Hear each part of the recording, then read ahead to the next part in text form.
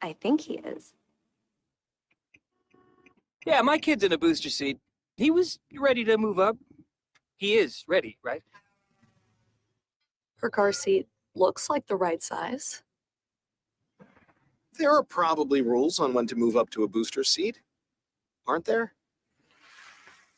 Rear facing, forward facing. I think I have it right. Car crashes are a leading killer of children 1 to 13. Are your children in the right car seat for their age and size? Don't think you know. Know you know. Go to safercar.gov/the right seat. I know my child's in the right car seat, or else I wouldn't get in the driver's seat. Brought to you by the National Highway Traffic Safety Administration and the Ad Council. You don't usually get a stock tip from a 16-year-old, but I'm here to tell you about a different kind of stock. It's called Better Futures, a stock for social change that's not about making money. Instead, you invest to help students like me go to college. This is beyond a simple donation. It's the opportunity for America to invest in its kids and take an active stake in the future of the country. The return on your investment isn't money. What you get back is knowing you protected our potential. So one day, that potential can grow up to become surgeons and architects, executives and engineers, people who can change the future just by being a part of it.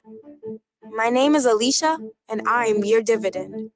Invest in better futures with UNCF. Visit uncf.org/invest. A mind is a terrible thing to waste, but a wonderful thing to invest in. A public service announcement brought to you by UNCF and the Ad Council.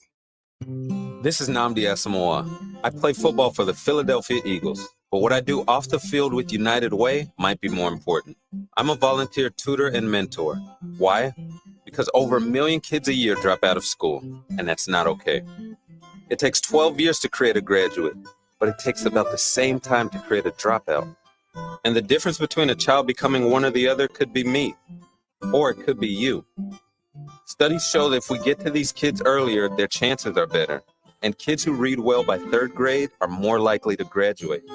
So join me in United Way. Suit up and take the pledge. Become a volunteer reader, tutor, or mentor. Because when a child succeeds, we all succeed. Give, advocate, volunteer, live united. Take the pledge at unitedway.org. Brought to you by United Way, the Ad Council, and the National Football League.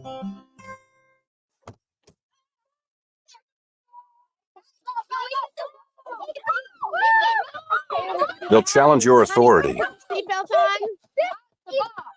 They'll try to break your will. They'll push you to the edge of your sanity. Because that's what kids do. But this car is your territory, not theirs. Defend it. Who makes the payments? Who cleans it? Who drives it? You do. That's who. And in here, your word is law. So when you say you won't move until everyone's buckled up, you won't budge an inch. Until you hear that click. Never give up until they buckle up. A message from the National Highway Traffic Safety Administration and the Ad Council. For more information, visit safercar.gov/kidsbuckleup. Let's go inside the mind of a 10-year-old. I should have worn those earrings today. I like those earrings. Gabby has those awesome earrings. I need to ask her where she got those, but that's just what she would want me to do. I'll have Michaela ask her for me. Buckle up, Sarah. Yeah, but then Michaela will be like, why don't you just ask her yourself? That's just like Michaela. Sarah, buckle up. Michaela's such a great name. I wish I was called Michaela. There's like a dozen Sarahs in my class. Hey, we're not hitting the road until you buckle up, honey. Oh yeah, seatbelt. I forget sometimes because my brain is like busy, you know? I wonder if there's pizza at school today.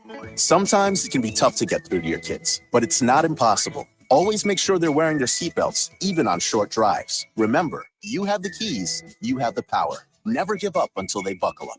A message from the National Highway Traffic Safety Administration and the Ad Council. Visit safercar.gov/kidsbuckleup for more information. Take a look under your bed. Find stuff under there? What about jobs? No? Now try your basement. There's a pair of overalls that overall you're not so into anymore. A perfectly good laptop that hasn't sat in your lap in months. And even more stuff, but still no jobs? Well, you really have both. See, stuff is defined as household articles considered as a group. Sometimes this stuff is no longer needed. Wait, no longer needed? That can't be right. Because remember those jobs you were looking for? Those are really needed, and they're the stuff inside your stuff. Even inside that winter coat that moved with you to Phoenix. Our job is to unlock those jobs, and it starts when you donate your stuff to your local Goodwill. Here's how we do it. When you donate to Goodwill, we sell your stuff to provide job training for people right here in your community.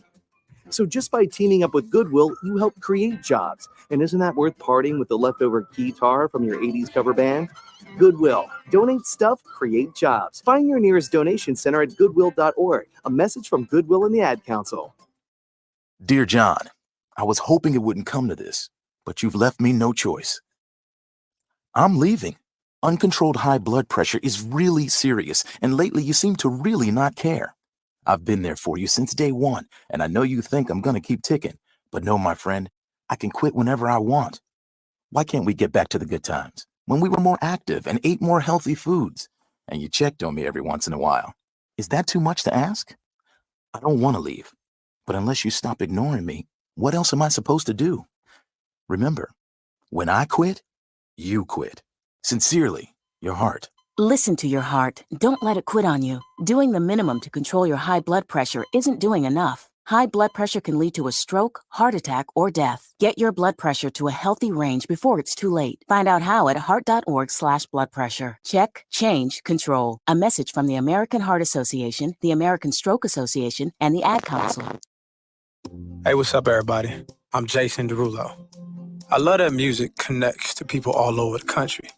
But unfortunately, so does something else. Childhood hunger. 15 million kids struggle with hunger right here in America. And yet, every year, billions of pounds of surplus food in the U.S. go to waste instead of going to the children in need. Feeding America is working to change this. The Feeding America nationwide network of food banks rescues this surplus of food to help provide meals to families in virtually every community in the United States, including yours. But they just can't do this alone. Join me in the fight against hunger in America.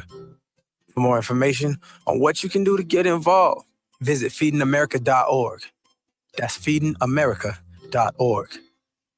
Together we can solve hunger. Together, we're feeding America. A message from Feeding America and the Ad Council.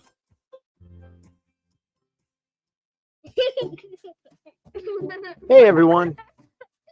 Let's all stop what we're doing right now and take a moment. That felt good, huh? Just like that, we had a nice, special sort of moment together. Of course, they don't all need to be quiet moments to be special. They could be loud moments, goofy moments, sporty moments, dorky moments. Moments where we talk or walk or just hang out. It doesn't really matter. They all count. Because every time dads like us take a moment like that to spend with our kids, well, it's pretty momentous. Sounds like somebody agrees. So let's take a moment to make a moment. Today, call 877-4DAD-411 or visit fatherhood.gov. Brought to you by the U.S. Department of Health and Human Services and the Ad Council. It's the Worldwide Sports Radio Network. Nick Wright says that Dak Prescott and Bill Belichick will be Giants next season. The 49ers have officially traded proposals for Brandon Aiyuk for both the Browns and the Patriots. And Andy Reid says that Jon Gruden has a good input on a lot of things. And much, much more on a new show of the Sports Loudmouth.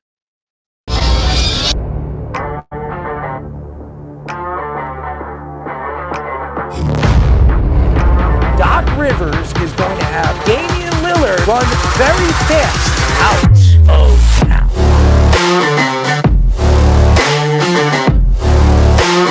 Does he help them win? You're under 500. Aaron Judge helps the Yankees win. You're paying the players $300 million. You better be sure that guy's going to help you get over the hump.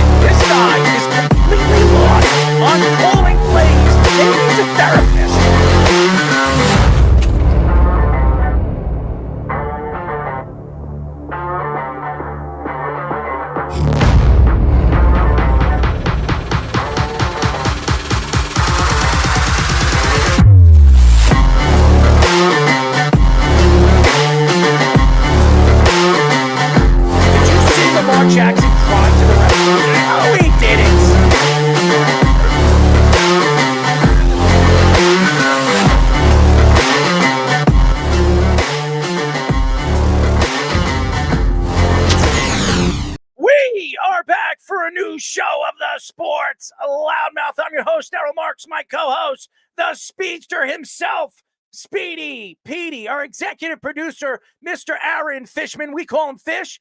And Scoops, Tommy Scoops, as our sports minute guy. Remember, you can call us at 631-672-3108 is the number to call. Go to our website at www.worldwidesportsradio.com. Check out all our shows throughout the week, including The Loudmouth with me and Speedy Petey every single Tuesdays and Thursdays at 7 p.m. All you have to do to tune in and check out all our local listings for all our shows is go to our website at www.worldwidesportsradio.com. Speeder, it is not the weekend anymore. We're going into a rainy rest of the week. How are you? I'm doing all right. I was scrambling to deal with some things with our network. Slip and slide. No, I didn't do any slip and slides. It's thunderstorming weather. It's not the ideal time for slip and slides. Why not?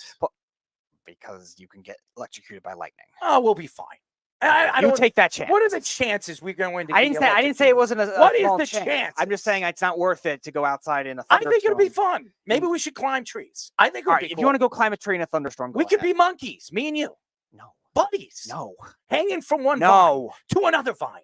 We could be Tarzan. You can be Tarzan if you want. And you'll be my Jane. You're muscular enough. You will be my Jane. How's that? No, I'm not. I'm Tarzan. No. You'll be my Jane. Why not? I'm not getting involved in any of that. Why not? I'm not climbing trees in a thunderstorm. It would be fun. All I right, think you it'd go be great. risk it. I have always risked everything. My whole life is a risk. Every day is a risk. All right. When we walk outside the door every single day, we could be hit by a car. Okay, you go risk it. I could strangle somebody at the end of the day. Okay. But I'm not going to do that. I won't do that. I don't murder people. I would hope not. But you would, wouldn't you? No. Why not? Because I'm not a psychopath. Well, you kind of look like one.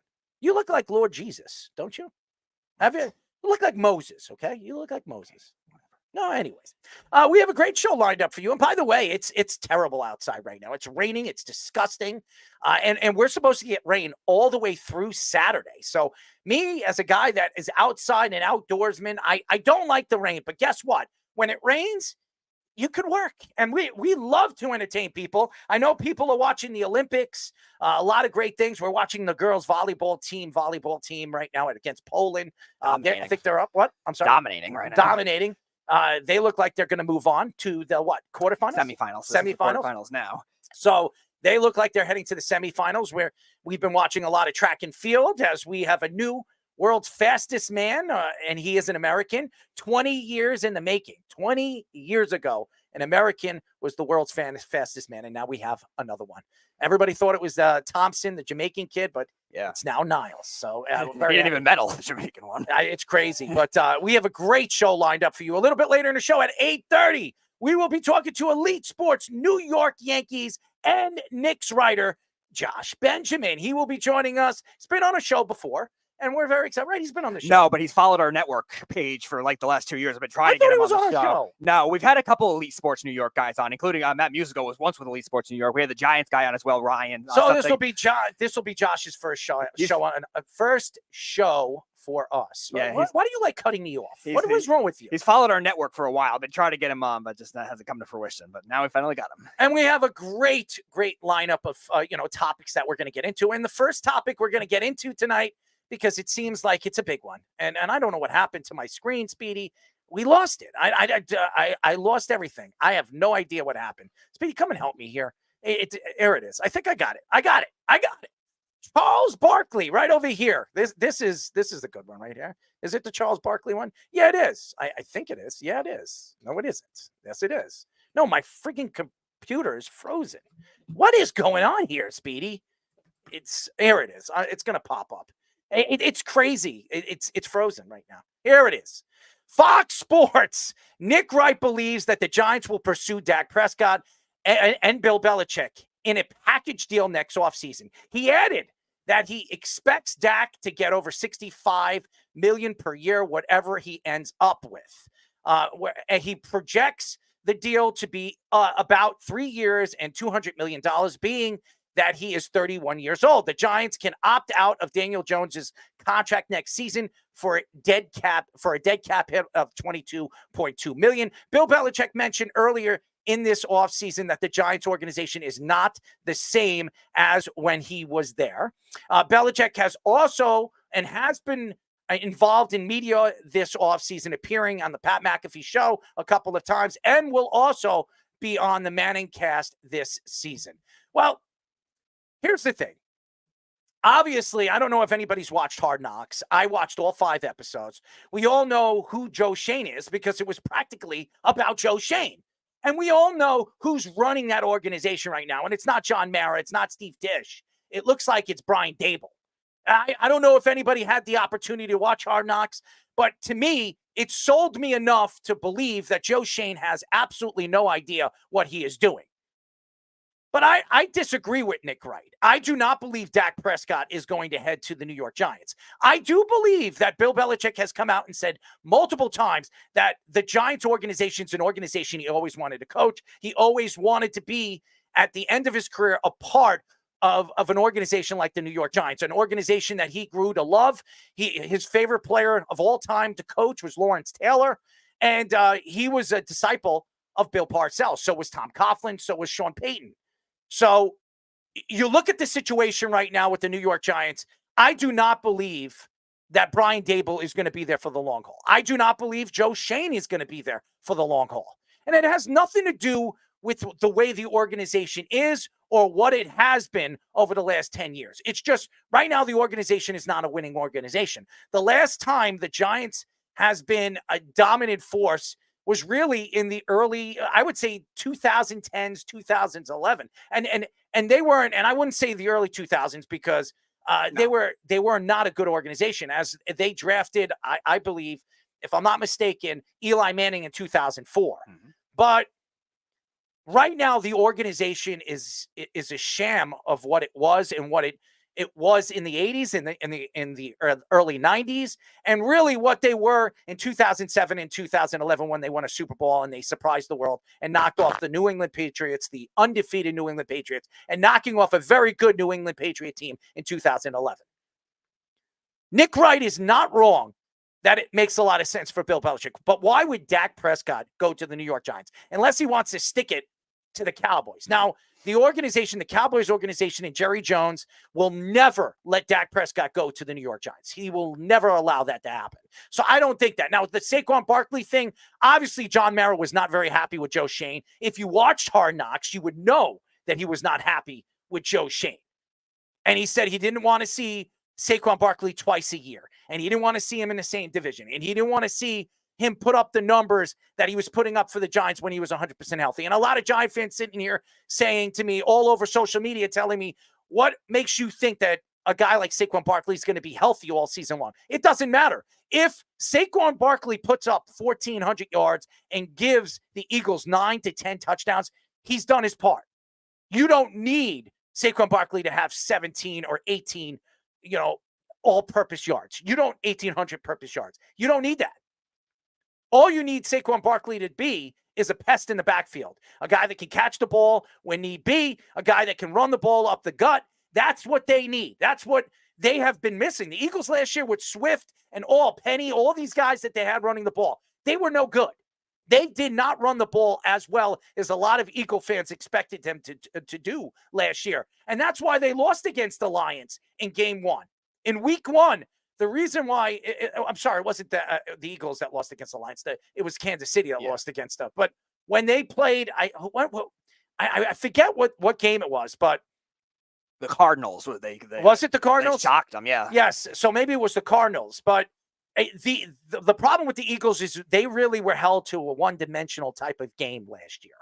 That's what the Eagles were. So what did they do in the offseason? They went after the best running back available, Saquon Barkley. Saquon Barkley is electrifying, such a great player, and he's a leader. And the Giants are going to miss that this year. Dak Prescott is not going to the New York Giants. But again, Nick Wright wants to sell things. He wants to promote his product on Fox Sports. And obviously he likes to create, an argument and sports talk. But right now, if you're a Giant fan, you would hope that Daniel Jones has a better year than he's had over the last couple of years. Last year, he wasn't 100% healthy. You expect him to be healthy this year with some of the weapons that they added with Malik Neighbors, and maybe if Allen Robinson makes this team and some of these guys stay healthy, because they have really a bunch of number 3s and number 4s. Yeah. If they could stay healthy and they could actually run the ball just a little bit. And I'm going to tell you this. Motor is a good running back, but he is not Saquon Barkley.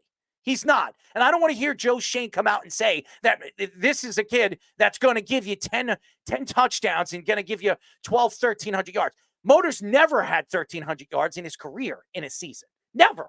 Never, no matter where you went, from Buffalo to even with the Texans last year. He's never run over 1,300 yards like Saquon Barkley has. So I don't know why any Giant fan or anybody or any executive from the Giants organization believes that Motor's going to get those kind of yards, all-purpose yards, and be the dominant force that Saquon Barkley is or was. But the Bill Belichick story, that's going to grow legs, because I do believe the Cowboys are going to be very interested in Bill Belichick, because if they don't go to the NFC title game or even go to the Super Bowl next year, Mr. McCarthy is going to get fired. It doesn't matter how good of a season that McCarthy has had. And if you look at McCarthy's career as a Cowboys head coach, I think all 5 years, he's had 10 or more wins. Besides the first year, the COVID year. After that, yes. He has been a dominant regular season head coach, but in the playoffs, he's laid up duds. No way are the Jones family going to keep McCarthy in office as the head coach if he doesn't find a way to get this team to an NFC title game. Bill Belichick is a winner. As a defensive coordinator, when he came back to the Giants, he helped that Giant team win their second Super Bowl.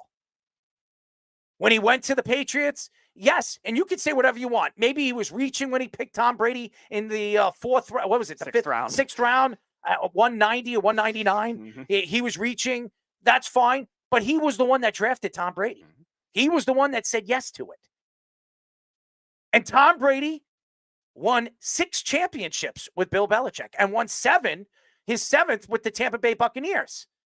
Bill Belichick, for years, was the mastermind of the defensive side of the ball. One of the best, I believe, DB coaches we've ever seen. The way he shut down teams in the playoffs for years. Look what he did against Buffalo when he was the defensive coordinator for the New York Giants. He was a great coordinator, and he's a great head coach. And Bill Belichick, if anybody thinks that Bill Belichick is just going to walk away from football, you're out of your damn mind. Look at him. He's dating a 23-year-old.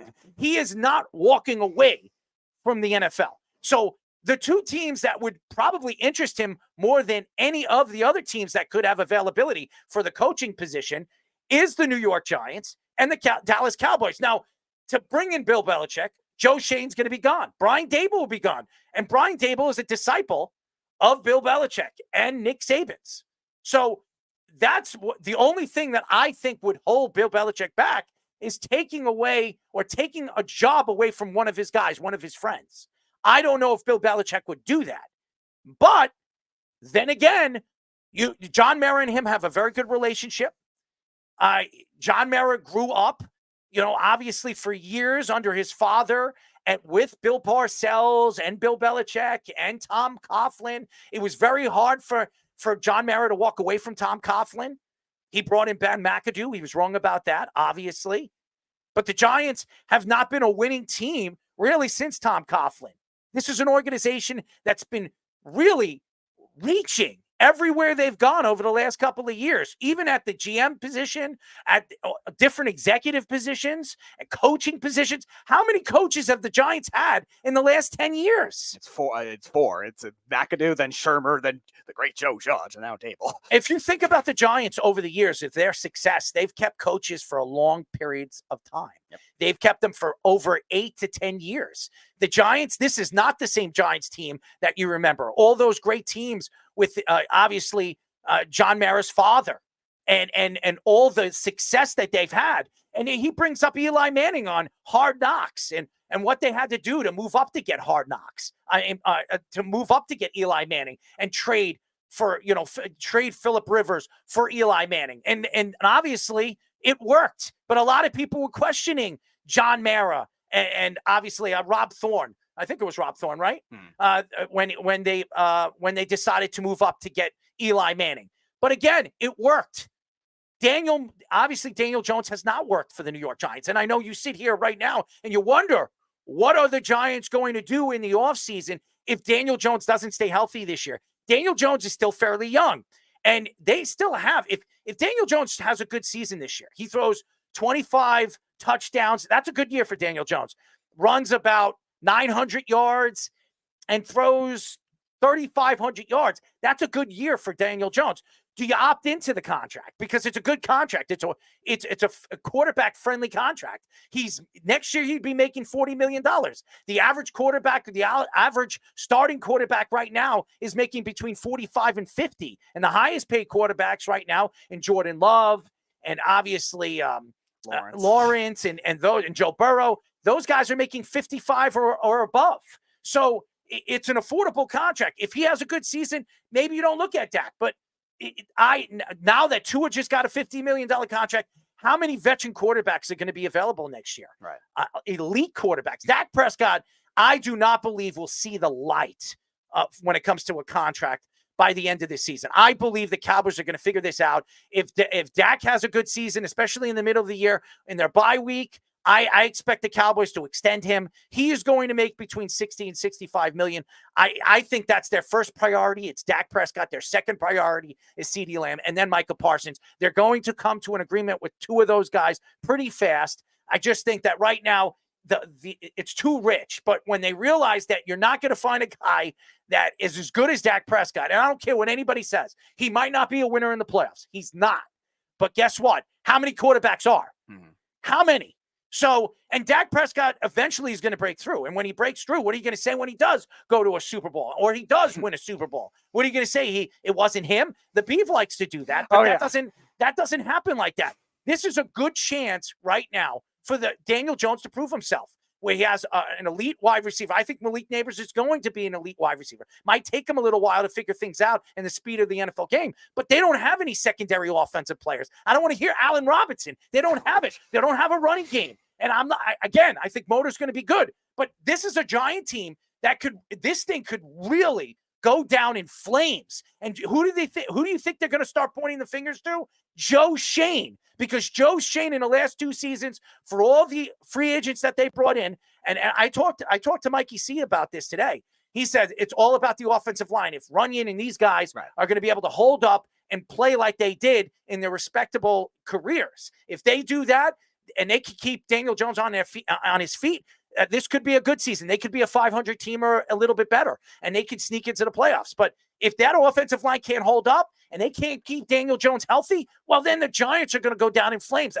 That's where I think the Giants are going to go. And who are they going to point the fingers at?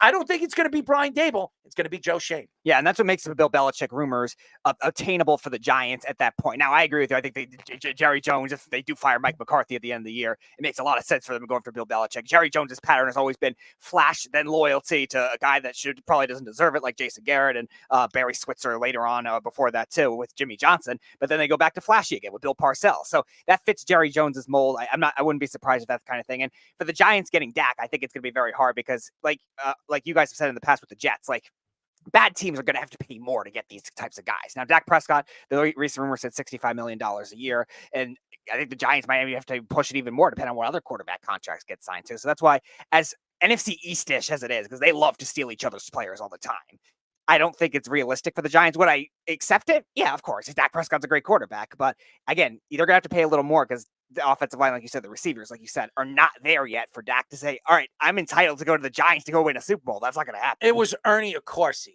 Thank you, Fish. I knew it was somebody, but Ernie Accorsi, and that was at the tail end of his career when he was about to retire. He brought Eli Manning in, and it changed the fortunes for the New York Giants organization. It did.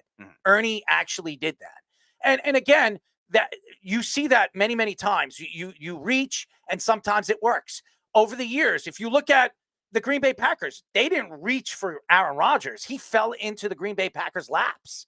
And Aaron Rodgers, it's so interesting. I watched a video recently, I think it was yesterday, on Aaron Rodgers, comparing him, and somebody was explaining why Aaron Rodgers is the greatest quarterback of all time. And maybe tomorrow we will get into it because it was very interesting. It was an interesting video. It was a 10-minute interview with this guy where he was explaining statistics about comparing him to Tom Brady, comparing him to Peyton Manning, comparing him to Joe Montana and Steve Young, all the greats, and showing and really explaining why Aaron Rodgers, when you look at just pure statistics, not winning, the winningest quarterback of all time is Tom Brady. Right. If that's what you compare to the GOAT because he won all those championships, then you can call him the GOAT. But when it comes to pure statistics, Aaron Rodgers is the greatest quarterback to ever play the game. But we're not talking about Aaron Rodgers. I'm talking about the understanding of where the Giants are as an organization. And Nick Wright, I don't know if he's a Giant fan. Obviously, he went to Syracuse. He's living in Kansas City. Obviously, he's built his career in the Kansas City area. But I just look at the Giants right now, and I don't know what they are. I don't know who they are. If you bring in an identity of like a Bill Belichick, then you're bringing in a personality, a guy that is going to take control of this organization and tell, John Mara and Steve Tisch to stay away and let me do it the way I like to do it. It didn't work with Robert Kraft. Robert Kraft did not like that. And Robert Kraft had his own opinion. If anybody watched The Dynasty on Apple, and you watch those 10 or 11 episodes, you would understand that Robert Kraft was not the biggest fan of Bill Belichick. But he respected Bill because he was a born winner. He was a winning type of coach. And he didn't question. When he was winning, he didn't question Bill Belichick. And when he proved himself that he can win without Tom Brady putting up big numbers in the Super Bowl, he had to decide, is it Tom Brady that I'm keeping or Bill Belichick? And he decided after what obviously Bill Belichick did in the Super Bowl against the LA Rams, the best offense in the league that year, what he decided to do was he kept Bill Belichick and let Tom go. And he wanted, in the brighter sun, which he said, in a brighter standpoint, he wanted to keep both of them, but it wasn't going to work that way because Tom Brady didn't want to stay there if Bill Belichick was there. And Bill Belichick pretty much was trying to run Tom Brady out because he was upset that they decided, him and Robert Kraft, Tom Brady and Robert Kraft decided that they were going to get rid of Jimmy Garoppolo, who he believed was going to be the guy that was going to take over for Tom Brady. Right. And you also look at what you were describing too with Robert Kraft, the owner relationship as well. We were talking about it for 3 months. Like Robert Kraft had the anonymous secret that they re-signed Bill Belichick to a contract extension back in October or November. Then all of a sudden, Bill Belichick walks away on his own out of nowhere. Then a couple months ago, we were talking about Robert Kraft was telling teams not to hire Bill Belichick as a head coach. So Bill Belichick's out for a redemption tour either way. And that's the other thing that I think hurts the Giants in this case. He wants to win a Super Bowl to prove it to Robert Kraft, to stick it to Robert Kraft and stick it to all the doubters. Oh, you only won because of Brady. No, he was a big reason for that. And he should be able to showcase that. And that's another thing that I think hurts the Giants, unfortunately, in this scenario. And Bill Belichick loves the Giants, and he loved Bill Parcells. And even though they're back and forth, and I don't know if you've seen the two Bills, it was a 30 for 30. Yeah. Mm-hmm. It really was a great 30 for 30. ESPN did a great job on the 30 for 30 with them. It really showed how much respect Bill Belichick had for Bill Parcells and how much respect Bill Parcells had for Bill Belichick, even though for years they were competing against one another on the same coaching staff. All in all, Bill Parcells was happy to see the success of Bill Belichick. Why? Because he was a disciple of his. Same thing with guys like Sean Payton, right, and Tom Coughlin. These are guys, if you look at the Super Bowls that all of these guys won, Bill Belichick won 6. Sean Payton won 1. Tom Coughlin won 2. And Bill Parcells won 2 of them. So you do the math. How many Super Bowls all of those guys together won? That's 11. That's 11 Super Bowls. No organization has won 11 Super Bowls. So it just tells you that kind of tree. When you look at Andy Reid's tree, is it that good? No. If you look at Bill Belichick's tree, it's not good. No. But if you look at Bill Parcells' tree, it's fantastic. The success of his tree has been, and look at Kyle Shanahan.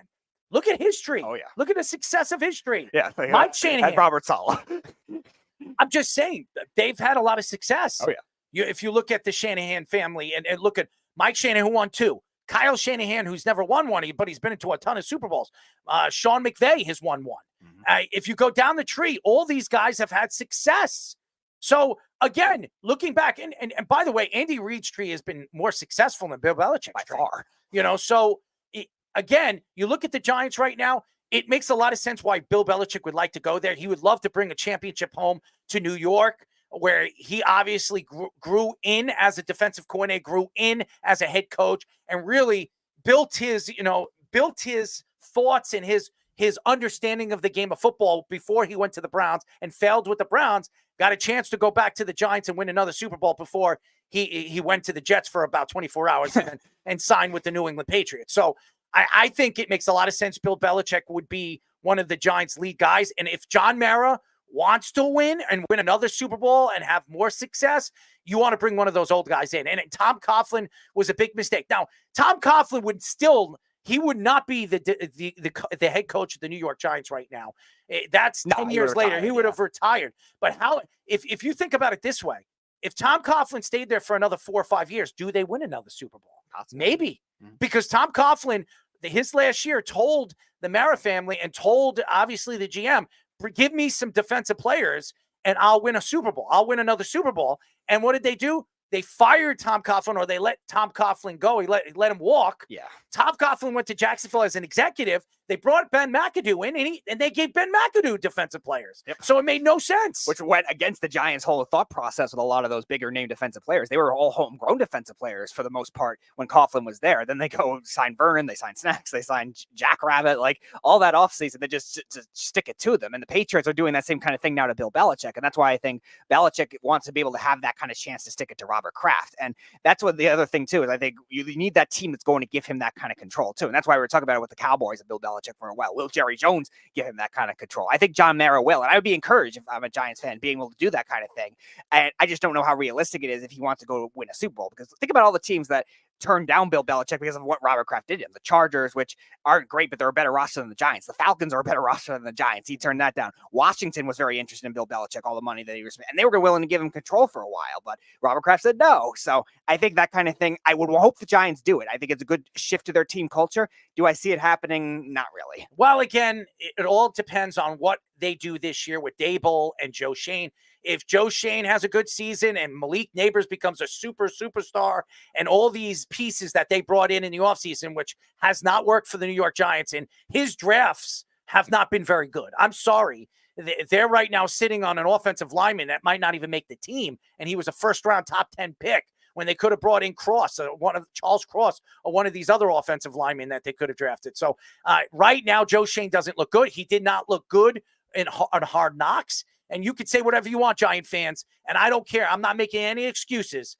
And I am not a Giant fan, but I'm not going to sit here as a New York guy and say, hey, you know what? He looked damn good. The Giants organization looked really, really puny. And letting Saquon Barkley go made them look even more punier, because the Eagles brought him in and only gave him, what, $2 or $3 million more than what he was asking for? The Giants offer in 22, yeah. Yeah, so to me, they should have just matched it and brought Saquon Barkley back. And then you would have had Saquon and Malik Neighbors. That would have been fun to watch this year. Two explosive guys at two different positions. Maybe the Giants are the favorites to come out of the NFC East this year. So there's a lot of questions with the New York Giants. I'm looking forward to seeing it.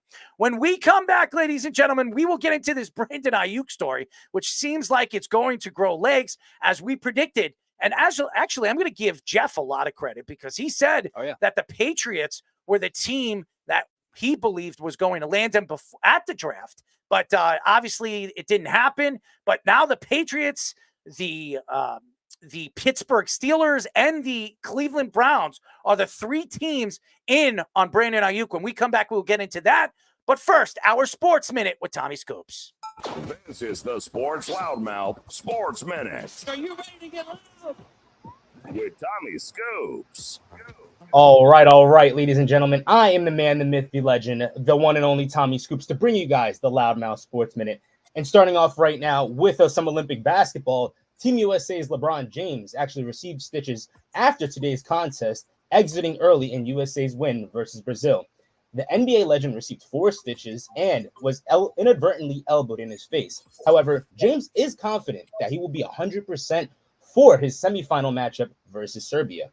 Shifting over into some NFL. In the NFL, former Cowboys running back Dwayne Thomas has unfortunately passed away at the age of 77. Thomas was drafted by the Cowboys in the first round in 1970 and led the team in rushing as a rookie with 803 yards, 5 touchdowns while also finishing second for Rookie of the Year. Thomas is also a Super Bowl VI champion, beating the Dolphins with 95 rushing yards and 1 touchdown, as thoughts and prayers go out to him and his family, of course. And lastly, Cardinals announced that QB Kyler Murray will not be playing in the team's preseason games. Head coach Jonathan Gannon announced today that Murray will not take part in any of the 3 scheduled preseason games in order to make sure that Murray is the best version of himself for season opener. Now time to go over to Scoops' scores, where right now, in a rain delay at the top of the first, Diamondbacks and Guardians are currently tied at 0 runs apiece.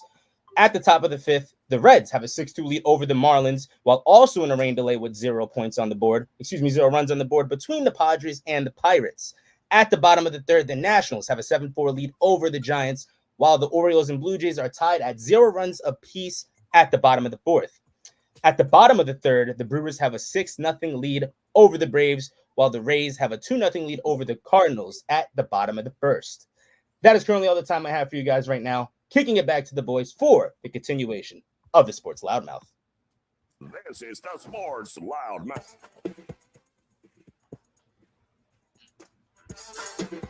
631-672-3108 is the number to call. You're listening to the Sports Loudmouth. I'm your host, Errol Marks, my co-host, PD. Go to our website at www.worldwidesportsradio.com. Check out all our shows throughout the week, including the Loudmouth with me and Speedy PD every single Tuesdays and Thursdays at 7 p.m. All you have to do to tune in and check out all our local listings for all our shows is go to our website at www.worldwidesportsradio.com. You know, it is pouring outside right now, and I hope everybody is taking care of they're in their houses or they're under something. They're in their cars. And definitely blast your air conditioning because it will be getting cooler out in the next couple of days. I think tomorrow it'll be in the 60s, so I'm happy about that. But the rain is just here. And usually with the humidity, it's going to draw more and more rain. But Speedy, you like to cry, so you like the rain. What? You like to cry, so you like the rain. Nobody likes to cry. You don't like to cry? Nobody likes to cry. Well, why do you like to cry then? I don't. Well, why did you say that you like to cry I the don't other know where day? you heard that. I heard that. What am I, the king of wishful thinking? No, you're the king of false rumors. You're taking Josh's title. No, that's not a rumor. That's a truth. No, it's a rumor. No, that's the truth. You like to cry. It's a rumor. Do you want me to make you cry right now? No. All right. So why would I encourage that?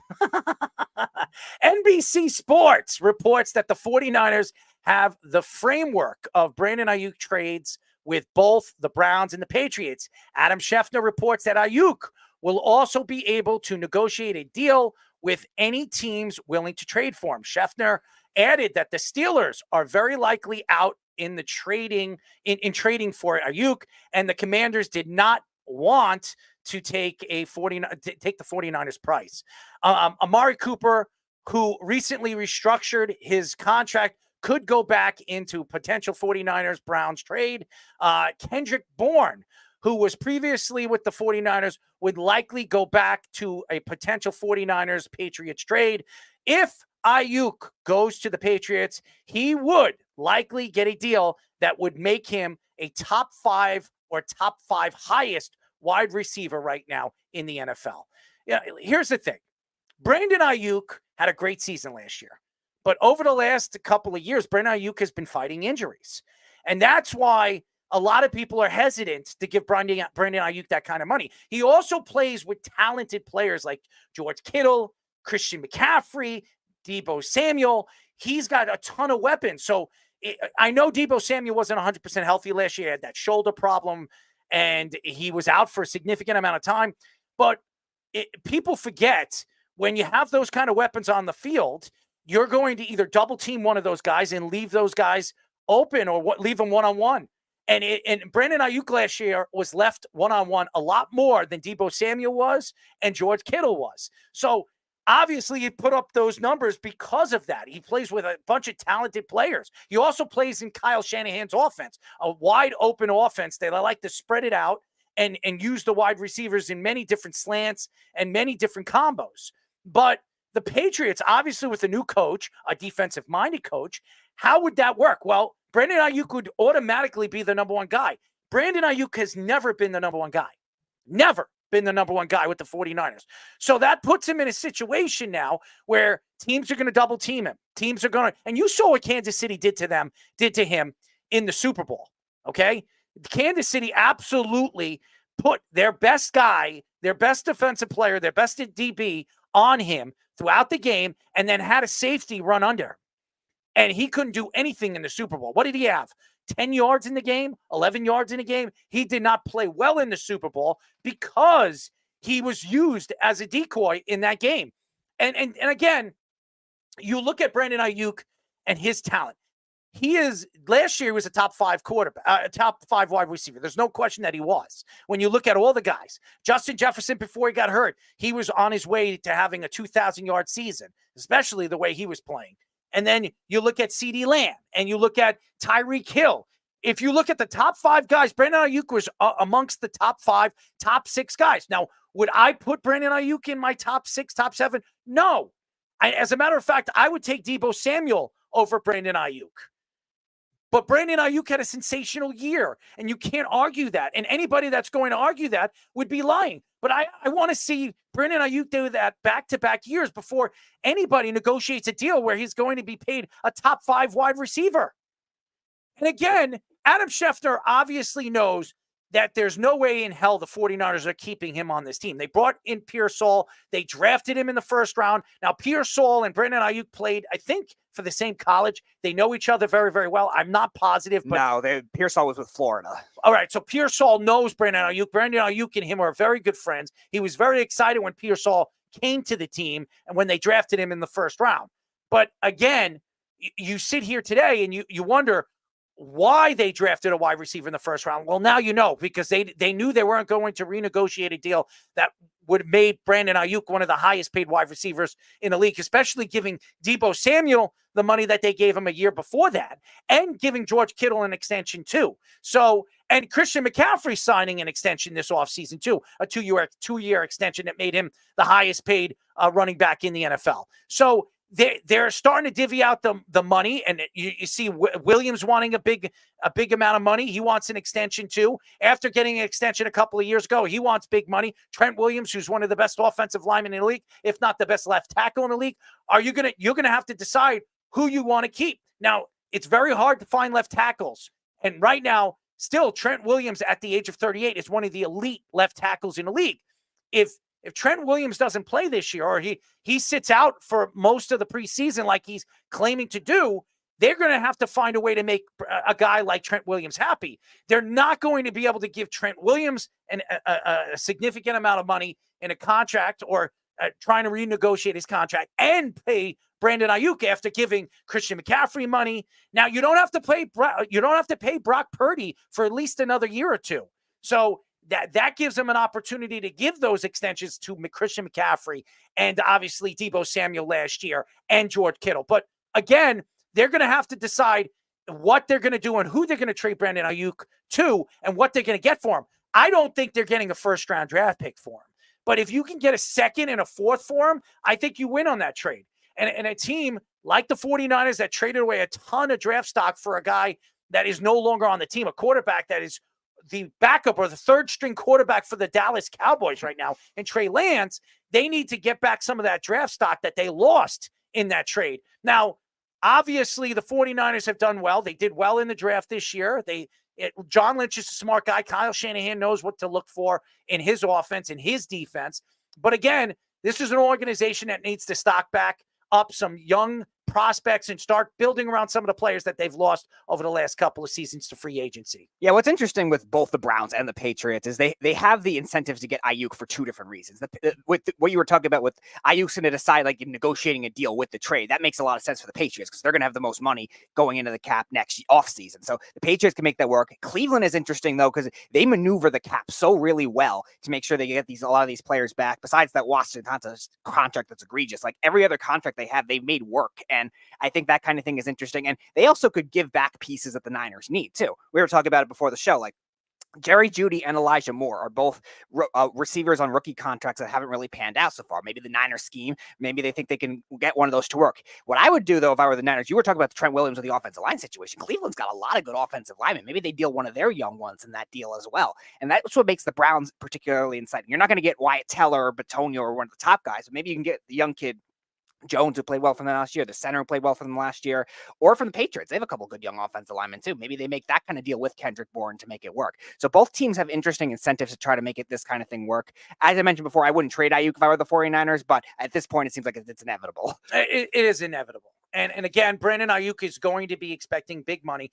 And by the way, I don't know where I was coming up with Rob Thorne. He was in the NBA. He was with the Chicago Bulls. But again, another franchise that was very successful for some of the moves that he made or he helped make. He was the one, Rob Thorne was the one that drafted Michael Jordan. So, but to get back to what we were just talking about with Brandon Aiyuk, I'm always thinking during the show, but Brandon Aiyuk right now, in the position that he is in, he is going to renegotiate that deal wherever he gets traded to. Now, I do not believe, and now I know, and we'll get Fish in just 1 second. Fish believes that the Steelers are going to be the team to get him. I do not. I think it's going to be the Patriots. The Patriots are the one that's desperately needing a wide receiver, a number one wide receiver. They haven't had a wide receiver this good really since Randy Moss. Now, I'm not saying that Brandon Aiyuk is Randy Moss, but he's a speed demon on the outside. You can use him in many different packages. But I would worry right now on what they're going to have to pay him to keep him there. Now, again, and what they're going to have to give up for him. Now, the 49ers are going to do everything they can to try to get a first-round draft pick for Brandon Aiyuk. They're not going to get that, but there are going to be teams that are going to be reaching. Maybe 2 second-round draft picks could land a guy like Brandon Aiyuk. But I do believe right now that the Patriots have the most money to give him, and they have enough draft stock in the next 2 years because of Bill Belichick on what he has done over the years and how he stockpiled draft picks on bringing a guy like Brandon Aiyuk in. So it makes more sense. And the Browns are in the trade talks. And I know everybody, why would you trade Amari Cooper? Amari Cooper has been your best wide receiver, and he's been a really good wide receiver. Mm-hmm. I mean, the last couple of years, he's been on my fantasy team. I think he's gotten close to 100 catches. Yep. He's breaking like 1,300 yards. He's not 100% healthy all season long, but he still puts up those numbers. Why would you trade a player like that who plays well with Deshaun Watson, who knows Deshaun Watson, to bring in a Brandon Aiyuk that's going to have to learn a new scheme, and you're going to have to teach him that scheme, and he's coming in to a season where he's missing a lot of OTAs, a lot of practices, and he's walking in to a team that it's going to take him weeks and weeks to figure that out. So it doesn't make sense why Brandon Aiyuk would be traded for Amari Cooper. And if I were the Browns, if I have my thought that I'm a contender this year, a Super Bowl contender, and they have a very good coach. He's one of the better coaches in the NFL, great offensive mind. I don't know why he would want to do that, going into a season where their defense is one of the best in the league. It was the number one defense in the league last year. And a quarterback that is going to be fully healthy and recharged to be ready to put up the numbers that he hasn't put up in the last 2 or 3 years because of health and some of the stupid things that he's done on and off the football field. So it doesn't make sense for the Browns. It does make sense for the Patriots, and it kind of makes sense. It kind of makes sense for Pittsburgh. But Pittsburgh is not an organization like to trade away draft stock. No, I don't see that kind of thing happening either. The Commanders are still interesting, though, too, because I think they have enough, like the Patriots, enough money to give him that kind of money if they want that kind of deal. The Browns, you're right. It doesn't make sense for Cooper, for Aiyuk, just swap. I think both teams are better off just keeping the same guy in their scheme for the same amount of money, pretty much, that they're going to have, because Cooper's already got a big contract, and Aiyuk is going to get a big contract probably a little above him. All right, Fish, what are your thoughts? So, guys, I'm a big fan of Aiyuk's game. It may not translate to being the number one receiver money on a team with stacked options like McCaffrey, who can kind of do it all on both the run game and pass game. We know Debo's kind of this like engine that drives that offense. We saw what they were like without him last year in the couple of games. When he came back, they were way better. I think that was pretty evident if you watched it. We talked about it last week with the receiver program, how their offense really turned around when Debo came back. So Aiyuk's not really the focus of their offense. So you understand why that when he's getting paid, they want to get something for him, because this is the last year that he'll be there if they don't trade him. It's pretty clear. And a good GM and a good guy like Lynch, who's now in the Pro Football Hall of Fame as a player, despite the fact that he's in the number one highlight that I love of Barry Sanders, like basically making him do the splits of all time. That's one of the best highlights ever. But he was a Hall of Fame safety, and he's done a great job working hand in hand with Shanahan, being on the same page with him. You can give Shanahan more credit if you want, but Lynch does know what he's talking about. Now, if he's going to get something for him, where is he going to go? And we saw these are three teams that they're talking about now. The Browns one, as you said, it doesn't really make sense. They already have a guy like that in Cooper, and Cooper's done a lot for them. The Patriots have a barren roster. They're garbage. They have a rookie quarterback. Is that a place Ayuk's going to be okay with going? And then you have the Steelers and Mike Tomlin, one of the great African-American coaches in the league in history. And I think there's been intimations between them. We even had, I think it was months ago when I first started with you guys, that we talked about how Tomlin, like during games, was like, hey, you should be a Steeler. You should be a Steeler. And I think now with Arthur Smith as their offensive coordinator, it makes a lot more sense having a blocking first, elite receiver like that, because they're going to run a lot of play action. They're going to run a lot of over routes on waggle and bootlegs and things like this that Aiyuk is really suited to do. Because if you have to worry about him blasting you in the run game, you're going to be a little hesitant to pick him up in pass coverage if he's going to slip by you on play action. So I know that that's the type of receiver that would go really well in that offense. I think it complements Pickens as kind of a home run threat on the other side. And you have a whole bunch of bevy of slot receivers, including, now injured. To see how he is. Are you a hidden Pittsburgh Steeler fan? Because I know I have a bunch of friends that are Pittsburgh Steeler fans. One of them, Justin, and he's probably listening to the show right now, who's probably so excited if Brandon Aiyuk goes over there, and you have obviously George Pickens on one side, and you have Brandon Aiyuk on the other. I mean, you have two. I think George Pickens is going to have a breakthrough season. I really do, because it doesn't matter who the quarterback, Russell Wilson or even Justin Fields. Where right now with Russell Wilson's injury, it looks like Justin Fields could start the season if he does. But they're saying the injury of Russell Wilson it's not a bad injury, and they think he'll be ready for the season. But if he isn't, and Justin Fields starts off really, really strong, he could win the job automatically from Russell Wilson, which I believe is going to happen anyways. And I think George Pickens is a guy that just needs a guy that can get him the ball. Last year, he had really third-string quarterbacks in Pickett and all those other guys throwing him the ball. He still put up 1,200 yards. He still put up, I think he had, don't quote me on this, he had like 5 to 6 touchdowns. So he still had the numbers of a number one wide receiver. You bring in Brandon Aiyuk to play on the other side, you're going to have to double one of the other. You're not going to be able to double both of them. So that's going to open up the field. But what are they going to have to give up? Do they have to give up George Pickens to get a Brandon Aiyuk? Because they're going to have to give up something significant. And what I've heard, the 49ers want a player that they can use in their lineup, in their start as a starter. So what are they going to give up? Now, are they going to give up the rookie that they just drafted in the second round? He's hurt. They're not going to want him. So are you willing to give up a George Pickens for a Brandon Aiyuk? Because to me, even though Brandon Aiyuk might be a little bit better, George Pickens is a little bit younger. So you can sit and wait, and maybe this could be a breakthrough year for a guy like George Pickens, and you still have him on the cheap. You still have him another year, 2 years before you have to pay him. Yeah, he's on the third-year deal of his rookie contract. So you have another year. Yeah, so you have one more year to make that work. And a franchise, so 2 years. And I think the Niners are going to want that based on all these rumors that we just heard. And that's why I brought up like the rookie contract wide receivers. And yeah, we were talking about like Cooper doesn't make sense because it's the same amount of money. But what gets it done? Pickens and a third-round draft pick. Probably, yeah. And I would advocate for the 49ers to go after more offensive linemen, but I still think they could go after another receiver if they feel like they fit the scheme too. And the Patriots are interesting too because they have the one that already fits the scheme already. So all those teams have options. Even Washington, they could trade Jahan Dotson and maybe they try to make that work in the scheme. And Fish, you brought up a good point earlier with George Pickens, I think a couple of weeks ago. Like his route tree is not as flourished, but Ayuk's route tree is very good. So that's another reason I think they complement each other well if they do end up going to the Steelers to make that kind of thing work. And again, Kendrick Bourne, it fits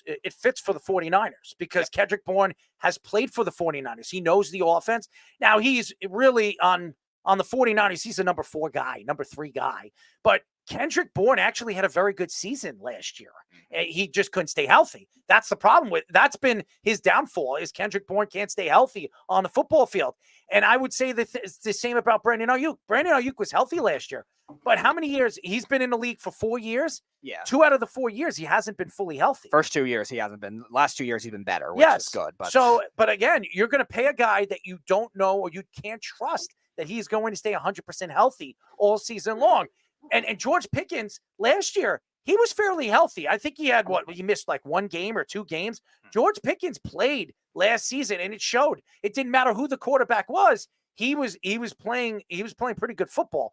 But again, Brandon Aiyuk in the big game in a Super Bowl, did he have a good game? No. So you're paying for a guy that you don't know when the going gets tough, and some team is going to put their number one corner on you if he's going to put up the numbers that he was when you're playing guys that, even though they're the number one corners for the other teams or other organizations, that are really number 2s, number 3s on other teams. So that's the only thing I would worry about if I was the Pittsburgh Steelers or even other teams that might be interested in trading away players or prospects or even a number 1 or number 2 first round draft pick, where you're going to lose out on players that you could draft or players that you might turn into being superstars in the future. So it's a very. I'll just say this: I'm not a Steelers fan. You guys know which fandom I am a part of, guys. My brother-in-law is a Steelers fan, though, and he's also a Penn State guy, and he loves himself some Freiermuth.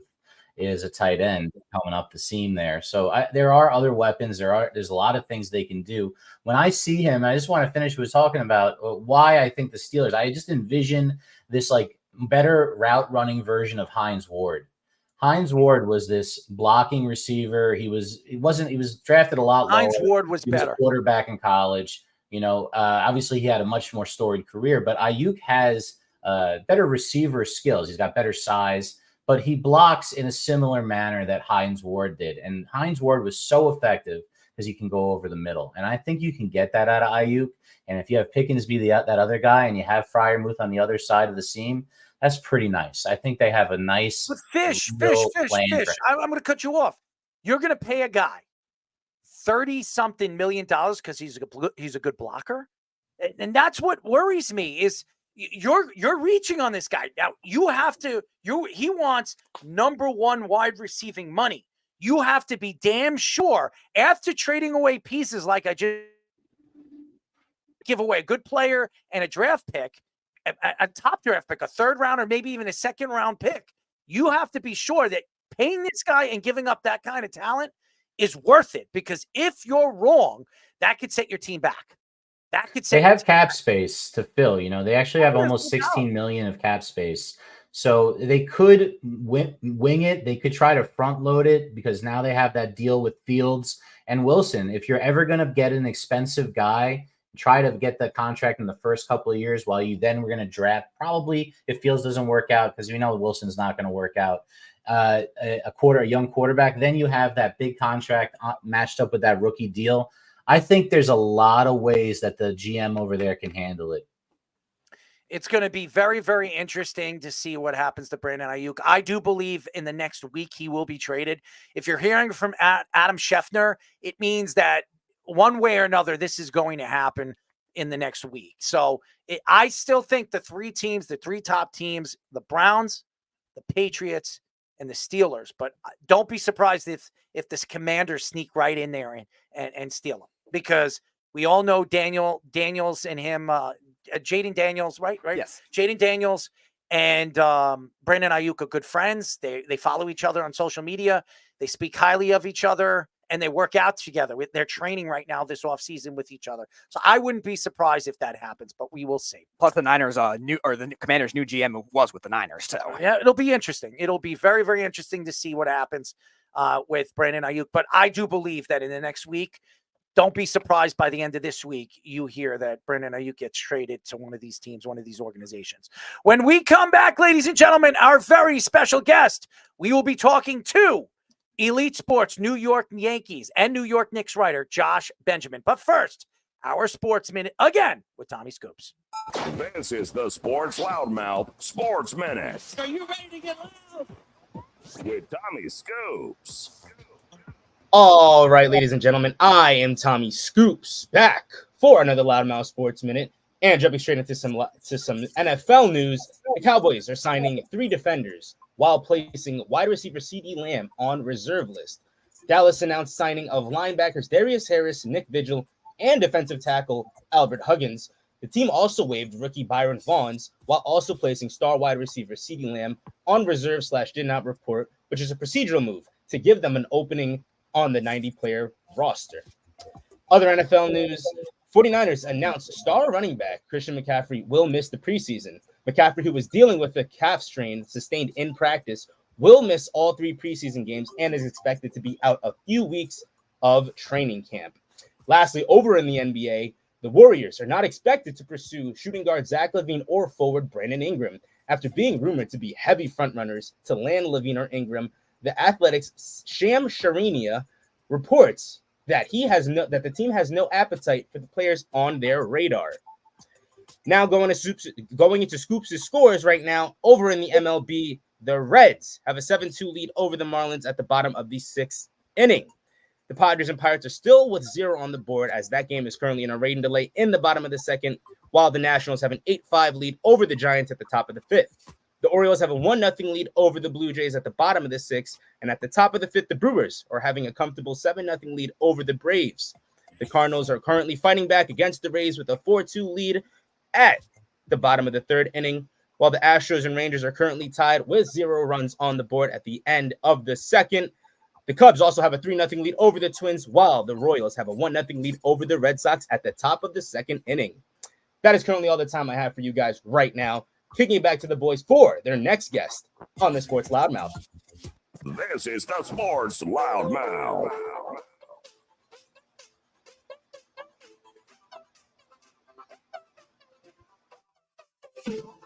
631-672-3108 is the number to talk or call.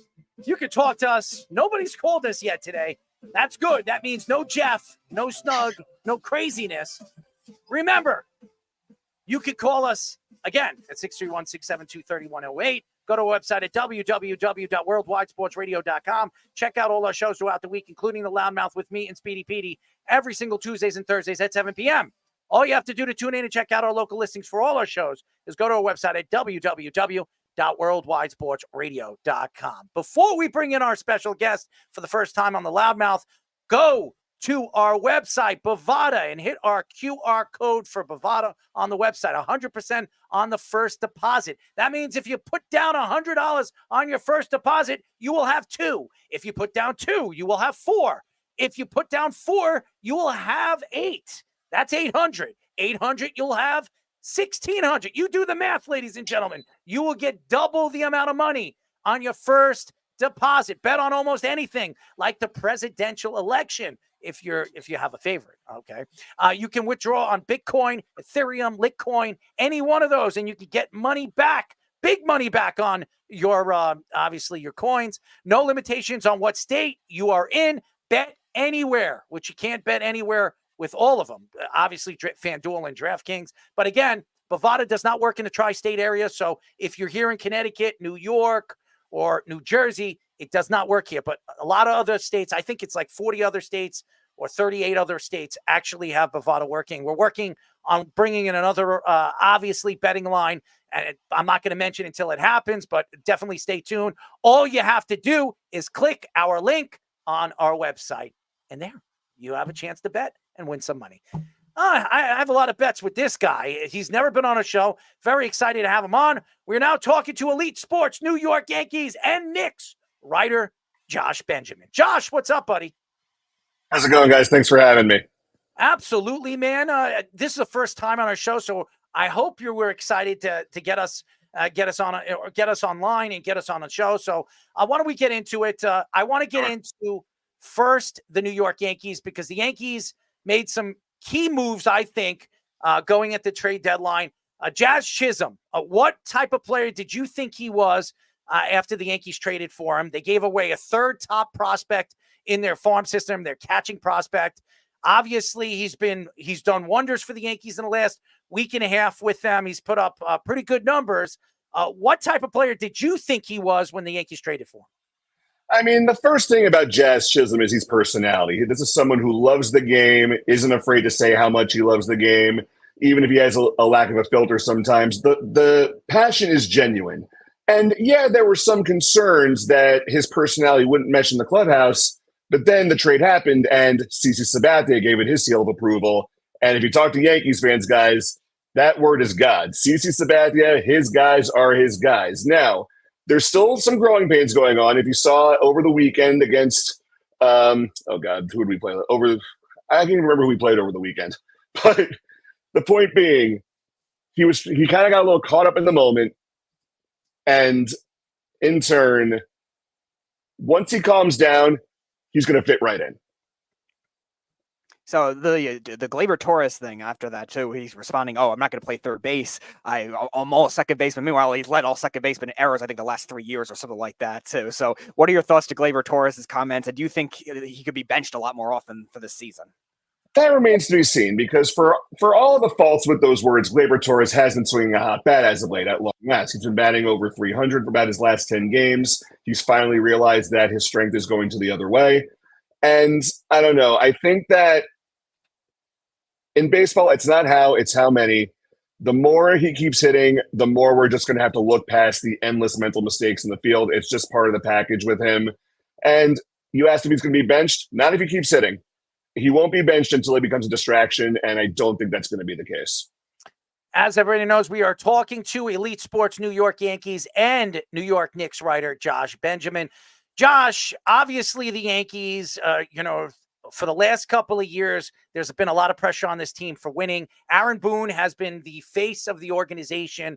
A lot of people believe that if the Yankees don't go to the World Series this year, this could be Aaron Boone's last year. What are your thoughts to that? I think that's a load of bunk, guys. Look, Aaron Boone, is he the type of manager like the Bobby Cox type who's going to fire everyone up and call people out publicly? No, that's not going to be him. The fact is, this team plays hard for him. Aaron Judge has his back. Garrett Cole has his back. If he lost this team, we would be seeing it on the field. This team loves their manager. I think that instead of getting him fired, unless it's like a full-blown collapse from here until the end, I think that we're going to see a lucrative Aaron Boone extension potentially in Craig Counsell territory. So Garrett Cole's been a big question mark for the Yankees this year, dealing with a lot of injuries. He missed the first couple months. Then he came back. He struggled coming back. Now he scratched from a start last week too, and he thinks it's not an elbow surgery, but the Yankees have mismanaged these pitchers in the past. What are your thoughts on the way the Yankees should handle Garrett Cole for the rest of the season and even beyond? I'm very glad you asked that. So Garrett Cole and I share one big thing in common. We are both fathers to small children. Now, people don't realize this. Chasing small kids around ages you fast. Garrett Cole, he's fresh off a Cy Young season. He's also a year older. He's got 2 young boys at home. I think that, guys, at the end of the day, this is just a pitcher aging naturally. Garrett Cole has to he's just learning how to recover more between starts now.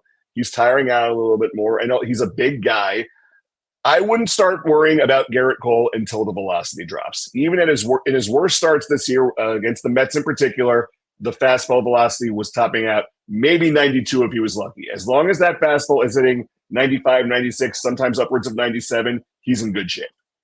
Carlos Rodon, a lot of Yankee fans have attacked on social media. We've seen Carlos Rodon in bad games get booed off the field, cry in the dugout. We've seen a lot of crazy things with Carlos Rodon. I like Carlos. I thought it was a great contract when the Yankees brought him in.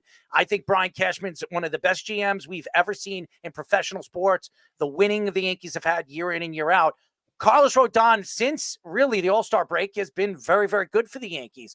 What kind of second half do you think Carlos Rodon could have for the New York Yankees?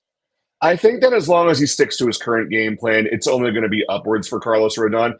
I don't think it's going to happen this year, but at the start of the season, I pegged him as a Cy Young finalist, because here's what you have to understand about Carlos Rodon. He is a fastball dominant pitcher, and that just means a lot of home runs and a lot of hard contact. However, thanks to Matt Blake, he now understands, all right, the fastball, it's not so much an establishment pitch, it's an out pitch. So now you're going to see a lot more of his slider, a lot more of his changeup. He's even working a cutter in there sometimes. Before he came over here, he was a fastball slider guy. Now he's in shape. He knows how his dynamic on the team. As long as he keeps throwing those fastballs and sliders and not relying too much on the fastball and generating those whiffs, more importantly, we're going to see exactly what we want out of Carlos Rodon. Do you think he gets his ERA to 3? Because right now it's 4.11. He had some bad starts in the first half. I mean, he gave up some runs. I mean, one start he gave up 8 runs. I know another start he gave up about 6, and that's why his ERA is up. And I do believe that the type of pitcher he is, his whip should be closer to 1. Right now, it's like I think it's 1.3 or 1.4. Do you think he gets his whip down closer to 1 and his ERA closer to 3? I think that one is definitely more realistic than the other, that being the ERA. But let's talk about Mike Mussina for a second in terms of Carlos Rodon. Mike Mussina, the former Yankee great, said this about pitching. You make 30 starts a year. 10 starts, everything's working. 10 starts, nothing's working. And then the other 10, you figure it out. So by that scale, Rodon's worst starts should be behind him by now. So, yeah, I think that even with the give and take, there is a path for him to finish the season with an ERA, maybe in the high 3s. My friend and I were actually talking about this the other day. And in terms of the whip, I think that if everything goes right, he can get it to like between 1.2 and 1.3 to finish the year. That's good. I think that would make a Yankee fan happy, especially, and we need him to be a very dominant pitcher in the playoffs because in Yankee Stadium, obviously they brought him in because of his left hand and he's left-handed. And in Yankee Stadium, that's what you want. You want a power left-handed pitcher. So that's why you want a power lefty, but you got to reconcile with the power lefty. You just have to accept there's lots of home runs, especially in that ballpark. Same thing with Garrett Cole. I mean, Garrett Cole, everybody knew when the Yankees brought him in that he was going to give up a lot of home runs because he throws a lot of fastballs. So that's right. It's a small stadium, and you're going to have to, but you're going to have to give or take. Look, Carlos Rodon is going to throw over 200 and something strikeouts, 230 by the end of the season, maybe even more. It's same thing with Garrett Cole. If he was 100% healthy, he'd throw closer to 300 strikeouts this year. So last year, how many strikeouts did he have? 200? Garrett Cole had like 225, I believe. Oh, did he have 200? I thought he had more than that. Maybe I think it's something in that range. Something. I don't know how many Garrett Cole, but again, you expect these guys to throw over 200 strikeouts. They're strikeout pitchers. So yes. So I want to ask about the trade deadline moves. They added a couple of relief pitchers. What are your thoughts to the relief pitchers they did trade for? And also, if there was a move that you would have made if you were the Yankees that was realistic, is there anything that you would have done maybe with the starting pitching or the bullpen? No one on the starting pitching market really jumped out at me in terms of this season. Jazz Chisholm, once that move was made, I figured that's the headliner. One thing I like about Brian Cashman is that when the trade market is bare, when in doubt, play to your strengths. Cashman's strength has always been the bullpen. It's always been college arms and the international draft. Mark Leiter Jr., he's a friend of the family. Al played there. His uncle, his dad, Mark Sr., debuted with the Yankees. And he has what that bullpen needs. He's missing bats. He throws a lot of sinkers, a lot of splitters. That means that if he's not missing the bats, same with Rodon, there's going to be a lot of hard contact. And in turn with the sinkers, there's going to be a lot of cheap hits on weak contact, such as the game. Meanwhile, this guy, Enyel De Los Santos, I don't know about you guys, but I have come to the conclusion that if Brian Cashman trades for a random obscure arm, roll with it. Yep. And the Yankees seem to have him throwing his slider a lot. He's done a really good job with that. He's got some good velocity too. The more you have in the bullpen, the better, just because everything's fluid come October. As everybody knows, we are talking to Elite Sports, New York Yankees and New York Knicks writer Josh Benjamin. And Josh, you mentioned the Yankees, and right now they're in a division where everybody keeps thinking that this division is going to be run by the Baltimore Orioles, but right now they both have 67 wins, 46 losses, but the Yanks' run differential is plus 121, which is the best in baseball. When you look at the Yankees right now and the opportunity that they have to win the American League East, do you think, with Baltimore's youth, do you think that the Yankees could take this division even with the great young Baltimore Orioles team? I think so, Errol, just because looking at Baltimore, they've got a lot of good youth in that lineup. Gunnar Henderson, Adley Rutschman, and Colton Cowser in particular. In the rotation, besides Corbin Burns, there is no arm that really catches my eye. They traded for Trevor Rogers, who, yeah, he's got a high ceiling, but he's not the arm you trade for if you're going all in on a season. And so, therefore, yeah, I think the Yankees can beat the Orioles so long as they keep winning the games they're supposed to win. I mean, the Orioles' bats can change a game with one swing. Everyone's seen it this year. However, though, at the end of the day, pitching is what matters, and I don't think that the Orioles can keep up with it. I just don't. You think the realistic move was for Skubal? Because I was hearing that deadline, the Orioles were the only team that were going to go in on. Do you think that was actually realistic, though? Because the Tigers are not like the White Sox that are like so bad where they're going to have to trade everybody. Well, yes and no. The Tigers are not like the White Sox in terms of how much of a disaster they are. Yes, let's establish that now.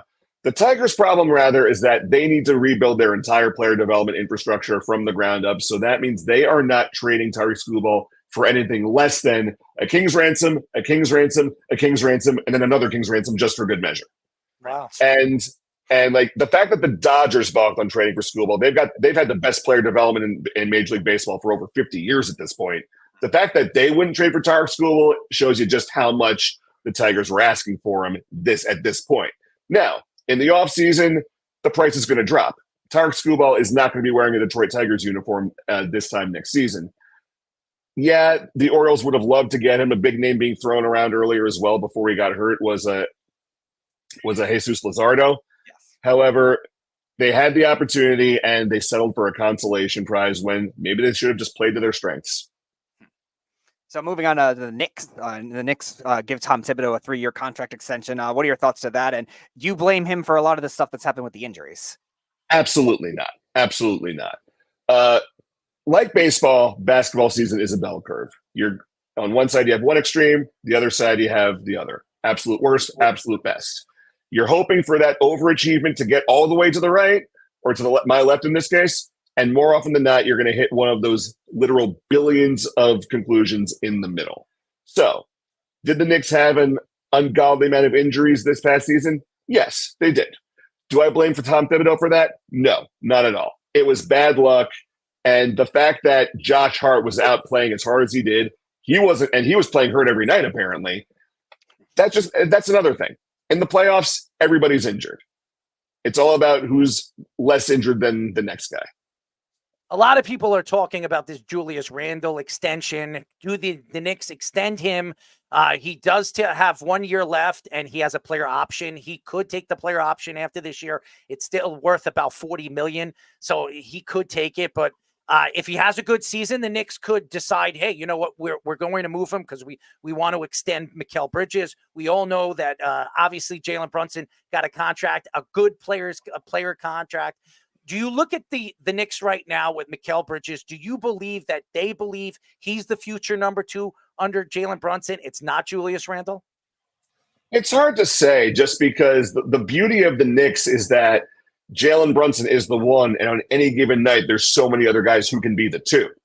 I mean, Colin Cowherd uses the algorithm in terms of a championship. You need a superstar and at least 2.5 other good players. His example was Kobe Bryant, Pau Gasol, Andrew Bynum, and Lamar Odom, right? So with Jalen Brunson, you have OG Anunoby, who's probably the best wing defender in the league. You have Mikal Bridges, who is a swingman times 10. You have Julius Randle, who's a bully. It's the endless possibilities, plus Mitchell Robinson, who could go off on any given night. The Knicks, stays healthy. I don't know if everyone's healthy. I don't know if Mikal Bridges is their number 2 long-term, but they certainly like him a lot, and he's going to take that team-friendly extension. So we'll see what happens. So OG Anunoby got the big contract of the offseason, the highest paid player with the Knicks. Everyone thought he was going to take the pay cut. It turned out to be Jalen Brunson and eventually Mikal Bridges. It's still kind of a pay cut. Yeah. So what are your thoughts to the way they handled that contract and just comparison to the others? I think just look at the playoff tape, guys. You saw how valuable OG Anunoby was to this team down the stretch. They were a different squad without him. To call it a Swiss cheese defense would be an insult to a Swiss cheese defense. But the Knicks were not going to let this guy get away. He is that much of a difference maker. He can throw it down with one arm. He can shoot from the 3 in the corner. He is an absolute monster on defense. Leon Rose was not going to let this guy get it away under any circumstances. We are talking to Elite Sports New York Yankees and New York Knicks writer Josh Benjamin. First time on a show. We're very excited to have him on, as we always do with all the different writers we've had on a show. And speaking of Leon Rose, a lot of people were questioning Leon Rose when the New York Knicks brought him in. They were wondering if this guy, an agent, was going to actually take the Knicks to that promised land, that championship-winning team, an organization that hasn't won a championship since the 70s. Leon Rose has done everything. He's changed the outlook of the New York Knicks organization in the last couple of years. When you look at you as a writer, when you look at what Leon Rose has done, could you compare Leon Rose and what he's done with the Knicks with any GM over the last couple of years? In basketball? Yes. I don't really think so because, people like to get on Leon Rose for not meeting with media. He does maybe 2 interviews on MSG Network, or otherwise known as Knicks State TV, every year. But at the same time, maybe that's why the Knicks have done so well. He is staying in his office and doing his job. He's not giving a quote to media. He's not getting caught up in the noise. He's doing what his Philadelphia roots have taught him to do. Buckle down, do your job, and the results will speak for themselves. So our sports minute guy Scoops was mentioning a lot of guys that could be traded. The way he was mentioning the Warriors with Brandon Ingram and Zach LaVine. I don't think the Knicks are going to go after one of those. Stay away from both. Yeah, but any other of those types of players, those types of level of players that the Knicks still could realistically trade for in the offseason, you think? I don't think the Knicks are going to make any other moves heading into the regular season. They have some flaws in that they don't have that much size behind Mitchell Robinson, especially after losing Isaiah Hartenstein. But at the same time, it seems that they have a lot of confidence in Jericho Sims. He's apparently been working on a jump shot all offseason. And I've always liked his ceiling. I've liked what his length and wingspan can bring to the team. But no, I don't think they're going to make any trade unless it's an absolute can't-miss situation that falls into their lap like Mikal Bridges. It's so interesting because over the last couple of days, I've heard Brook Lopez's name being brought up. It could be a potential place that the Knicks could trade for him and bring him in. Again, Milwaukee is an organization and a team that's expected to win this year. Dame time, I don't know where he's going. Is he going to be traded to Miami? There are some talks that he doesn't want to be in Milwaukee anymore. Who knows? He's still under contract. Do you believe that this year, with all the moves that the Knicks have made, do you think that they're the only team right now in the Eastern Conference that's going to challenge the Celtics in the Eastern Conference? Look, you never want to say never just because the Cleveland Cavaliers, they've got a lot of young talent as well. Donovan Mitchell can take over a game within seconds. Darius Garland, he's dangerous as well. And even Philadelphia, they play hungry against the Knicks. They always play tough against the Knicks. Same with Miami.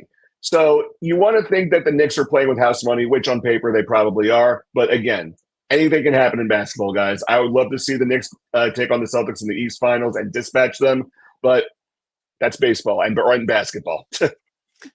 Now, I want to know your honest opinion. Obviously, this has nothing to do with the New York Knicks, but the whole Bronny thing, the charade over the last couple of months before he got drafted, everybody knew he was going to the Lakers. I thought he was a first-round draft pick because I thought the Lakers were going to reach for him, because if they didn't, because there were other teams interested in him. But it came out, obviously, his agent, I'm not going to mention names because we all know who he is and what he has said, that he only wants to go to one team, or actually 2 teams, the Lakers and the Suns, and no other team. Do you believe that Bronny James playing with his father will develop a game where maybe he's a lot better than people think he's going to be? I don't think so, just because even with his limited time at USC, I've seen the tape. I'm not impressed. I don't know about you guys. No, I'm not impressed either. Yeah, and even then, they're saying, his ceiling is he's a 3-and-D. Okay, so that means at his absolute best, if he's lucky, he's OG Anunoby. At his worst, who is he, Courtney Lee? Look, it's great that LeBron's son loves the game as much and is wanting to play. The fact that he is on the Lakers right now, it's not going to do him any favors. And honestly, I think it's going to be overall detrimental to his career. So James Dolan made some interesting comments a couple of weeks ago in regards to the NBA media rights deal that just got signed, and now the TNT suing the NBA. How could you not love James Dolan when he said that? I love him. It seemed like we were even joking. It seemed like finally James Dolan is actually a voice of reason. What is this world coming to? So what are your thoughts on those comments that he made and the deal that's going through with the NBA? You know what? I don't care if this gets me banned from the Garden. Guys, if I cared what James Dolan thought about me, I would beg to get into his office every day. I like James Dolan. I know a lot of people don't like him because he's got a big mouth, but I love that he speaks out and he's standing up not only for himself and his organization, he's standing up for the other owners, and he has every right. You're taking away opportunity to make money off his TV deal and MSG, and all these teams have their own television deal. And now all of a sudden the NBA is deciding, well, I'm going to spin the wheel, make the deal. I want to take this game. I want to take that game away from you and put it on Prime. I want to put it on TNT. I want to put it on ESPN, and screw you. You don't like it? Tough luck. I mean, if you're an owner of an organization, wouldn't you be pissed off? Look, no one can say that James Dolan doesn't care about his team. He lives, breathes, and eats the Knicks. However, it's the National Basketball Association. It's not the National James Dolan Association. It sucks, but there's 29 other teams to consiher. It's the National LeBron Association. Okay, right. Let's be honest. That's what team you're right. Yes, I mean that whole Kawhi Leonard thing is just it's a joke. It's really a joke. What happened to Kawhi Leonard? I don't care what anybody says, and you know this too, Josh. You're a big basketball fan. Kawhi Leonard got screwed. He got screwed because LeBron James did not want him there. For some reason, it was going to take time away from Steph Curry, Kevin Durant, and himself. He didn't want Kawhi there. I don't care what anybody says. I don't want to hear Grant Hill say he doesn't fit. What do you mean he doesn't fit? He's the best two-way player the NBA has seen really since, I don't even know, Bill Russell. I mean, he is, and Bill Russell wasn't even a good offensive player. So, I mean, this guy is as good a defensive player since the Michael Jordan, Scottie Pippen era. Okay, it's just terrible how they treated him with the Team USA basketball. So that's just my opinion. I'm surprised they haven't gotten Bronny on the team yet. Okay, well, now that you just took all my Kawhi remarks from me. Anyway, I'll just say this much. Regarding Kawhi Leonard, I got a lot of flack in 2016 back when I said I would rather build a team around him than Steph Curry. And I would agree with you, by the way. And I am not a big Steph Curry fan. I grew up. Now, again, I don't know if you know me. He's one of those guys that I have a lot of respect of what he's done in the transition of the game. He's ruined the game. I don't care what anybody says. Steph Curry has ruined the game of basketball because all these kids want to be the next Steph Curry. They chuck up threes. They all want to. I'm not saying Steph Curry isn't good what he does. He's the best at what he does. It ruins the pace of the game because all you're doing is jacking up threes, 39, 40 threes. I don't want to see it. And during the regular season, it just gets boring watching these guys chuck up threes, and half of them can't shoot them. So it's hurt the game. Kawhi Leonard, he's awesome to watch. Defensively, he can defend multiple positions. He can do it all. Yeah, he's an outside game. He's got an inside game. He's got these big claw hands. I mean, who's better than Kawhi Leonard? And it's just, to me, what LeBron James has done to this game has made the game. I'm not going to say it on radio because it would hurt. It would hurt anything that I say when it comes to cursing. But he's made it into a puny game. When you put a finger on somebody, they're going to the free throw line. When you look at James Harden, you look at him, you look at Russell Westbrook, all it is crybaby antics. Carmelo Anthony was the king of doing that too. It's the Tom Brady syndrome where you think being a superstar makes you untouchable. Yep, and it's ruining the game. I don't like it. And watching, the only time I really get into these basketball games, yes, I watch a lot of Knicks games, it's the playoffs. And watching the playoffs, the referees let things go. Watch these guys complain. It's too much complaining. It's like, if you don't like it, don't play. Okay. And LeBron sits there. He gets all these calls. It makes me sick to my stomach watching the Lakers because the Lakers aren't any good. They shouldn't even be in the playoffs. They suck. Well, don't let my stepfather hear that. He's a big Lakers fan. Well, I'm going to tell you this. They suck. Okay. Anthony Davis. He's aware. Anthony Davis is a player they should have traded 2 years ago. Guy can't stay healthy. They have no third option on that team. And don't give me Reeves. And everybody says to me, they've got players that they could build around in the future. Who do they have? LeBron James, when he's gone 2 years from now and Anthony Davis gets traded, that team has nothing. Why? Because LeBum decided, hey, you know what? I don't want this guy. I don't want that guy. Get rid of him. Bring this guy in. And they're all washed up players. This is a washed up organization. The same thing like the Clippers. They're a washed up organization. They brought in all these washed up players. James Harden, Paul George. Kawhi Leonard's the only one, but Kawhi Leonard can't stay healthy either. So it's two LA teams that are just washed up organizations that are going to set themselves back for like the next 5 to 10 years. Go look at teams like Indiana. Go look at the Knicks. Go look at the Celtics. They built OKC. They built around youth. And these guys are not the Celtics, but most of these teams are going to take less contracts to win championships. That's what you want to see. And that's the difference between the Knicks now and the Knicks 10, 15 years ago. It's interesting what you said about Steph Curry ruining the game because, like, while I wouldn't necessarily use those words, I do kind of see what you're saying because the way I see it, Steph Curry's game was coming to the NBA regardless of what happened. Mm-hmm. He just showed up 5 years too early. That's a good way to put it. That's a great way to put it. I never even thought of that because you knew it was going to transition. And now you're hearing, over the last 3 years, there are people there. I've spoken to NBA players or ex-NBA players off air, and they said they should create a 4-point line. I said, a 4-point line? Why? So everybody starts chucking from the middle of the court? I mean, you're watching Steph Curry. I don't know if anybody's checked out on TikTok. He's shooting shots on the sidelines in a chair. He's shooting all over, bouncing 3-point shots. I mean, that's great to watch, but how many times does he miss them? Who knows? It's editing. I don't know. It's TikTok. There's editing involved. I don't know. But before we let you go, because I know you're a busy guy, when you look at this offseason, if you were to compare the offseason to all the different teams that have gotten better and gotten worse, who do you think got better more than any other team right now in the NBA?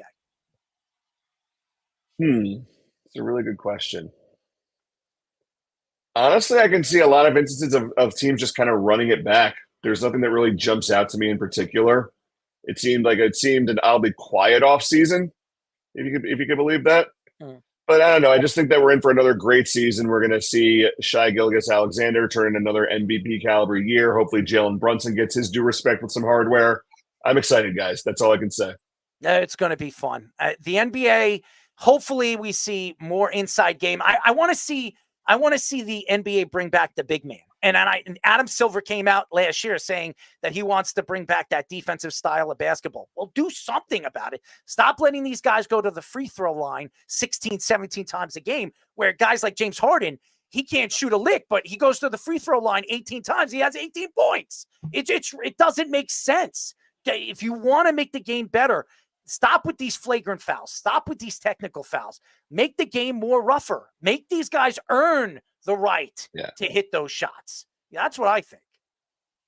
I'm inclined to agree just because, especially in the playoffs, it seemed that the refs were kind of picking and choosing when to call fouls. No, that's because of LeBron James. They might and the Sixers complaining all the time, too. Maybe they should hang out at the barbershop with LeBron. Hey, look! Maybe Philly is complaining because maybe they should play better. Yeah, that's true. Well, we'll see how long it takes Paul George to get hurt this coming season, because that to me, even though I like Paul George, I think he's a great two-way player. That guy can't play more than 50 games a season, and he's never healthy in the playoffs. So I just think it's going to fall apart for them, and that's going to push Joel Embiid out. He's going to want out after this season. That's just my prediction. I'm inclined to agree. Josh, we love you. We want to get you on very, very soon again as the season gets closer, the NBA season. Sure. You're a basketball guy. We're basketball guys. As everybody that listens to the show knows, out of all the sports that I love, basketball is my favorite, and I'm a Knicks fan. I'm a diehard Knicks fan. We should go to a Knicks game together. That would be fun. Let's make it happen. Set it up. Let's do it. I'll set it up, man. But we really appreciate the time as always, and we'll talk to you soon, buddy. Thanks a lot for having me on, guys. Absolutely. Josh Benjamin, fantastic. Elite Sports New York, Yankees, Knicks. Fantastic. Great personality. I really do like it. Here's a question. Do you think he looks a little bit like the Beef? He does. That was the first thing I saw when he came in. I'm like, he does look like the Beef. It's crazy. I wanted to say something, but we should take a picture. But he has no context who that is. It's one of our callers, Josh, if you're still listening. He looks just like him, a long-time caller on the show. It's not bad. No, it's not bad. It's not bad. I like Josh. I think his takes about the Yankees. I was kind of trying to, because Speedy, you were going around certain things that I want to get to, and that's why I have to build around it and attack it differently. But I wanted to ask him what he thinks about Aaron Judge. Does he break his home run record this year? Because he's on pace to break it. He is. Yes, he is. So does he break the home run record again this year? Because to me, with the whole juiced balls, as we've the Ryan Spader theory that he wants to attack, which I think is ridiculous, by the way. And I love Ryan, but Ryan's out of his mind. It just shows you how much he hates the Yankees. And most Philadelphia Philly fans hate the New York Yankees. So, which is weird because they have a common enemy in the Mets. So yeah, but weird. You're telling me Bryce Harper doesn't hit juice balls? How about Kyle Schwarber? Look how many home runs he hits. I mean, he's pulling the ball all over the field when he's healthy. So yeah, Bryce Harper at his peak is probably besides Ohtani and Judge, the next best popularity excitement. Yeah, I mean, and baseball loves that. They have 4 superstars like Bryce Harper. It used to be Mike Trout, to me, should have been looked at as a superstar, but he's so quiet. He doesn't really say anything. Yeah. So Aaron Judge, who's big, strong, and popular here in New York, Bryce Harper and Ohtani. Those are the 3 most popular players right now in the MLB. Andy Reid told Pro Football Talk that Jon Gruden always has good input on things. Gruden has been in attendance with the Chiefs training camp the last few days, serving as a consultant. Gruden spent time with the Saints organization last year as an offensive advisor. Both Reid and Gruden were on the Packers offensive coaching staff in the 90s with Brett Favre. The Chiefs also recently made kicker Harrison Butker, is that right? Butker, who made controversial sexist comments a few months ago, the highest paid kicker in the NFL. Gruden recently petitioned the Nevada Supreme Court to uphold his case again. I love Jon Gruden. Always did, always will love Jon Gruden. I think he's one of the best offensive and defensive minds the NFL's ever had. One of the best quarterback minds we've ever seen. The quarterback classes and in the offseason when he worked with the Mannings, this guy understands the quarterback position. He understands the offensive side of the ball just as much as the defensive side of the ball. Everywhere Jon Gruden has gone, he's succeeded. Everywhere. Even as an analyst with ESPN. He was the best analyst for Monday Night Football. Anybody that questions that, go watch replays of what he did. He was the face of Monday Night Football. It's a shame what happened to him with the Raiders. It's a shame what happened to him with this situation, with the emails. Everybody says things that they want to take back. But, obviously these emails should have never came out. They should have never came out. It's horrible what happened to him. And I blame Roger Goodell on this. I blame, obviously, the Washington Commanders organization as a whole, because those text messages, those emails should have never got out. But again, Jon Gruden, he made his bed and he's going to sleep in it. And he obviously is very well respected by Andy Reid. These are guys that are one of the two very important factors to the NFL and the growth of the offensive side of the ball. And the change of the offensive side of the ball came from Jon Gruden and Andy Reid. Both of them have had success. Obviously, Andy Reid over the last couple of years had more success than probably any coach in history. And if he wins 3 Super Bowls in a row, he'd be the first coach to ever do that. He also has a guy named Patrick Mahomes. Yeah. So Jon Gruden over the years, even when he won a Super Bowl, he won it with a third-string quarterback. He won it with a defense and Brad Johnson, a quarterback who did nothing. He won it with a third-string quarterback. That says a lot about what he is as a head coach and what he is as a player's coach. People call him Chucky, turns red when he gets angry. To me, this is a guy that deserves a second chance. This is a guy that should be a head coach again, either in college or the NFL. Will he? I don't know. With the whole Colin Kaepernick thing, I thought Colin Kaepernick was going to get another chance. He's never going to get another chance. His career is over.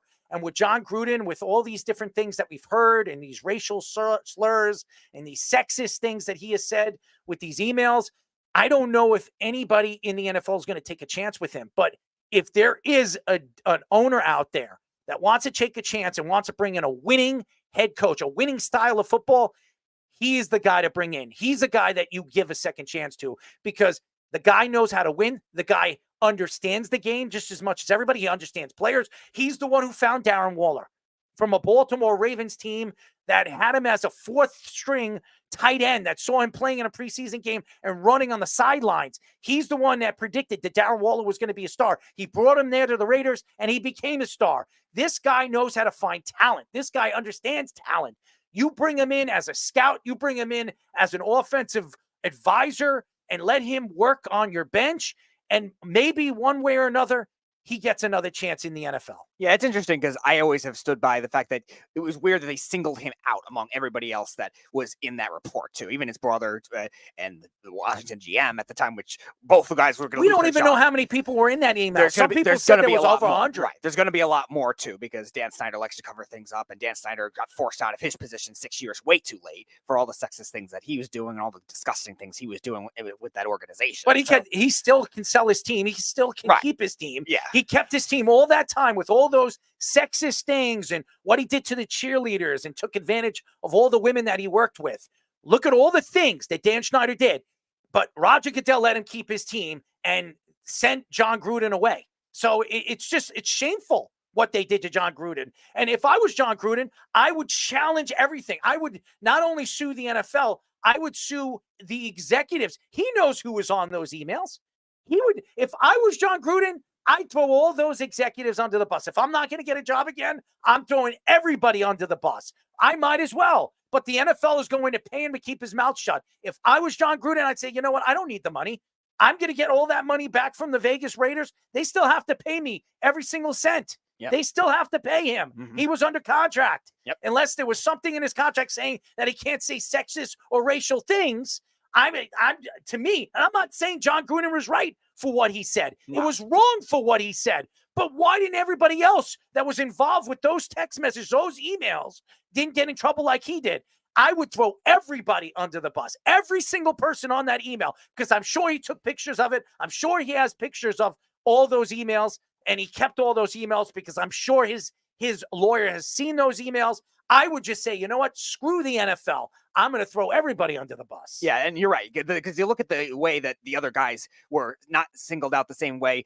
His brother, no offense to his brother, like he was an okay coordinator with the Bengals, but he was not a good head coach of Washington. He was going to lose his job anyway. Bruce Allen was a horrible GM. Like everyone else that was listed in the report, Jon Gruden was the only one that, like you said, actually developed that Raiders team into a playoff team. The year he got this whole situation came out, the Raiders were a playoff team. They overcame it with the interim coach, and they made it to the playoffs. And they fired him. And because he was Jon Gruden. They didn't keep him in. They brought in the great Josh McDaniels. He was a Jon Gruden guy, and that's why they fired him. Let's be honest. That's the only reason why they did that. And they brought in the great Josh McDaniels, and look where that ended up going. Chandler Jones is still being investigated, getting security to his house. Devontae Adams, Derek Carr, nobody liked him there, and they ended up going on within 2 years. But nevertheless, going back to the Chiefs, on the other hand, still are not going to look great doing this either. Obviously, paying Harrison Butker what he did, he's a great kicker, but it would definitely doesn't look good with the whole Rasheed Rice thing. What the Giants did with Brown? Oh no, I'm not saying what Butker did was worse than what Brown did, but like still, it doesn't look good. Rasheed Rice and that whole thing, that whole situation, and now you bring in that kind of thing. It makes the Chiefs still kind of look strange as an organization that they don't really care. They're just winning anyway. And maybe that's something that's going to make them hated a lot more. And maybe that ownership doesn't look as good doing it that way either, which is weird because the Chiefs have usually avoided those types of things a lot, like the Giants in the past too, but still they're winning and it's going to be brushed under the rug for that reason. Again, when you look at Jon Gruden and the professionalism and what he does on and off the field, I don't know if anybody watched Hard Knocks when he was there with the Raiders and they had the cameras follow him around. He's fun to watch. He's a good family man. The guy knows the game just as well as anybody in the NFL. Unfortunately, he was caught doing something and saying things that he shouldn't be saying. It should have never gotten out. That doesn't mean he was right for what he did. He was wrong for what he did. But again, why does Roger Goodell still have a job? Because I'm sure in those emails, he was saying sexist and racial things as well. Everybody in that email, for what we've heard, I didn't see it, but what we've heard through the grapevine is he wasn't the only one saying it. So again, he took the slack of every single person in that email. Now I want to bring Fish in. Fish, you're a coach.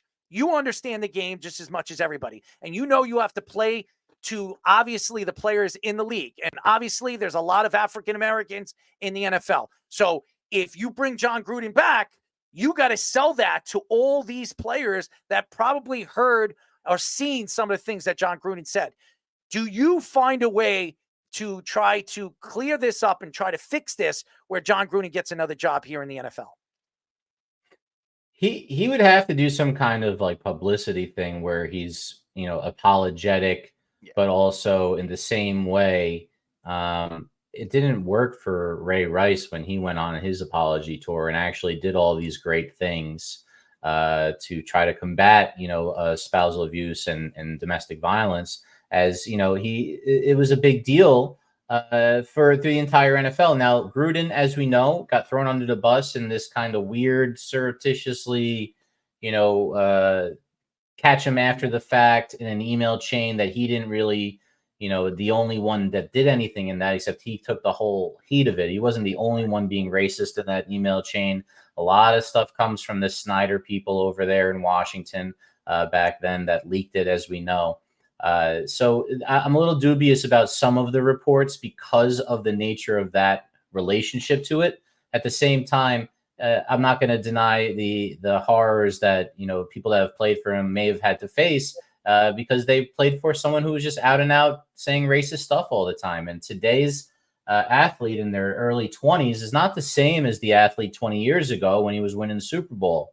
Those guys had thicker skin back then. Maybe the way he said things more in jest as more of a macho way to carry yourself in a locker room in yesteryear don't play today with this generation. So it's going to be a tough sell to any owner, any general manager today that would you thinks that find a you're gonna have way, that connection. if you were an owner of an organization, would you try to sell Jon Gruden? Would you try to sell him to your players to bring him in as your head coach? I would, because if you want to win a Super Bowl, this guy knows how to win. He's won everywhere he's gone. Look what he did with the Raiders. The Raiders were a crappy team. He went over there and he made them a winner. So, and in 2 years, he made them a winner. So, and he had a quarterback he didn't even like. He didn't even like Derek Carr. And he still won with Derek Carr. Derek Carr was an MVP candidate before he hurt himself. He tore his ACL. Why? Because of Jon Gruden. Because Jon Gruden knows how to coach quarterbacks. Look at Derek Carr when they brought in Josh McDaniels. Look how bad he looked. They let him go, and they brought Davante Adams in. Could you imagine Davante Adams was there with Jon Gruden? Could you imagine? We know Antonio Brown didn't get along with anybody, so it didn't work over there with John. He wouldn't have worked anywhere except probably with the Buccaneers because Tom Brady just knew how to shut him out. But all in all, you understand that if Davante Adams was there with Jon Gruden, Davante Adams has 14, 15 touchdowns for about 1,800 yards because he's that type of offensive coordinator. He's that kind of offensive mind that can change everybody's fortune. He did it in Oakland. He did it over there with the Buccaneers. Everywhere he's gone, even in high school and in college, this guy has been a winner. So, and even a winner right now as an analyst. I just don't understand it. I feel so bad for him, even though I think he was wrong for what he did. Why is he taking the brunt of everything after all the people and all the mischievous things that were happening in those emails? They didn't come out. Nobody threw anybody else under the bus but him. I feel bad for Jon because Jon will never get a job in the NFL again or anywhere.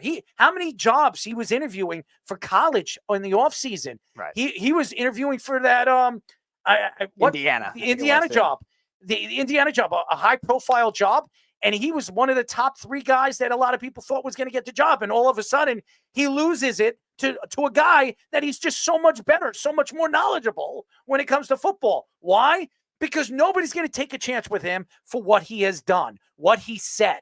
And unfortunately, when you say something now in the world, it's on social media or it's anywhere where people can hear it, it's bad. And it's never gonna be fixed because you can go back now in your Twitter posts.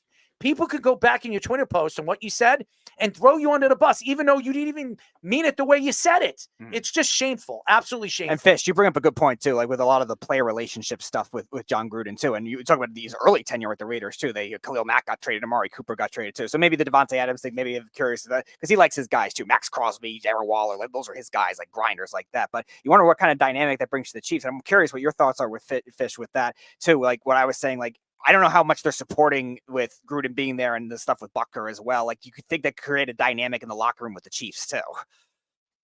I don't think that's what's going on with the Chiefs. I think what's going on with the Chiefs is the fact that back in the early 90s, there was a coaching staff run by Mike Holmgren, and 2 of his assistants were Andy Reid and Jon Gruden. And Jon Gruden was the quarterback coach for Brett Favre, and Andy Reid was above him in the chain, and they've had this working relationship forever. And if anyone can, even who's going to be able to give any Andy Reid input that is valuable enough that Andy Reid didn't already know that offensively, besides a guy like Jon Gruden? I think that Gruden's got ideas, and Reid wanted to hear him, and he wanted them to be around the players because he knows that if he's in the right setting, Gruden was never looked at as this negative guy his entire coaching career. He is always this affable, angry, fireball, but not at his players, at the officials, at maybe a quarterback that sucked, but that was it. It wasn't like he was going after his guys in a negative way until recently. And I think that's really a narrative that you're seeing Reid just working with him just a little bit of we saw of him at camp. They're best friends. Him and Andy Reid are very good friends. Yes. It's just not going to matter. So as far as, the younger guys, I don't know why he'd go to college. Yeah, it was that Holmgren tree. It's one of the great trees, way better than anything Belichick did. There's a lot of people that have better trees than Bill Belichick. I mean, Bill Belichick, unfortunately, I thought Eric Mangini was going to be successful. I really did. And he did have his first 2 years with the Jets were really good. And if you look at before they brought in Brett Favre, if they never brought Brett Favre in, I think Eric Mangini would have stayed there at least 6 or 7 years. I really do. He drafted Darrelle Reeves. He drafted David Harris. He drafted all these guys that were really, really good and really, changed everything for the Jets. Nick Mangold, DeBrickashaw Ferguson. These were all guys of Eric Mangini's. Mangenius, well, that's what they called him. But unfortunately, Woody Johnson lied to Eric Mangini and told him, no matter what happens, if Brett Favre works or he doesn't work, if he's bad 1 year and he can't stay healthy 1 year, you're going to get to come back and you're going to get to pick your own quarterback. And he lied to him. After that first year, he fired Eric Mangini and they brought Brett Favre back. And then that whole sexual thing happened. That story was coming out and they had to get rid of him. And then I don't know if he retired or he went to the Browns after that for 2 years, and then they stunk over there. Obviously, well, Brett Favre? No, Mangini. No, but I'm not talking about. I'm talking about Brett Favre. There was a lot of after that. No, he went to Minnesota, but did they trade him to Minnesota? He was free. They let him go. I think they traded him. Yeah. So, but again, the reason why they got rid of him is because there were things lurking, things coming out with different things that he was doing off the field. So, and then it came out after he retired what was really going on. So the Jets knew what was going on. The Jets always know what was going on. Just like the Jets knew what was going on when Rex Ryan was there, and who was giving information out to the public, to the media. Their defensive coordinator was doing it. And Rex Ryan had to fire his best friend because of it. So, and then he became the Browns the head coach in the future. So it just, not Rex Ryan, but the defensive coordinator. So unfortunately, things get out. You want to keep it in-house. That's the great thing about Andy Reid. Everything stays in-house. And Jon Gruden being there just tells you one thing. The players respect him. The players respect that he is there. No matter what he has said in the past, the players know it's Jon Gruden. And people know that Andy Reid is going to bring his guys in, and he's going to let his guys be a part of the solution. Because right now, if you look at where the Kansas City Chiefs are going, they have a chance to break history, to be in the history books right now. If they win 3 Super Bowls in a row, they're the first Super Bowl. They're the first team to ever do that, to win 3 Super Bowls in a row. No San Francisco 49ers, no Dallas Cowboys team's done it. No Pittsburgh Steelers team's done it. No New England Patriots team has ever done that before. No, Patriots did it 3 in 4 years, but they never did 3 in a row. And then they went on a 10-year drought. They didn't win a Super Bowl. So there's an opportunity here to really stand out from all the rest and become the decade's team of the decade. So, and I think they're automatically the team of the decade. But what Andy Reid has done over the last couple of years with Patrick Mahomes has been sensational. And it's not taking away the greatness of what Patrick Mahomes is. But without Andy Reid, Patrick Mahomes don't win those 2 Super Bowls, those 3 Super Bowls. Andy Reid has every right. And I think Andy Reid is going to go down as the greatest offensive mind we've ever seen. Yeah, Patrick Mahomes probably wouldn't be the top quarterback that he is that right away as much as he was. Like, he first season won an MVP. Like, that doesn't happen overnight without a coach like that. Before we get off of Gruden, guys, and obviously Andy Reid is a Giants fan. We faced him as the Eagles coach forever. He always had issues with time management, figured it all out when he got to Kansas City because he took our defensive coordinator and Spags, and now he fixed everything up. But Gruden, and as a Giants fan, what I'm hoping from Daboll, that not the racism stuff, the offensive mindset and understanding the entire game. You kind of see that in Daboll the same way that people saw it in Daboll's Gruden. Hitler. At least that's the what he hope. is. He's Hitler, what I've heard. People don't That's like not him. what I'm hearing. I'm hearing he's a lot more calm in camp this year. He's tried to Until really they have start them be losing. chippy against each other. Well, Until we'll they start see. losing. If they lose, they may go undefeated this season. I heard Neighbors is good player. What drugs are you on? Not You're- good enough ones. You're He's smoking with Kenny. You're telling me To believe that. one wide receiver is going to change the fortunes of the New York Giants? Come on, dude. You must have been smoking It with could change a lot, but it's going to take more than that. Let's face it. I'm hearing some good reports. Tyrone Tracy looks good, running back. We may not need Saquon. Look at that. Oh, please. He's going to be mostly a special teams guy. Oh, please. You guys are going to be eating whatever your you say, words, Speedy. Giant fans. You're going to be eating your words. Patriots linebacker Matt Judon had a heated exchange with new head coach Jerod Mayo yesterday. Judon did not say it was related to his contract situation, but also said he didn't want to be a distraction to the team. Judon has previously announced he is seeking a new contract as he is entering his final year of his contract worth about $14.6 million. Judon also called out NFL insider Diana Ruzzini, who reported contract negotiations were going better, calling her report a lie. Judon is 31 years old and has 32 sacks, 113 tackles, and 33 tackles for loss in 3 seasons with the Patriots. I know, Fish, you don't like him, or you don't. Well, I'm not saying you don't like him. You don't think he's as good as his numbers show him to be. I would love Matthew Judon on the New York Jets. I would. I know everybody keeps saying we have Hassan Reddick. We don't even know if Hassan Reddick is going to be a Jet. Judon for Reddick swap. I do that. I mean, at least right now, Judon would probably go into the season and live out that contract. I think because he would love to stuff it to the Patriots. But obviously, Bill Belichick had him and kept him in check. I think that was the whole thing. And now Bill Belichick is no longer with the organization. And Matt Judon now knows that Jerod Mayo, a linebacker himself, who was a successful linebacker before the injuries really started to pile up with him, he's now running the show. And I just think that Matthew Judon thinks that he knows more about the position, knows more about this defense than he does. And he doesn't want to be there anymore. I think right now the Patriots are rebuilding. I think that's something that Matthew Judon sees, that he is the guy. He's the best player on this defense. He's the best player on this team right now. And he wants money to stay there, and they're not paying him. So he wants to go elsewhere. Plus, Matthew Judon hasn't won a Super Bowl. He was over there in Baltimore, never got a chance to win a Super Bowl. He's now with the New England Patriots, never got over the hump, never won a Super Bowl, maybe because of the quarterback play. So this is a guy that wants to get a chance to win a Super Bowl. He's 31 years old. He's at the tail end of his career, just like Hassan Reddick. They're the same age. Hassan Reddick wants to win a Super Bowl. He knows his best chances of winning a Super Bowl probably is with Aaron Rodgers, but he also wants to get paid.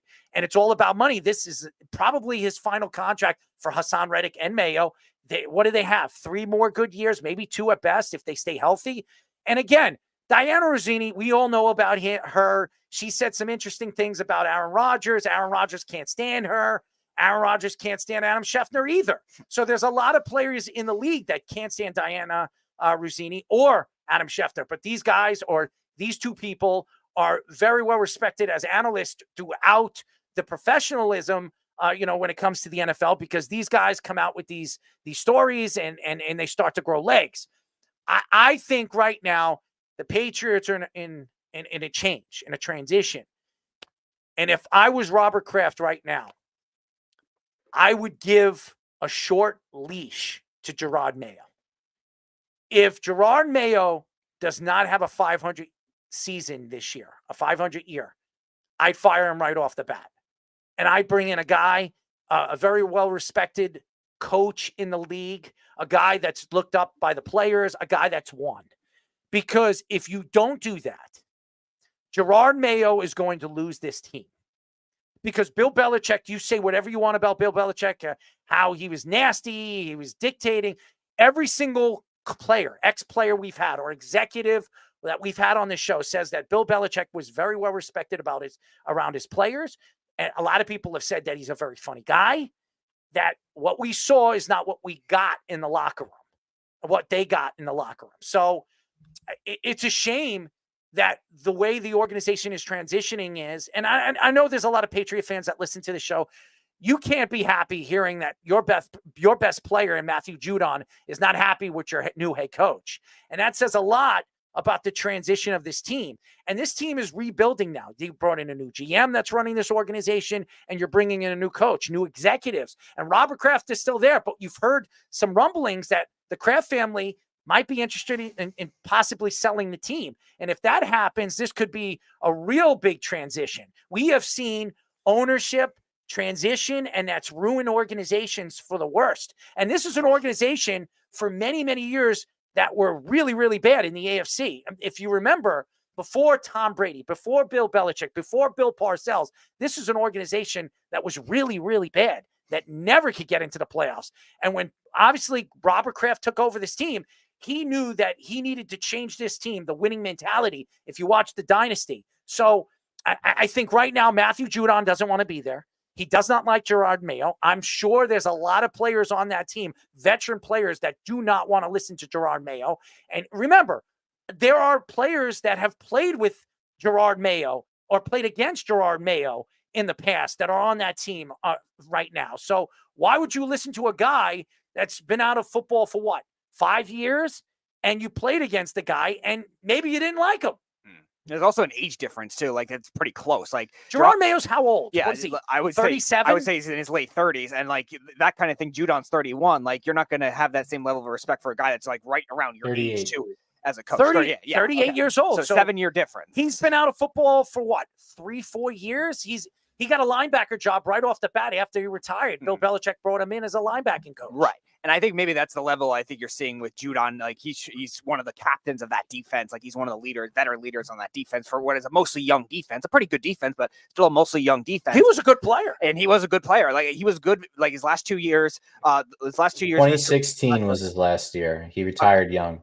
Yeah, because he retired young, like Errol was saying, with a lot of injuries at that middle linebacker position. But his first 3 years, especially with the Patriots, were very productive. So he died. He retired at 31 years old, right? Mm-hmm. It sounds about right, because he was drafted very young too. At a and how old? And how old is what's his name? Exactly. Judon. Judon is 31 years old. Mm-hmm. So you see the resentment. Yeah, and it's interesting too, because we've seen a younger dynamic with a lot of these coaches, and we've seen other veteran defensive players or veteran defensive coordinators have the kind of respect for the new wave of the game, but you're seeing a lot more with the offensive coordinator or offensive type coaches more. The only one that's really, as a defensive coach, really gotten it going to that same level is DeMeco Ryans last year with Houston.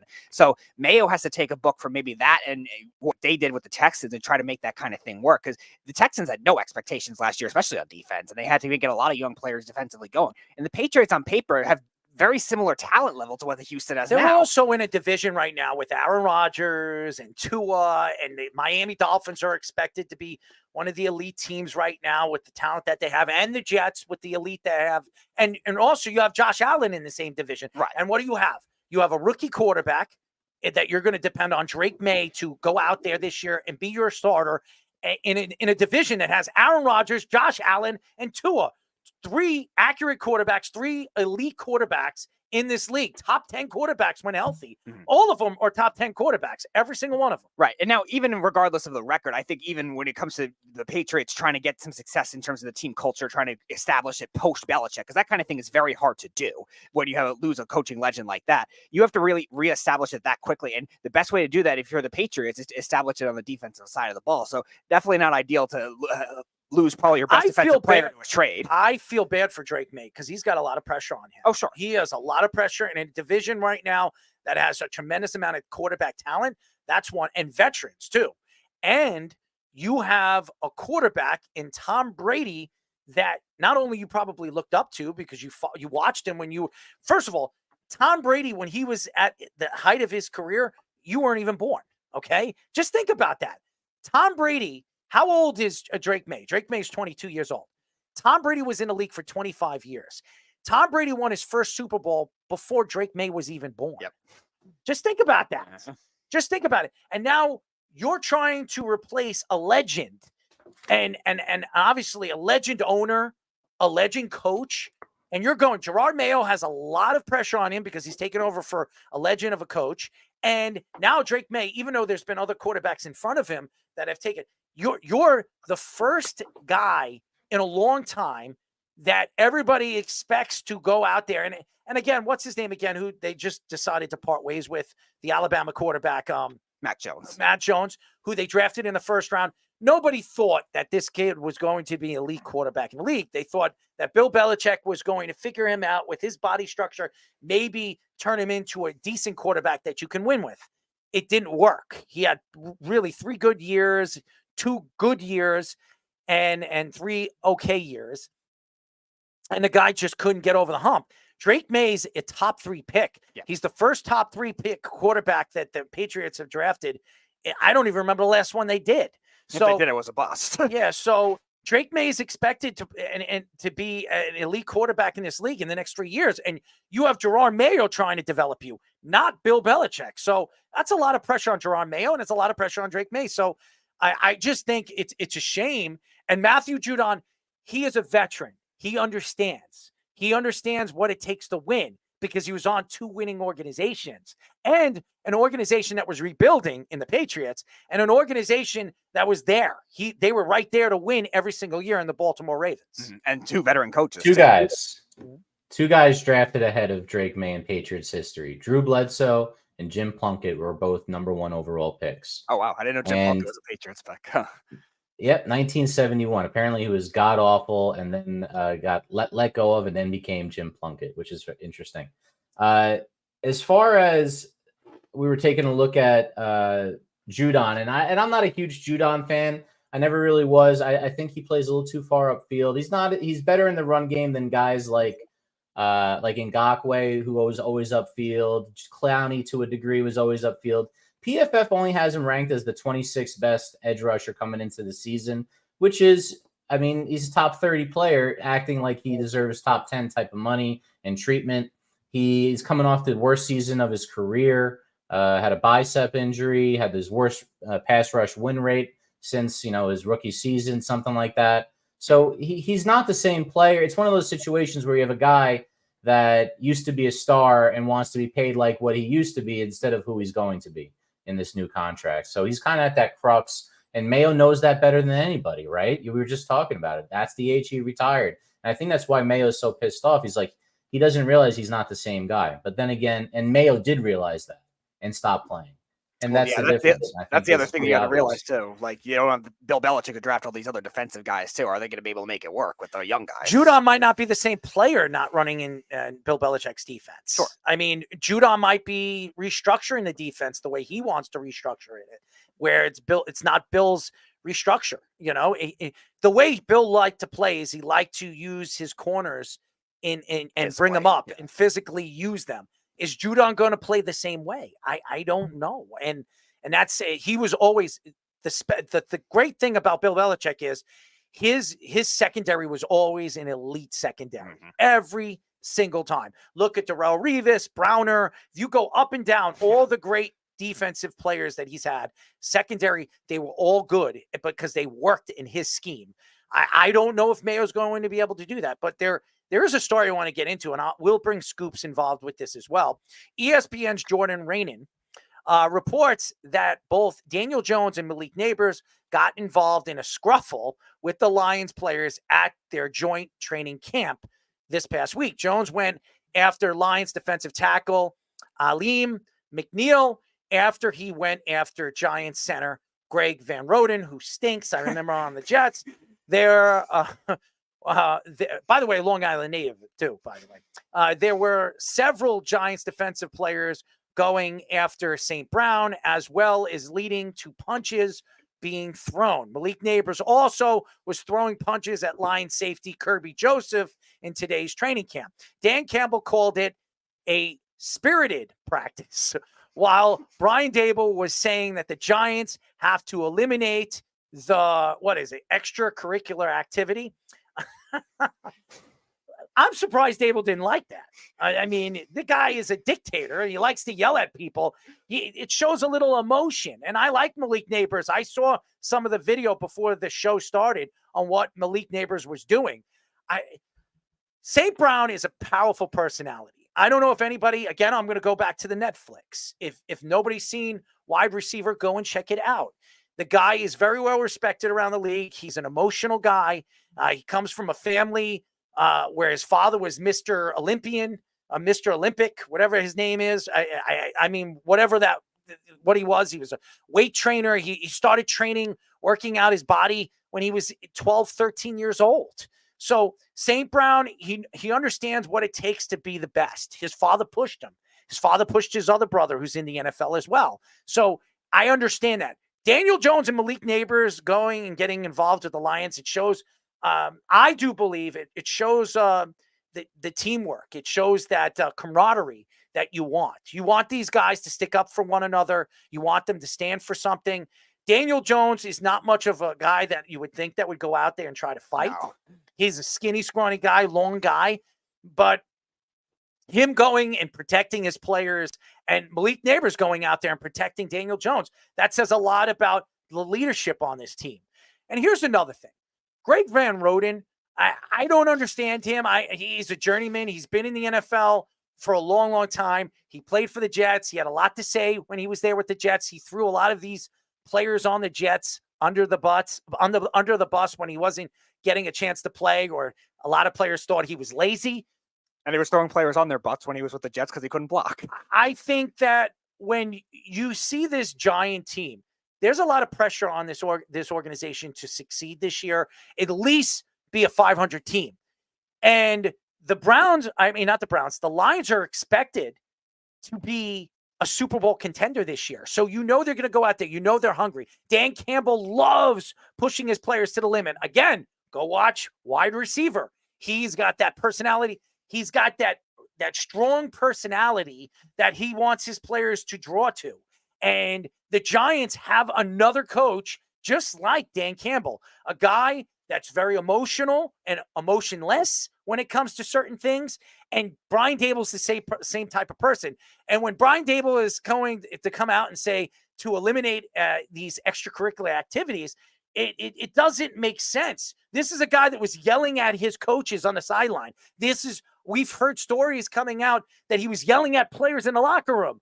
If you're that aggressive to your own players, you would expect your players to take your personality and bring it on the field. That's what Dan Campbell teaches. You want to be aggressive. He's an aggressive coach. He's calling on fourth downs. He's going on every fourth and 3, 4th and 4. His players love that. So if you're Brian Dable and you have all that emotion, you turn red, you're yelling at all your players and your coaches on the sideline.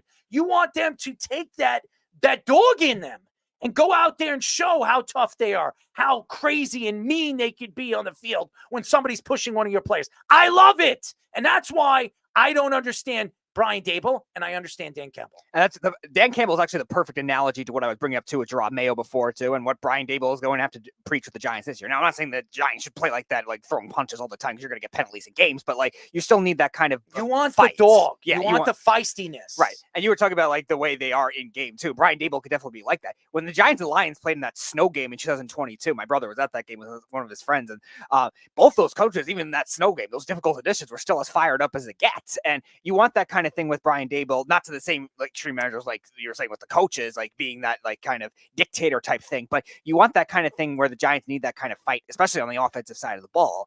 And that kind of thing, as long as it doesn't get too extreme where you have the most penalties in the league, you're still going to get that kind of fight. If you're going to go out there and you're going to coach the way you coach, and I'm speaking to Brian Dable, and I think Brian Dable's a good coach. I do. I think if it doesn't work with the Giants, somebody will bring him in as an offensive coordinator. He'll get another shot at a head coach. Yeah, he'll be a Patriots offensive coordinator next year. Bruce Arians did, and I believe Brian Dable was won Coach of the Year his first year. Bruce Arians won it back-to-back years with 2 different teams, and I don't think there's a coach that's ever done that before. No, I don't think so. So I think I think Brian Dable is a Bruce Arians type of coach. So is Dan Campbell. I just want to see more feistiness in this team. I want to see more. You're going to go out there and you're going to play for the coach. And last year, at the end of the season, the players did not play for Brian Daboll. Everybody, you watch the Lions play, they play for Dan Campbell. Every single one of them play for Dan Campbell. They love Dan Campbell. Every single one of them. From Jared Goff to St. Brown to Williams. Every single, that's just the offensive players, the defensive players, and Hutchinson and all those guys. They love him. They love his feistiness. And that's what you want. You want your players to believe in the head coach. If your players don't believe in the coach, it's never going to work. No. And I think that when you hear the Giants and Brian Daboll come out and say that they need to quit with the extracurricular activities, I have never seen any coach say, don't stick up for your own players. Don't go out there and push the other team, push them to the brink, because you want those players, you want that coach, you want that team to know every single time you step on the field with the New York Giants, you're going to get it. If you don't play the way we want you to play. Right. And that's what I was saying before, like Dan Campbell, even regardless of the record the first year, because the Lions were horrible. I think they were still 4-12 or 4-13, something like that. Like, Dan Campbell changed that culture. They were on Hard Knocks that year, that first year too, in 2021. And all the players are buying in that philosophy, that physical, tough, biting the kneecaps off philosophy. Like, they all bought in. And they do unconventional things, like, don't draft a running back or a linebacker in the first round. They still did that, and they still made that kind of thing work. Like, they're doing unconventional philosophy, but they've developed players well. And now they're turning into that model franchise. And maybe the Giants should take some things into that in their rebuild as well. Not rebuild, well,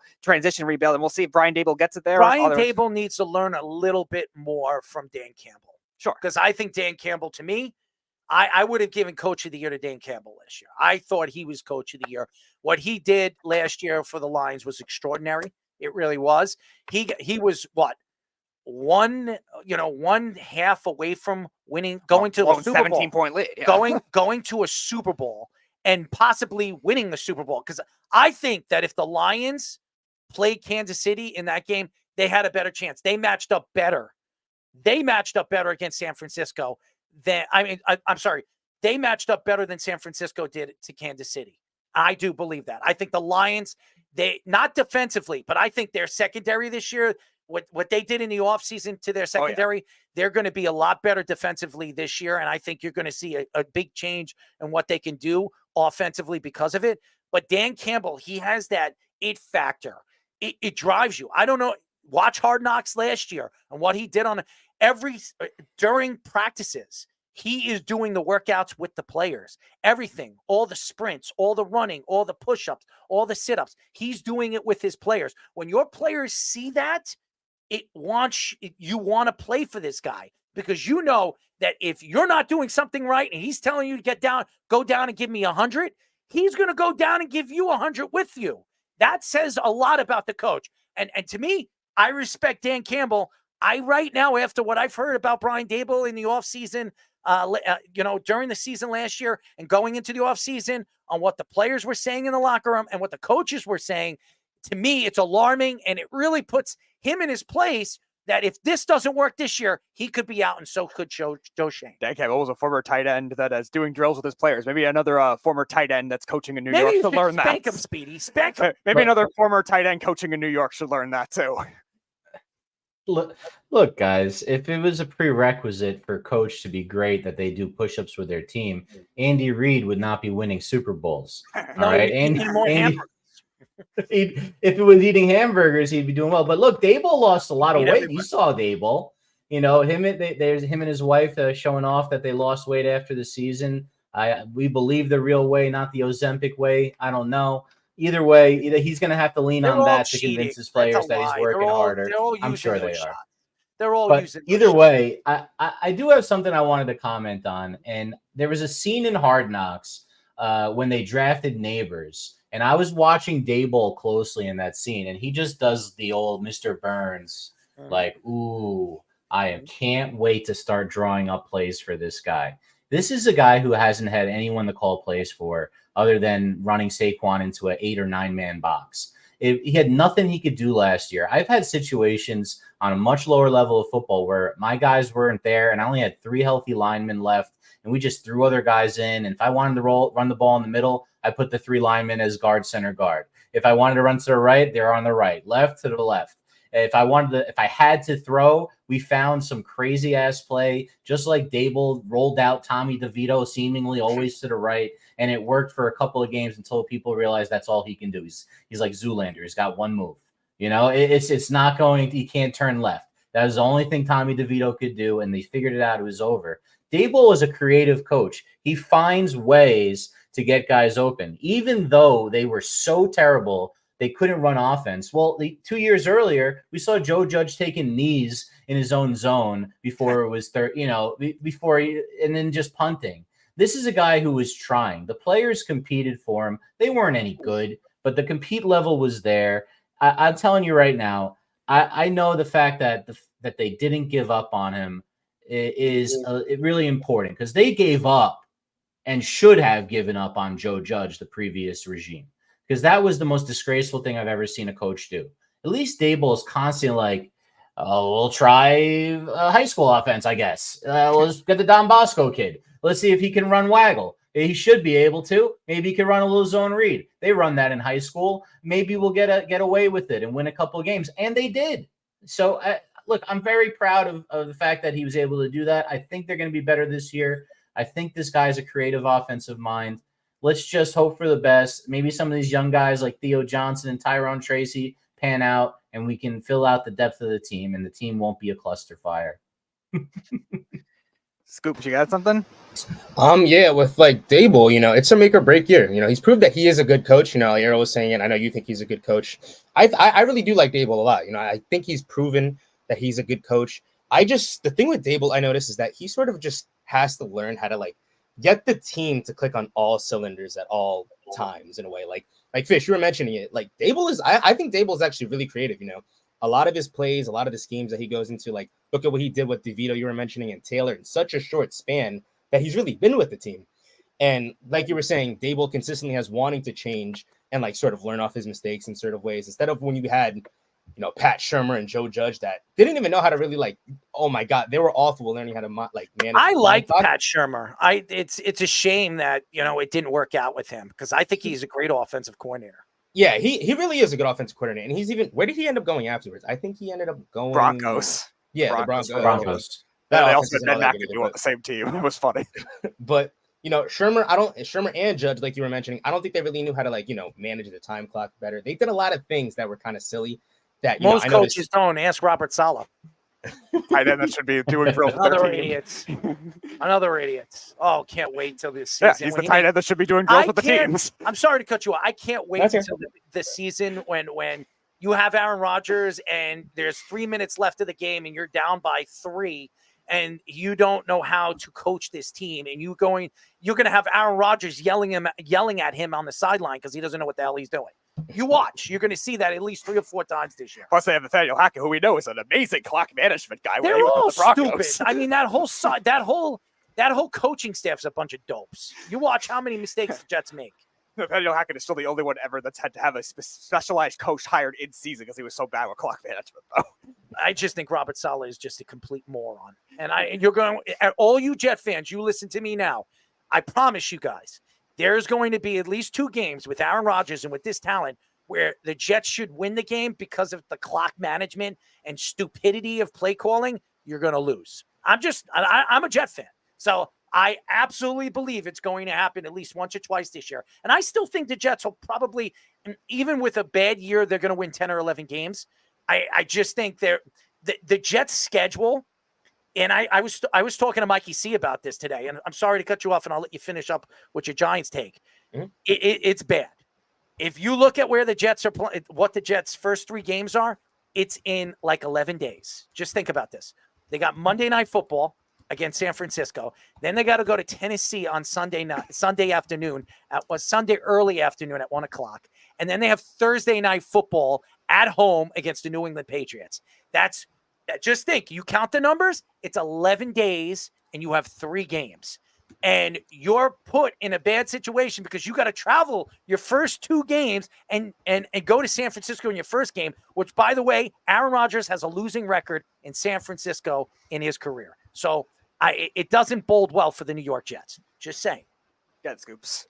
No, yeah, just touching on it again, this is going to be a make or break year for him. It's going to be a make or breakthrough year for a couple people on the Giants team. But, considering that I do like Dable and considering that he has been one of the more, I guess, creative coaches or one of the more like actual like coaches that the Giants have had recently, progressive. Yeah, that's the word I'm looking for. So considering that he's been one of the more progressive coaches that the Giants have had, I do hope that he does learn to get the team to click on all teams. Because like I said, he has shown he does show that he does know how to do that correctly. But of course, you have to think of injuries and whatnot, which is what every coach has to deal with. But, Dable, I just hope that, like I said, he can kind of get it clicking in early before it's too late in the season and they make a decision within week 10 or week 11 or so.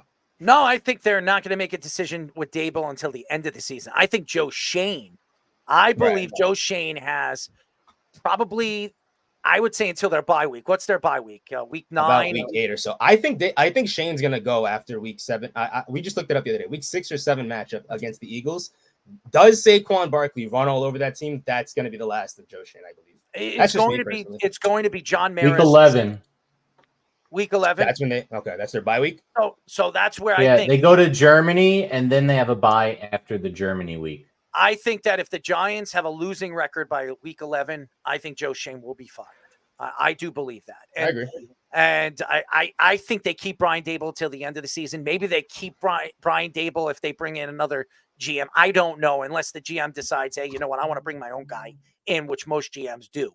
So unless you're the New York Jets, when you do stupid things, because the Jets like to do stupid things. The Jets love to fire their GM 2 weeks after the draft. Yeah, the Jets like to fire the GM and keep the coach, or the Jets like to fire the coach and keep the GM. So it doesn't make any sense. So, but again, the New York Giants are an organization that don't like to make stupid mistakes. But they've been very stupid over the years. And I think John Mara knows that Saquon Barkley thing could really come back and haunt him. So I do agree with you, Scoops. I think this is a make or break year for Dable and a make or break year for Joe Schoen. If it doesn't work, no matter how good Malik Neighbors is, and I think Malik Neighbors is going to be fun to watch. I do. I think he's going to be Saquon Barkley-esque. I think he could be, not Saquon Barkley-esque, Odell Beckham-esque in his first year. But hopefully he stays healthy. But he's also going to be compared to Marvin Harrison Jr. and Odunze. These guys are going to have good years too. I think this is a good wide receiving class. I also believe that this could be a good quarterback class as well. The Associated Press reports that Michigan will likely face level 1 NCAA violations for their sign stealing investigation last season. New Michigan head coach Sherrod Moore was reported to be involved in off-campus scouting related to this incident. Harbaugh, before leaving the NFL, would have been suspended for 3 games at the start of the season. Harbaugh also said he did not participate and he never lied, cheated, or stole anything involved with the investigation. ESPN's Paul Finebaum, called Harbaugh's statement Oscar-worthy and called Harbaugh the Jack Nicholson of coaching. Colin Cowherd called Michigan's allegations a witch hunt against Jim Harbaugh. 5 total Michigan staff members were named on the report, including Harbaugh and new head coach Sherrod Moore. Wow. First of all, there is a reason why Jim Harbaugh was not coming back and signing a new contract with Michigan. There were contract talks where he was going to be the highest paid NCAA head coach, and he decided to go to the NFL. It's not a coinky-dink, ladies and gentlemen. I do not believe it was. Jim Harbaugh, just like Pete Carroll knew with USC, that there was going to be these allegations were going to come, these violations were going to come, and they were going to hurt their national championship chances next season. And now that there's 12 teams going to be in a tournament, Jim Harbaugh knew that after winning his national championship, that's all she wrote for him. He knew that he did what he said he was going to do. He was going to win a championship, bring a championship home to Michigan, and then he was going to flee back to the NFL. That was his plan. He did it for his father. He did it for his brother. Obviously, they're alma mater. So I think there was a reasons why he decided to go back to the NFL. with Michigan's situation, and by the way, mute your mic over there because it keeps shaking. The situation right now with Michigan is pretty simple. Michigan is going to have to rebuild with Sherrone Moore, and Sherrone Moore has a lot of pressure on him. He's taking over for Jim Harbaugh, a national championship. When was the last time Michigan won a national championship since this past year? How long ago? It was the 80s, late 80s, I think. It was late 80s. That's like 30, 40 years ago. Okay? The chances of Michigan bringing home another championship and having another great recruiting class is slim to none. And most people wanted to come and play for Jim Harbaugh. Who wants to come play for Sherrone Moore? I mean, seriously. I don't know much about Sherrone Moore, but he is not Jim Harbaugh. Okay? Now, as far as the violations are concerned, these violations, there's going to be more violations coming out. Jim Harbaugh coming out and saying that he knew nothing about this, he never lied or cheated, is a joke. Just as much as Pete Carroll came out and said that he knew nothing about it as well. Okay? The USC, with the whole allegations, when he decided to flee and go to Seattle and go back to the NFL, it wasn't a surprise that USC was going to get those trophies taken away and fines, and they weren't going to be able to play for a national championship, because I do believe that if those allegations never came out, Pete Carroll was never going to the NFL. I think he stays with USC. I think he wins 3 or 4 more national championships, and he's Nick Saban of college football. So I think that these allegations pushed Jim Harbaugh out. I think Jim Harbaugh knew that these allegations were going to hit, and there a lot of, as we say, shit was going to hit the fan. It's hitting it. And I think Jim Harbaugh said, you know what? My time is up here with Michigan and the Wolverines. I'm heading over there back to the NFL. So if I win a national championship and I win a Super Bowl, how many people have ever done that? Pete Carroll, one of them. Very few. Landry, Switzer, I think. Maybe Tom Landry, I think, did that. I'm not positive about that, but very few people won a national championship and won a Super Bowl. And I think Jim Harbaugh wanted to move on. And I don't think it's crazy to think that things are going to come out and Jim Harbaugh is going to look even more stupid, because he's going to come out and say that he knew nothing about the cheating scandal, anything like that. And it's all going to come back to him, because there's going to be video, there's going to be emails, there's going to be everything. And no, the NFL can't suspend him. No. Nobody can suspend him. So it's all going to come back tenfold. And who's going to take the brunt of it? Sherrone Moore. Right. And there were 4 other coaches involved in that as well. And it's just a coincidence of the timing. Oh, you just happen to leave for the NFL right now. Yeah, you won a national championship, but you did it. Everybody does that. But you did it in light of what ended up happening, too. Because we were even saying, like, the last 3 years, I thought even 3 years ago, I think you even said that he was going to leave for the NFL even that year, too. And that was before Michigan really established himself in making all these college football playoffs. Because the knock on Michigan, they can't beat Ohio State. They're always so close. And then they finally did it 3 years in a row. I don't know anything about Paul Feinbaum. I don't know. He's the SEC Network, one of their league guys. That's fine. Yeah. I don't know much about him, but what did he mean by the Jack Nicholson of coaching? I guess he was acting in his statement of like, oh, you're trying to hide something, which, yeah, that doesn't sound good. Jack Nicholson is not a coach. So I maybe he's a great Jack Nicholson. I know him in a lot of movies. I know he's a great actor. Yeah, I guess the analogy is Harbaugh was acting in that. He's put on a great show to convince everybody that he's lying and knew nothing about it. Yeah, you knew nothing about it, yet you're fleeing to the NFL now, and you're not going to get anything. Meanwhile, your entire program's going to go down. Every single program cheated at one point or another. You're going to tell me Dabo Swinney never cheated. You're going to tell me Nick Saban never cheated. You're going to tell me any of these elite coaches, even in college basketball, you're talking about Coach K. You're going to tell me Coach K never cheated? Absolutely cheated. Well, yeah, they cheated. The difference, I think, here with the Pete Carroll and all the NIL stuff is this is like cheating to actually cheat on the field, too. This is like using military technology to spy on players and cheat on their practices, too. This is Spygate taken to another extreme, because the Connor Stallions, the guy that was caught, was an ex-Navy guy. It's all about money. And with professional sports and even college sports, it's all about money. And it's been going for 50 years. It's been going for 60 years. Yeah. It just wasn't legalized for college sports. Now it's become legalized. So now people are trying to figure out how they can make the most money before there's some kind of sanction on that. And now, all the coaches are crying about how much money these players are getting, these quarterbacks are getting. I mean, look at it. And you look at Caleb Williams, he made like $4 or $5 million last year in endorsements. He was a millionaire before he stepped on an NFL field. So, and now you have Jim Harbaugh. Jim Harbaugh, of course he cheated. Of course he's lying. Of course he's that type of coach. And it is a witch hunt. There's no doubt about it. And Colin Cowherd, with all the crazy stuff that's come out of that guy's mouth, this is one thing that I would absolutely agree with him. It is a witch hunt. You know why? Because this has been going on forever. Every single one of these coaches. Nick Saban, you're going to tell me Nick Saban didn't cheat when he was over there at LSU? He cheated. How do you think he got that Alabama job? Yeah, and it should be a witch hunt of the program. Not necessarily Jim Harbaugh specifically, and now, obviously Jim Harbaugh was the head coach, but again, it wasn't These the entire aren't piece. accusations. These are true. These aren't the entire piece of the puzzle either. You have, like I said, Stallions is a military guy. You had students being hired to watch the signs from other teams in other stadiums games for the opponents the next week. These kids, okay, let me explain something to all you guys if you don't understand this. Most of these kids come from very poor families. Most of them do.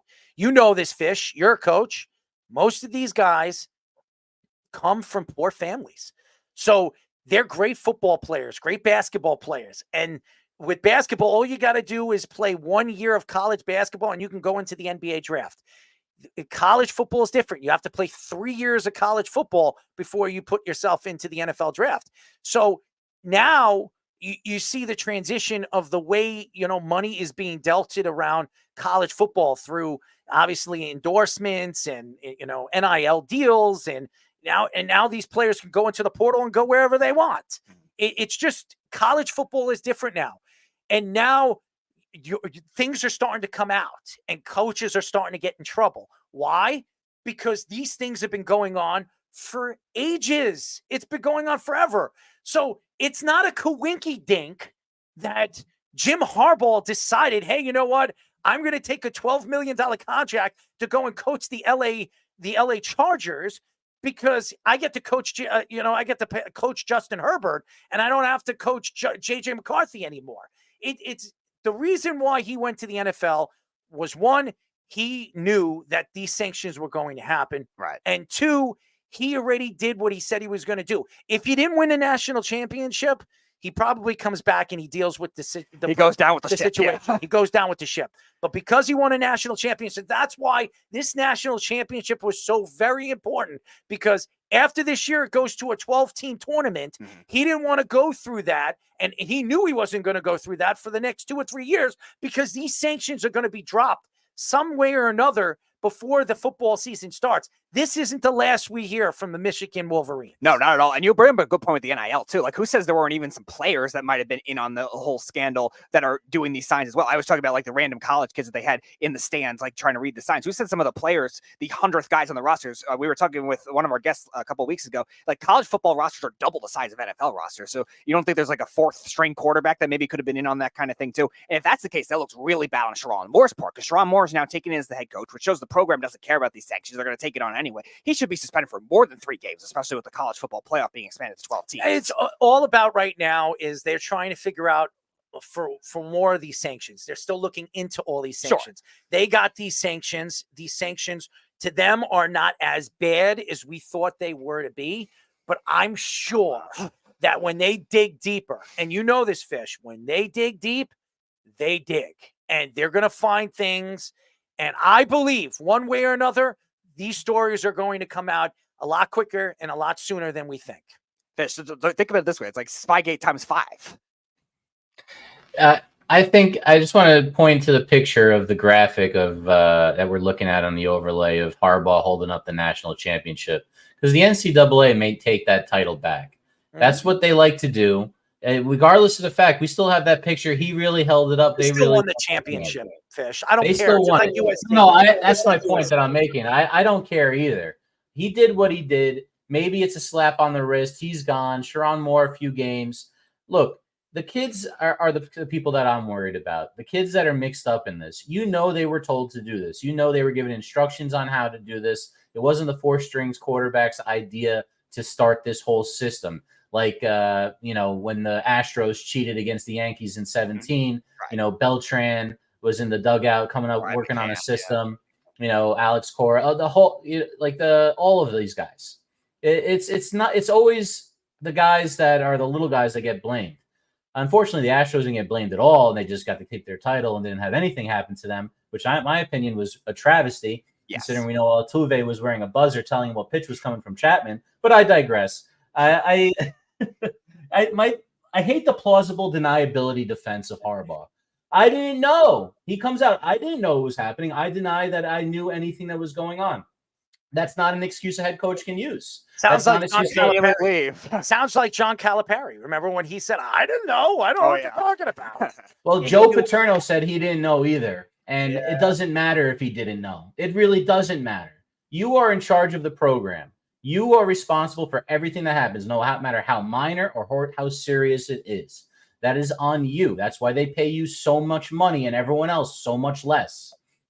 Make sure that you understand what's going on in your program. If it's dirty, it's your fault that it got that way. Not that it's that way and you're just a victim here. It's your fault. Now he's going to skate away. He's going to go to LA to that empty stadium where they don't root on their team because they're not in San Diego. He's going to change. He's going to change that team around. I do because he's energetic, but it still doesn't make him right at all in this scenario. He was always fit to stay in the NFL as a head coach. I never thought that he was ever going to be successful as a college coach. He did win a national championship, so if you want to call that success, but he also had very good recruiting classes. There's no question. But what did he have to do to recruit those guys? That's what I want to know. Okay, because as much as it is Jim Harbaugh, what did he pay under the table to get those guys to come and play for him? As much as I believe Nick Saban was doing that too. I don't care what Jeff says. Oh, Nick Saban, he's done it clean. There's nothing that comes out and says that he wasn't clean. Give me a break. Just like Coach K. And I'm a big Coach K fan, and I'm a big Duke Blue Devil fan. I follow Duke. I know Coach K was dirty. They're all dirty. And this was a 3 years worth of coaching. They're all dirty. Who says they weren't even paying players even before that? So they got drafted in other years too, not even just the national championship. I don't care how popular Coach K is and how much everybody looks up to Coach K, and I love him. Okay, I've never met Coach K, and whenever I hope before he goes, I get a chance to meet him because I've always loved his style of game, his defensive style of game. I've watched him for years coach the Duke Blue Devils. I'm going to tell you this right now. If you as a Duke Blue Devil fan don't believe that he was dirty, you don't know college sports. They're all dirty. They all paid under the table to get certain guys to come and play in their school because these families need money. They need money. And that's why, these kids are trying to push themselves into the NFL as quick as they possibly can. Why? Because their fortunes, their families' fortunes, automatically they become wealthy. It helps everything. It helps their families, their kids. Some of these guys, before they even go to college at 16 years old, they have 2 kids. They have a kid. Yeah. They're raising kids and they can't afford those kids. So what are they trying to do? They're trying to get to the NFL. They're trying to get to the NBA. They're trying to get to the MLB to try to get that money so they can support their families and help support their families. So don't get it twisted, ladies and gentlemen. It's been dirty for years. And this is the dirtiest one of them all if you're going to have paying kids to get involved in this kind of scandal like this, which is performance enhancing too, because you're cheating. Hey, Belichick would say whatever you can to get an edge, right? Oh, yeah. It's one of those things where there's a fine line between gamesmanship and breaking the rules. And if you don't respect the people that make the rules, there's a whole lot more gamesmanship, right? And I think that's what's going on here. There's such a gray area in college sports right now with the nebulous NIL deals that people don't really understand how it works yet. There's a lot. It reminds me when I went to college, YouTube just came out. Facebook came out the year my freshman year. We were throwing parties on Facebook. The cops didn't know how to find them yet. We were getting away with murder because nobody had figured out the technology and people were just able to get away with things. I think they got away with a whole bunch of stuff when people weren't looking. Now their chickens are coming home to roost, as they say in the Midwest. And Harbaugh got up and out of there. That's all there is to it. Speedy, did your chicken come home? I don't have any chickens. Well, how do you know? You sure? Because I don't have a farm. I have a farm. You do? Yeah. I have a hard time believing that. Why? You don't think I own a farm? I don't think you would be the type to own a farm now. Omaha! Now you see. Yeah, now you're trying to be Peyton Manning. Charles Barkley told the Associated Press that he intends to stay with TNT Sports, even if there is no NBA on TNT. Barkley originally said he was planning to retire after this season, but now says he wants to go forward with his 10-year contract he signed 2 years ago. Warner Brothers filed a lawsuit against the NBA last week to the New York Supreme Court, and the NBA has 20 days to respond to the suit. The lawsuit is related to the NBA claiming that TNT did not match the $1.8 billion offer that Amazon offered in their new media rights deal. TNT said that the NBA and Adam Silver did not have a legal right to reject their offer when they offered the same deal. ESPN, NBC, and Amazon Prime was trying to get Barkley to join their networks before Barkley made the decision to stay with TNT, regardless to the outcome of the lawsuit. First of all, I hated Charles Barkley as a player. Just to let everybody know, I did not like Charles Barkley as a player. I thought he was rude, disrespectful, but that was the type of game he played. As an analyst, as much as he hates the New York Knicks, and he hates the New York Knicks, I love Charles Barkley. I love his personality. I love what he brings to the game. I love what he brings to the television. I love him. I like Kenny Smith. I love Johnson. I love Shaq. I think all four of those guys should be working together. If it's not with TNT, it would be with Prime, ESPN, NBA. NBA TV. One of these contracts should be signed by these four guys. They should be signed. But Ernie Johnson looks like he's probably going to retire. And I think Charles Barkley knows that this is his moneymaker. Charles Barkley knows that he is going to make millions and millions of dollars to be on television, and that if he walks away from any television deal, he's not the center of attention anymore. And Charles Barkley is all about being center of attention. So I think Charles Barkley, obviously staying with TNT, shows that he is connected, and he wants, he has that, that loyalty to TNT, and that he doesn't want to walk away and take a Prime job or an NBC job or an ESPN job. So that shows that he is loyal to wherever he works. And also, I think that Charles Barkley understands that the NBA is a growing sport. It's growing so fast internationally. And he knows that the money and the TV deals and the endorsements that he can make moving forward is endless. And Charles Barkley is a multi-millionaire, and his family is set. But Charles Barkley likes to go to casinos. He likes to spend money. So eventually, when you have all those spending habits, you're going to lose money. So where are you going to gain your money unless you're investing or you're out there trying to make it? And I think that Charles Barkley understands that, again, the game is growing and there's opportunity in the future for him with the TV deals. And also TNT with all the negotiations, with obviously the lawsuit that they have against Amazon and the NBA, TNT will fight one way or another to try to get back or try to bring back the NBA one way or another. So I sit here today and I wonder what really changed Charles Barkley's mind. That's what I wonder. And my answer to that is money. It's all about money. Money makes the world go round. And he knows that with the 10-year deal that he just signed 2 years ago with TNT, it's lucrative. It's one of the biggest contracts an NBA analyst has ever gotten. And this is a guy that has lived in front of the camera for the last 20 years. And why would you walk away from something like that, knowing that you're a superstar? You're bigger right now as an analyst than you were as a professional basketball player. Because even though you were an all-star, you were a Hall of Famer, you were always embedded in front of Michael Jordan.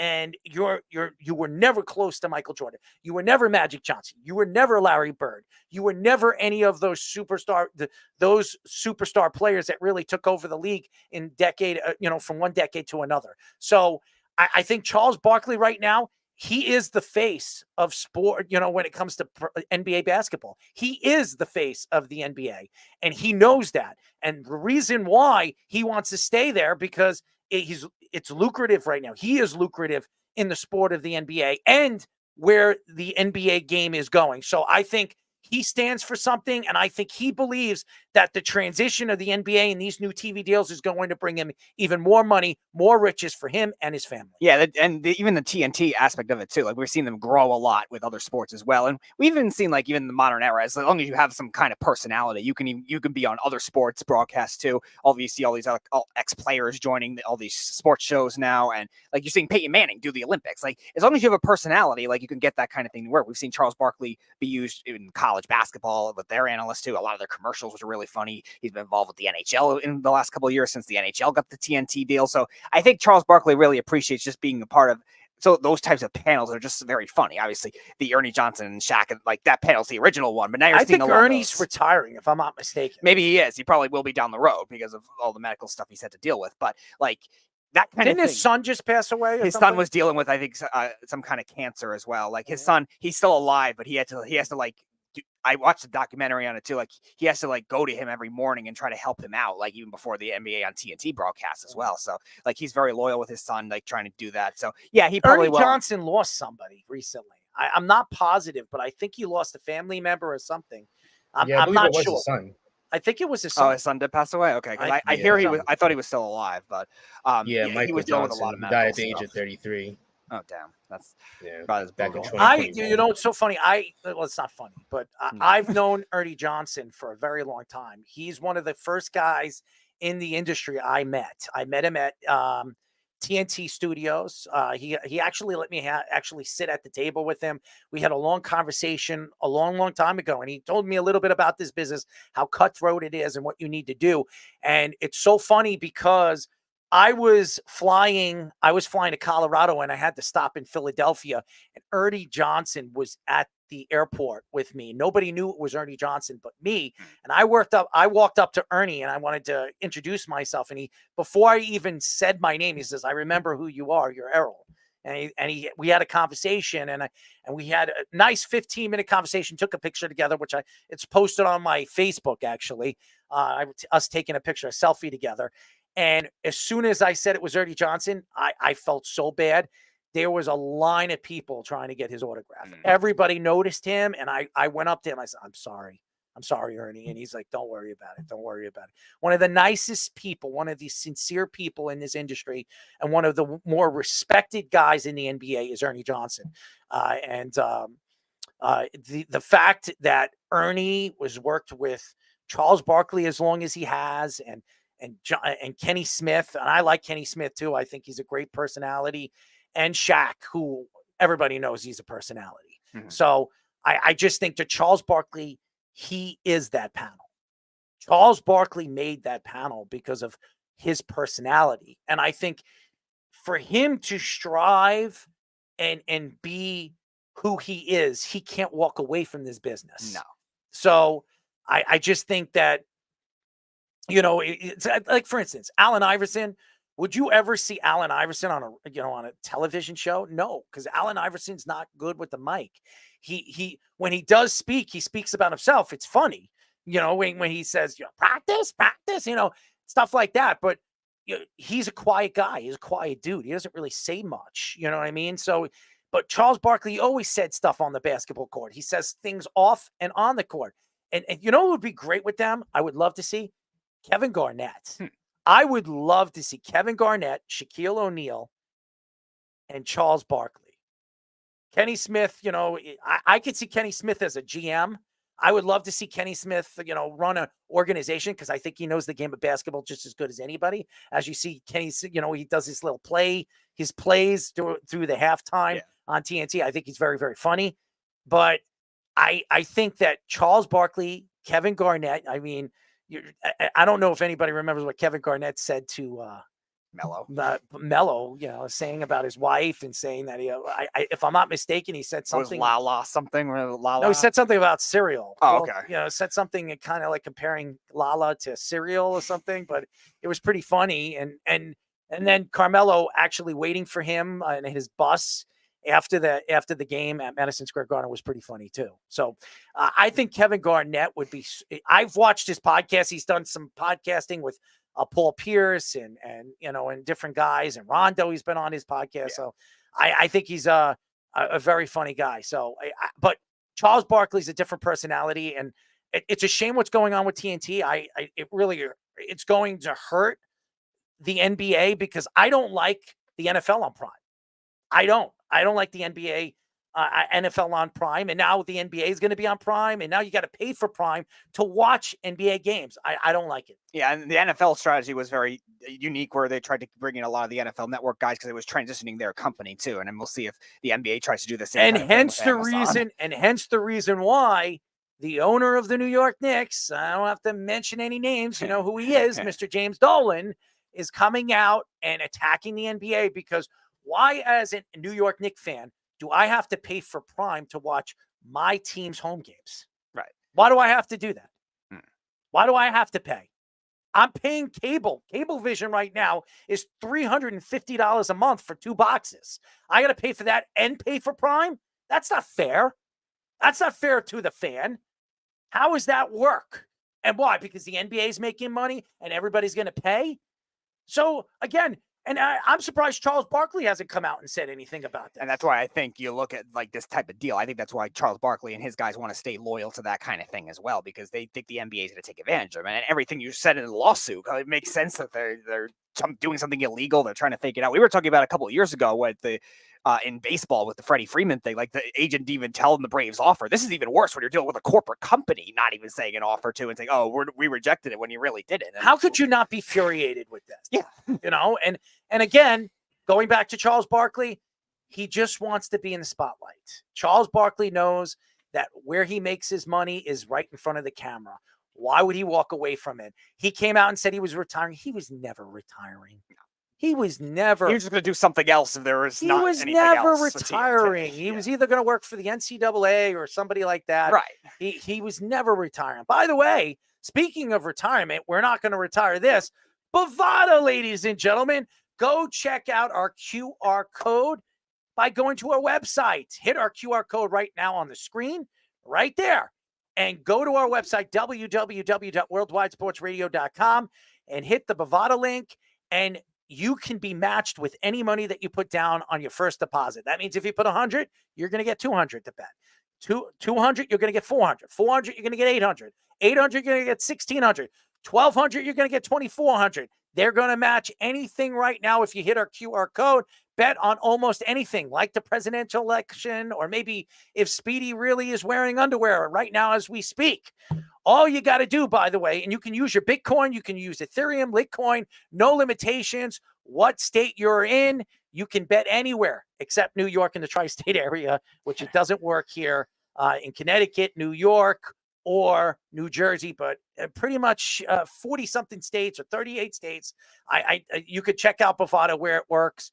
We're working on something else right now with another organization, so stay tuned. All you have to do is hit and click our link on our website. And by the way, Fanatic 2, guys, ladies and gentlemen, if you want to buy hats, you want to buy shirts, you're going to the Fanatic event coming up in August, where you can meet Peyton Manning, Tom Brady, or Jalen Brunson. There's like 70 or 80 different athletes going to be there signing autographs at the Javits Center. Well, ladies and gentlemen, you could also go to StubHub, which is on our website as well, and you can get a percentage off. I don't know exactly. I think it's like 10 or 15% off of any tickets right now if you go to our StubHub. I definitely go check that out. And Fanatic 2, you can get yourself percentages off on hats and jerseys and all different sales on Fanatic by going to our link in our website. Keith says James Dolan, how could you like him? All we're saying, he was the voice of reason when it came to the NBA rights deal. First of all, I like James Dolan because he has a lot to say about a lot of different things. And I like James Dolan because he's the only guy that has a brass or a set of balls right now to come out and attack the NBA. Because nobody else does that. Why are you yawning over there? Why are you yawning? Sorry, man.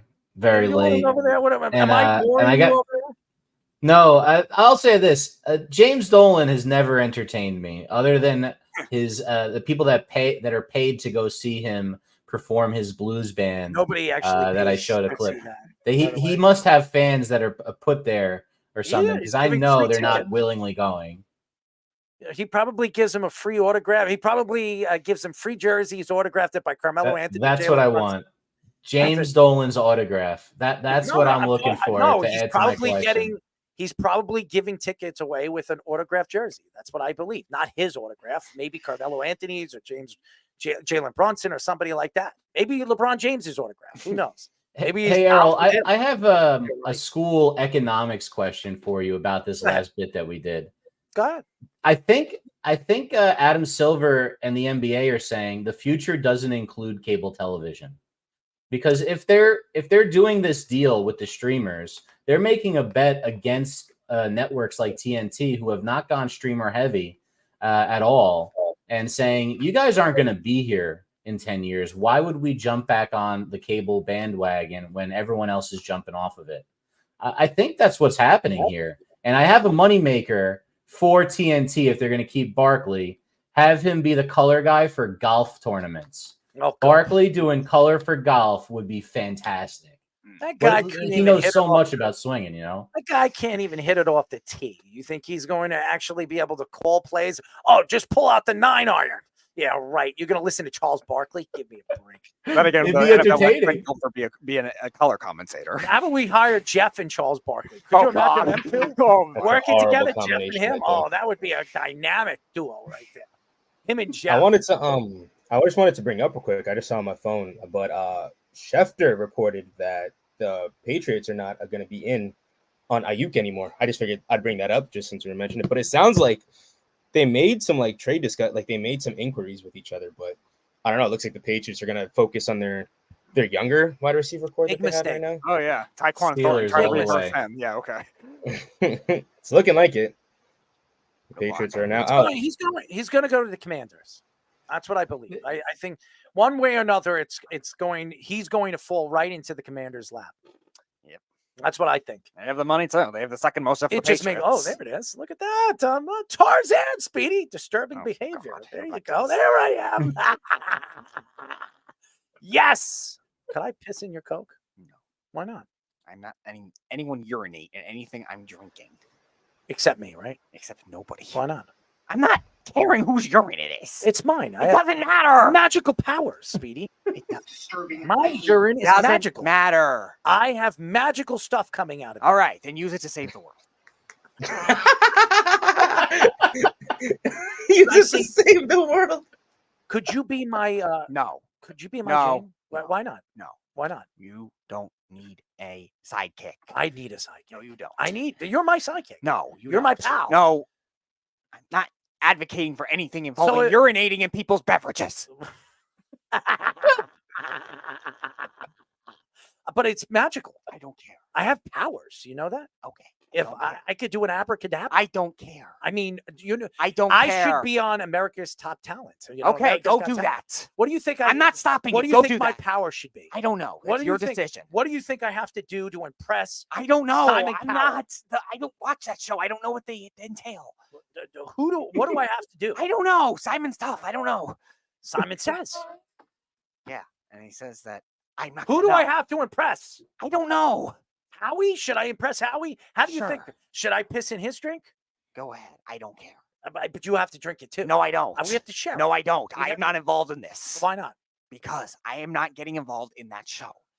So if I'm not getting involved in that show. You kind of resemble Harry Mandel. I don't care.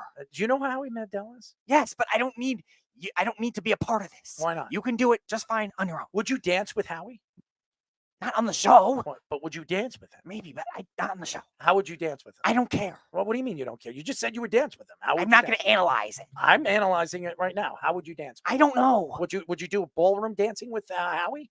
I try it. I don't think I'd be that good. But So who do you think would be the lead? You or Howie? Him. Why him? He's an entertainment figure.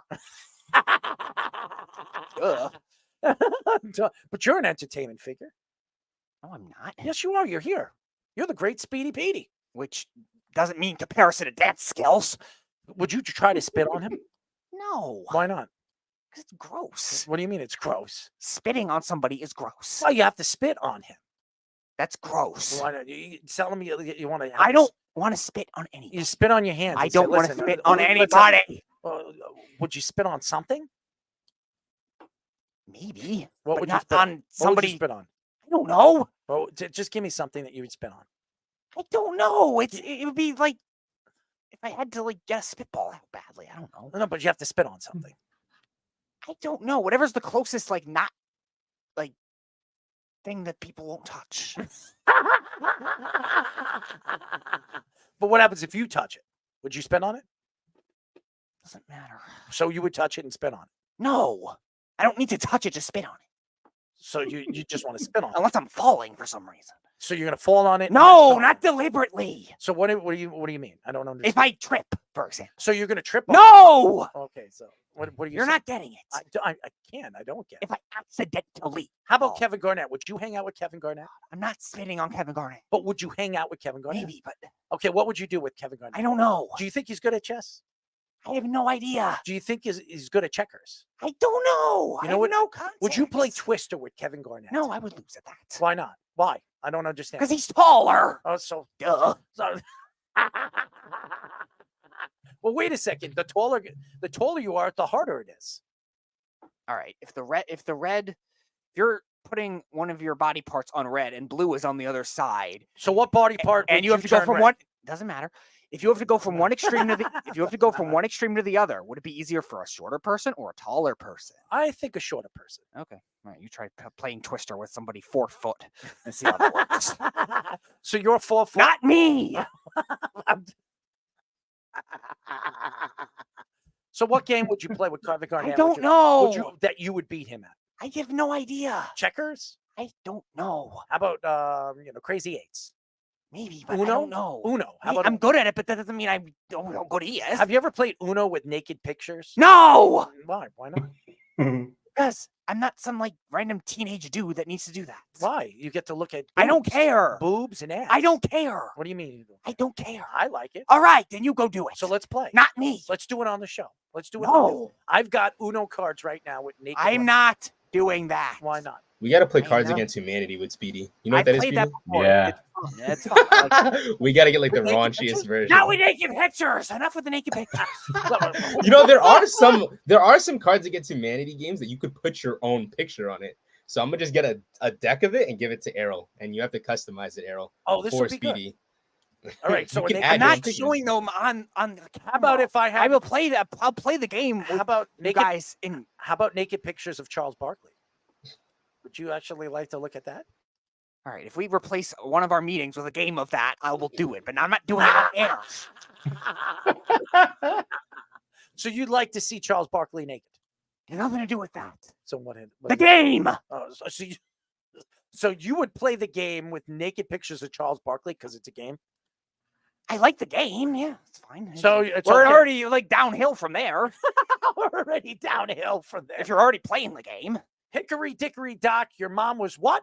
No, my mom's not involved. No. Okay, but how about that? My mom is not involved. Why don't we do concepts? Concept. That's what Cards. That's what Cards Against Humanity is about. Concepts. Concepts. Okay, give me a concept. Let's play right now. I don't have the game with me. Let's just play a game. I don't have it. If I had it, give me a question. If I had, give me a question. It's not a question game. No, I want you to ask me a question. Ask me a question. It's not a question. It's a category. Ask me a question. It's not. You clearly haven't played the game. You don't know. I know what the game is. Okay, ask me a question. It's based on a category. Ask I don't have it with me. Ask me a question. I want a question. I don't. I'm gonna restart. Cards Against Humanity. All right. All right. That's fine. I want a question. Give me a question. Give me a question. No. I don't want to play that game. You want to play Cards Against Humanity? You're getting a Cards Against Humanity. No, I want you to give me a question. Give me a question, and I want a really good question that's going to make me aroused. Give me an arousing question. I don't know. I want you to make. I'm Tarzan. You're my Jane. No, I'm not. You are. No, I'm yes, not. you are. You're Jane. I'm Tarzan. No, I'm not. Oh, there I am. Look at that. Look at that. Look how sexy I am. I don't care. You see my flex? I don't flex care. for me. Flex for me.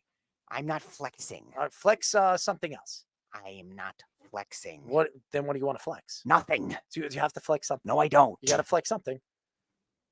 No, I don't. You could flex your finger, but you got to grab something first. No, I don't. I'm going to help you. I'm not going to help you. Actually, I'm going to stay over here. No, you're not. I am not going to get close. I am not. I do not want to help you. No, I do not want to help you. No, you don't. But you can help me. I'm not doing that either. I mean, you got to reach over here. No, I don't. I don't think your arms are long enough. Now, if Kevin Garnett was over here, he might. See? Look, heights. But there you go. Ding, ding, ding. You finally learned. But hold on one second. This isn't Twister.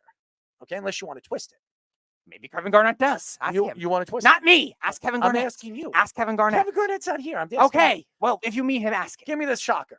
Give me the shocker. No, that Wes isn't here. That's only for Wes. All right, silk the shocker. That's only for Wes. Will you silk my shocker? No. Will you silk somebody's shocker? No. Will you silk Scottie Pippen's shocker? No. Why not? I'm not getting involved with that big behemoth. Behemoth? Yes. Scottie Pippen is not a behemoth. Compared to me?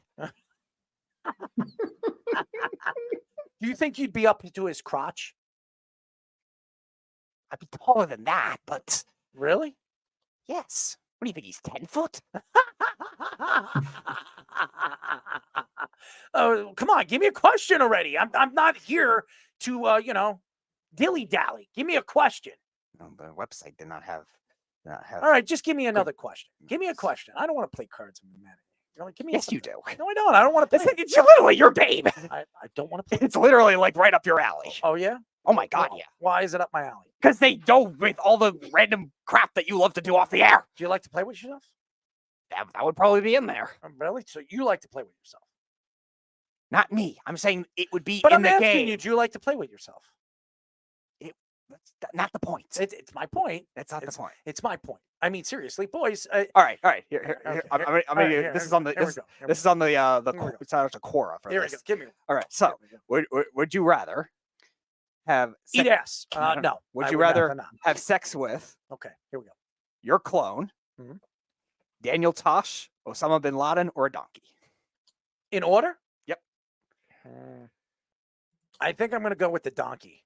All right. I think it would be fun. I mean, he's got big lips and his mouth is pretty big. You know? What do you think?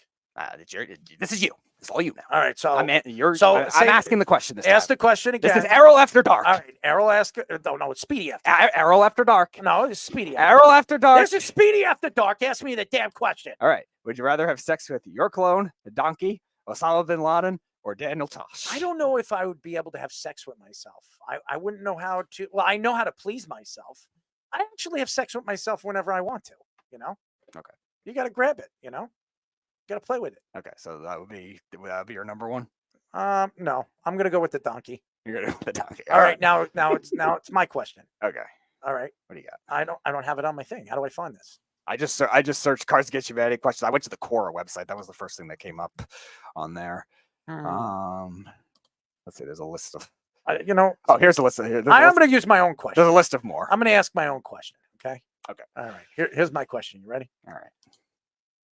How many asses will you eat if it was the last thing to eat in this world? Okay. Give me the answer. If you needed to eat an ass, would you do it to survive? There's a question. Well, how many people are in the world? 10. 10. You have to eat an ass. Okay. I will do 3. You're going to eat 3 asses? All you have to do is eat one, and you're going to eat 3. I'll survive longer than the rest of them. There you go, Scoops. Oh, you got some questions? Get us some questions. Come on, Scoops. You're showing it. Give us a question. Me and Speedo will answer it. This will be good. You need the cards. All right, he's gonna pull the cards out. Well, no, but you're not supposed to know like everyone else's. I don't cards, care. though. He's gonna ask. He's got to ask. We'll improvise. We'll improvise. We'll improvise. Scoops, you can bring it here tomorrow. We can do that. I'll bring this tomorrow. All right, ready? Here's like Speedy said, you gotta kind of. It says, "Check me out, yo. I call this dance move blank." You see that? Okay, so now give us some of the white cards, and that'll give us. No, you got to answer the question. Come on, you just answer the question. Say it again, Scoops. I need options. No, there's no options. Yes, there is. It says, "Check me out, yo. I call this dance move blank." So you got to kind of figure out your own dance move. All right, so now fan out some of the other cards, Scoops. Fan out some of the white cards. I'll pick the craziest answer. I've got one. The ball dingy drop. There we go. I know you do something like that. The ball dingy drop. What do you think? That's his. I'm not surprised you would think. Give me one. Give me one, you idiot. Let's go. Spit it out. Come on, Scoops. It's got to be the sausage shuffle, doesn't it, Speedy?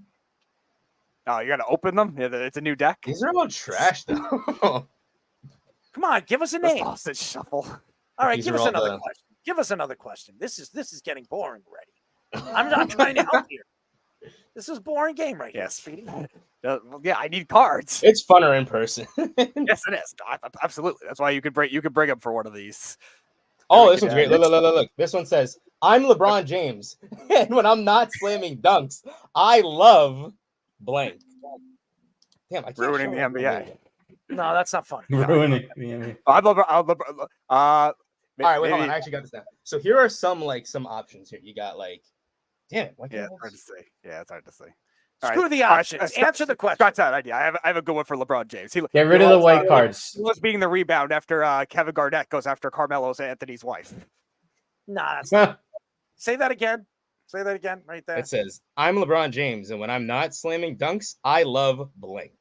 Eating sausages. Eating sausages. Sausages, Speedy. Would you share a sausage with LeBron James? No. You wouldn't? No. I mean, if LeBron James told you right now where I could get you the most expensive sausage right now, It doesn't matter. where would you buy? It doesn't matter. Where would you eat a sausage with him? You could eat two different sausages. It's not hard. So you're going to eat his sausage? No. You could. You know, eat I got two different one. ones. I You're got going to one. steal his sausage? No. Let's share. I'll share his sausage with you. How's that sound? What?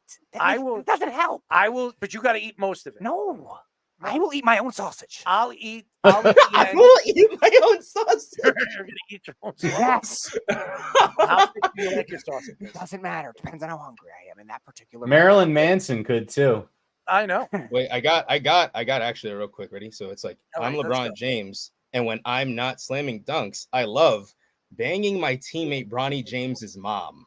That's a There good you one. go. Perfect. Speedy. See? All Because right, he Speedy, does I got do a that. question. See, Zach Wilson loves doing the same thing.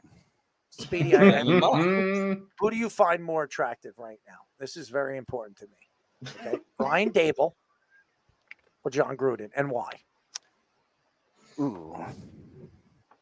No, think about it. I go for Gruden on that one. Why? What's that? Oh, wait, the hair. The hair. The hair. So you like pulling hair? Not pull. Why do I have to pull everything? You got to pull the hair. All I have to do is look. So you're going to look at his hair and just say, "Wow, he's got nice hair. I want to screw him." All that doesn't correlate. Well, if you're All you're judging is something you could do with your eyes. You do not need to make physical contact with somebody to judge attractiveness. All right, hold on. I got a great question. This is another great question. Errol, I think you'd like this question. It says, what will always get you laid? That's a good question. Must be the shocker, clearly.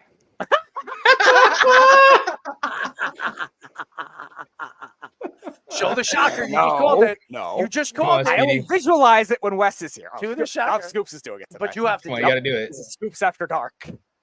No, it's Scoops After Dark. We can do No. that. I don't think it's as You- funny as Speedy After Dark, though. Speedy After Dark. No, All right, what was the question again? I'll answer. It said, what will always get you laid? Definitely not that. Definitely not the OnlyFans. Wearing a Speedy Speedo. Speedo?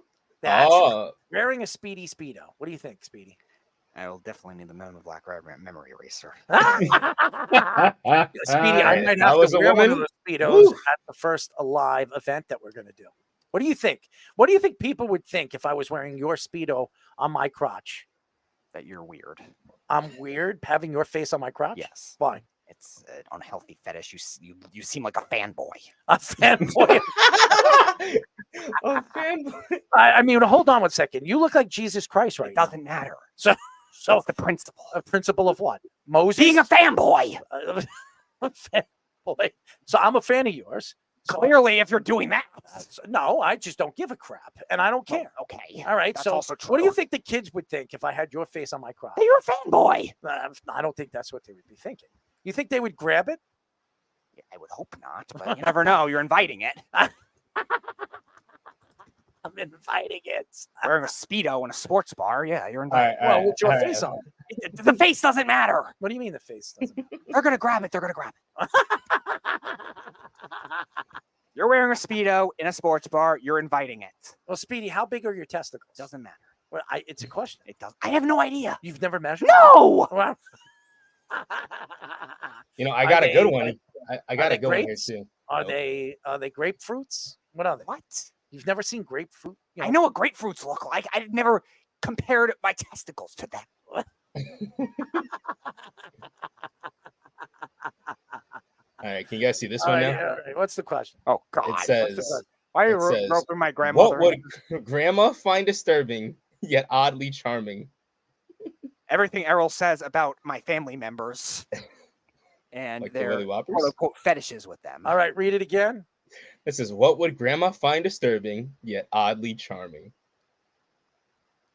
Her dog and my dog doing what Errol claims my dog deliberately does to my ass. You like pie? What would Grandma? That's a good question. What would she find disturbing yet oddly charming?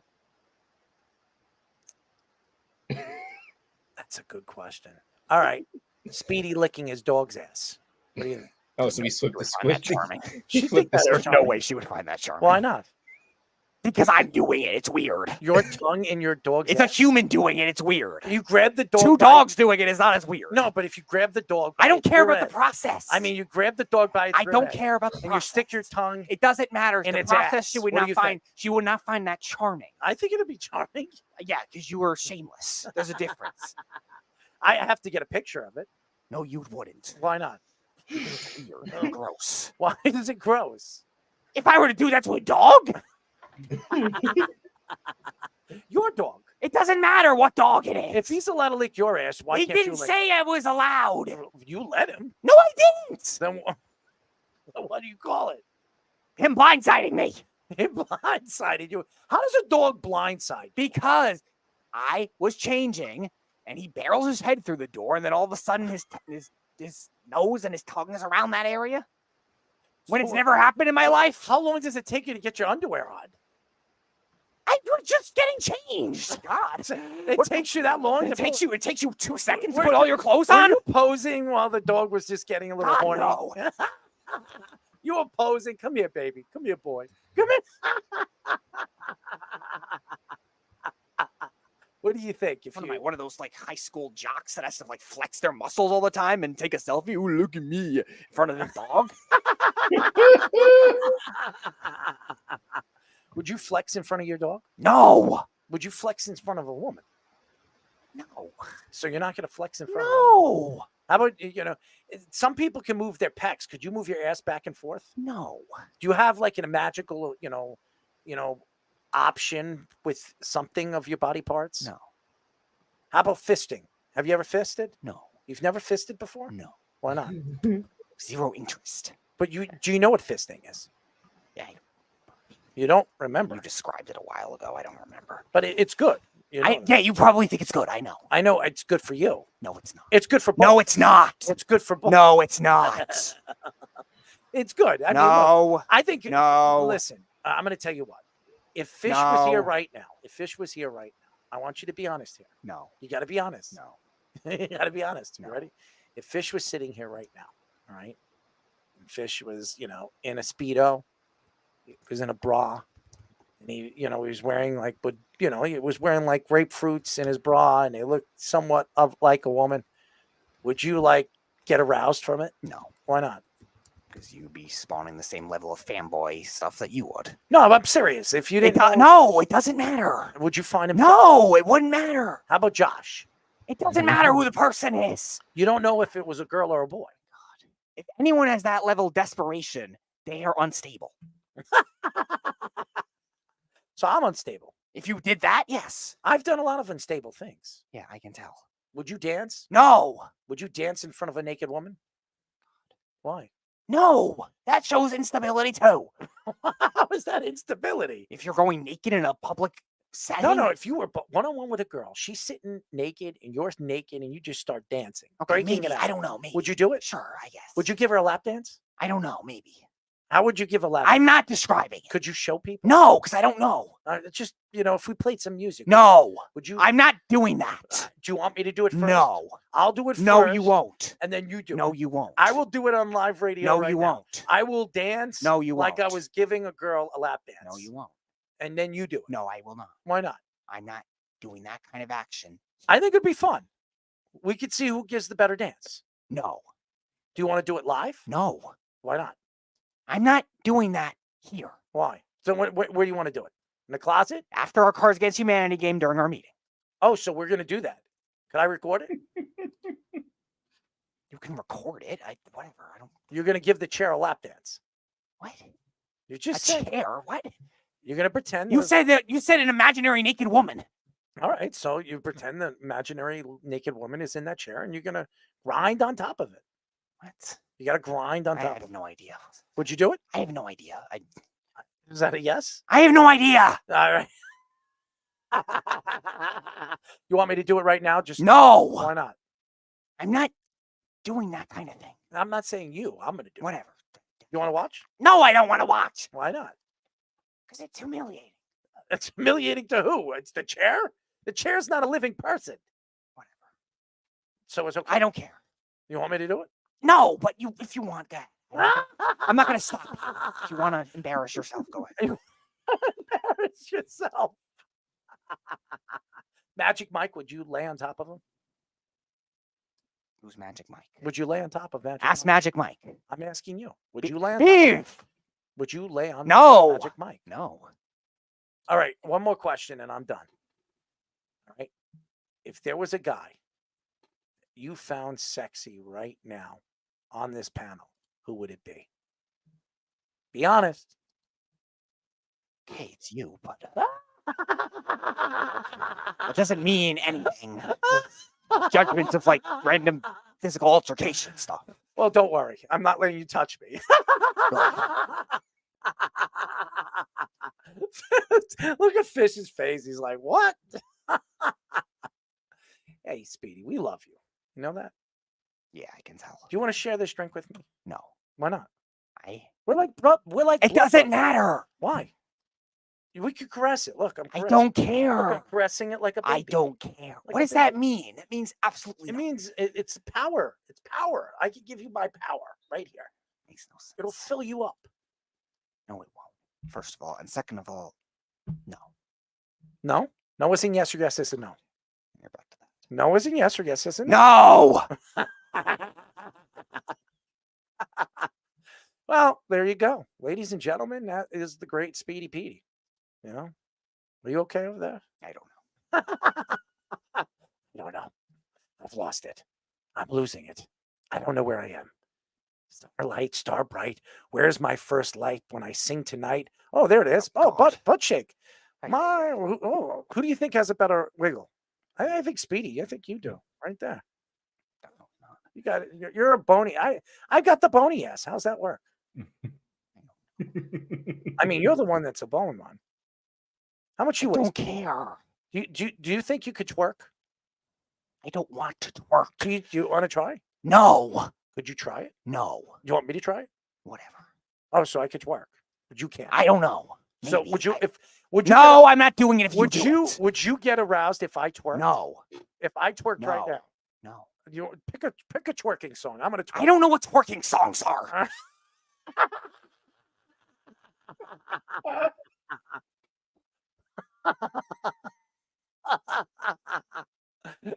Oh man! If I just like jumped on a chair and just started twerking, what would you do? Be worried about the technology in this room. You think I'd break the cameras? It's a possibility. You're on a chair that's rolling, trying to twerk. But you don't know what twerking is. I don't care. I know there's some kind of physical motion involved. A lot of motion, for the ocean. Okay, go do it near the ocean. The ocean.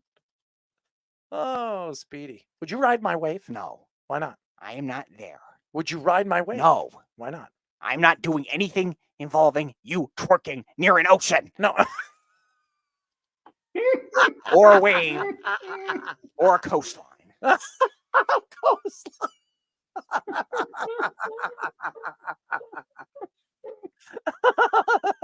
A wave or a coastline.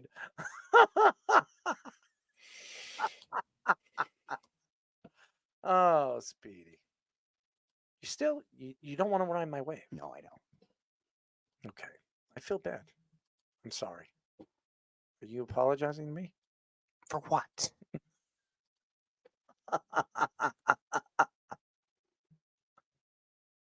Could I piss in somebody's Coca-Cola? If they want you to. Would you drink it? No! I'm not drinking anyone's urine. It's power. I don't care. I don't care. If it gave No. you, if it gave No. you, if it gave you superpowers, No. you wouldn't do it. No. If it came down to saving the world, would you do it? I don't know. That means yes. Just say it. Yes. I don't know. That's a yes. I don't know. So you don't want to save the world? I don't know. So you want the world to end? I don't know. I guess that means yes. All right, ladies and gentlemen, Speedy will not drink urine to save the world. I'm very upset. It means death. It means gone. That means no more Speedy. It means no more us. I'm upset. Quietly. Chicken eating? What? Chicken eating. Okay. Could you give me one more thing? I need to hear a rooster sound. Give me a rooster sound.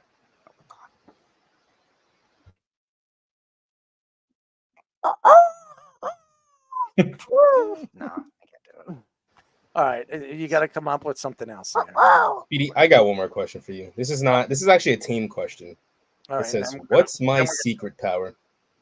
All right, What would give be me your a secret secret power? What is your secret power, Scoops? What's mine? You have the power. Are you asking me, or are you answering it? No, we're saying what is your secret power, Scoops? My secret power? Ooh, I don't know if I got a secret power. Let me hear yours first, and then I'll probably. I'm gonna guess. I'm gonna see. I've got a your secret power. I know what mine is. Oh, you're gonna say what mine is, Speedy. Okay. Yeah, I'm gonna say what your got secret power is. Go ahead. So you have the power to scoop up ice cream, all the gross crap off the ground of Philadelphia, and eat it, right? And stuff it. Am I gonna eat it, or does Jeff have Sean to eat it? Smith's mouth. Oh, Sean Smith. Sean Smith is going to be the recipient. Sean Smith's mouth. We got to cut that out and send that to him. You little bastard. Okay. All right. Now it's yours, Speedy. Yeah, what's your secret power? I gave an answer. What's your power? No, I gave my answer. No, what? That's. Yeah, Scoops' I want to know what power. your now power Scoops is has now. to give an answer for his power, and you have to give an answer for his power. Okay.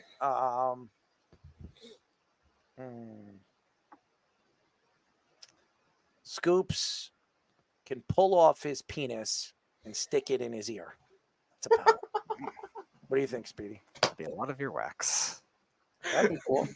A lot of earwax on. I mean, then he can put that it back. particular penis. He can itch his ear. I mean, he can itch everything. That's true. And it look, I won't have to use Q-tips anymore. That'll be like my portable Yeah, Q-tip. Q-tips. So you I can think use your that's own cool. penis. I think that's cool.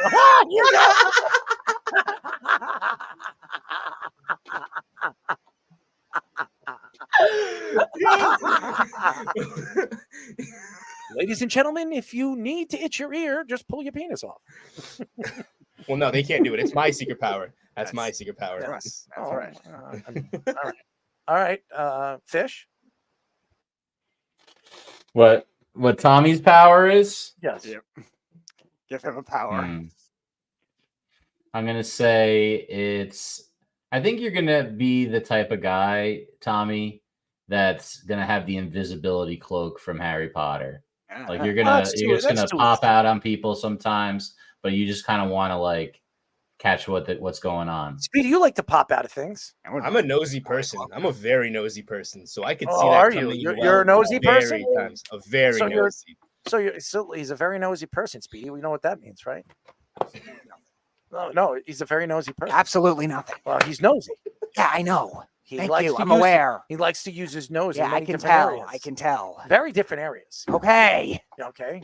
Are you a nosy person? No. What do you mean, no? I am not in any sort of the literal, metaphorical, or whatever. So you don't like to word. use your nose in many different ways? Not really. So what do you use your nose for? To breathe. See, I'm wishing I had it with the most hilarious thing. I wish I had it with the mixer. That thing would have been perfect with the. Do you like to sniff? Breathe. Breathe. All right. You know what my superpower is, Speedy? Give me my superpower. Hurry up, quick. You're the purple herbal. But what's my superpower? Your superpower is to zip Jeff's mouth shut and stick it where the sun doesn't shine at him. Ooh. Where is the sun don't shine? At the bottom of his pool, up towards his body. Oh, wow. That's pretty interesting. And zip his mouth shut. Man, I better, wear protection. You know? Yes, you better wear protection because we know he's pretty big. Yeah, it's pretty big and pretty deep, right? Yes, he is. Do you like it deep? And not me, it's Jeff. But you like it deep. Not me, it's Jeff. Do you like deep? Depends on the context. So, but how deep do you like it? It depends on the context. How long do you want it? I need specifics. I'm not. The question is, how deep do you like it? It depends on the context. I'm asking you how deep you like it. Is it deep? Sure. Well, shallow? What do you like it? Sure. Sure what? Deep. You like it deep? Sure.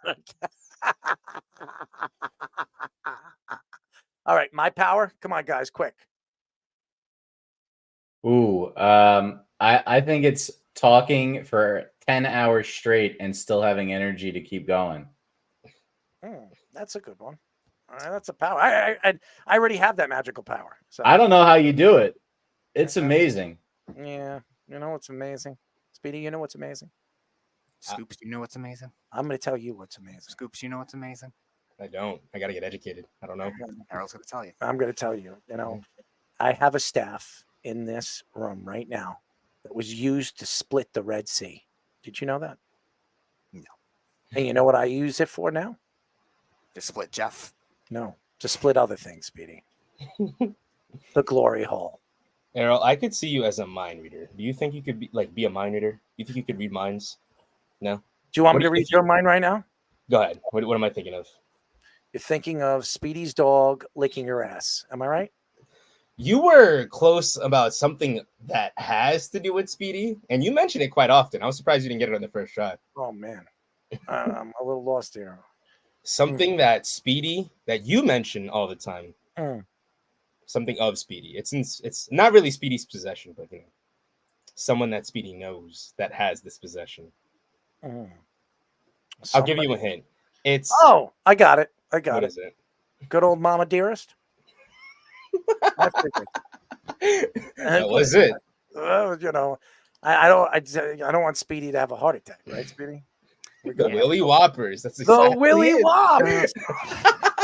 I made a song about Willy Wops. I'm sure you want to hear it? No. I'm actually going to sing it tomorrow live on this radio show. It's called Willy Wops, and I'm going to sing it. Are you ready for this? Why? Never. It's not advocating for that. He said no. But it's called Willy Wops. I don't care. It's going to sell. What it is. I'm going to sell it on Apple Podcast. What do you think? Oh yeah. You think they're going to buy it? I don't know. How many? I don't know, and I don't care. 10 cents a click. What do you think? I don't care. I'll give you. I don't care. I'll give you half the I don't profits. care. It might only be a couple of cents. No. Anyways, there we go. Yeah. Look at that. Power outrage. Oh, I might lose power. You already lost power. My lights were flicking earlier today. I'm surprised I didn't lose power. Well, the show is here. Yeah, so clearly we didn't lose power. Well, it's Duh. Duh. You're gonna have to get that one, Tommy. The duh. File that under things a second grader would know. Could I smack you around? No. Could I do something? No. That way we won't forget it. Yeah. We'll get it. Guys, Speedy, I got you brought up something earlier tonight, and I wanted to come back to it if we had a chance. I think this is a perfect time. You were saying that you were commenting on DeMeco Ryans being the only NFL defensive head coach to pattern if you're a defensive guy. Young defensive coach. So you don't think Robert Saleh is a guy that you should pattern a defensive coach you should pattern after. Isn't he going to lead everyone to the promised land this year on the other side of New York over there? Once he does his push-ups like Dan Campbell. The only thing he's going to be powdering is the powder puff that's going to go up his ass at the end of the season. Because Woody Johnson's going to shove it right up there when he's gone out the door. Well, Woody has plenty of powder. The company that he runs, that's the powder company. Right. They've just been. Speedy, would you have a threesome? No. Would you have a threesome with Robert Saleh? Nope. Here's And the Woody threesome. Johnson? There's the threesome. Robert Saleh, Woody Johnson, and well-renowned New York Jets fan Jeff Stenberg. Oh, could you imagine those three? Oh, man. That's the threesome. Who do you think would be the leader of the band? Jeff. No, I think Robert Saleh would lead.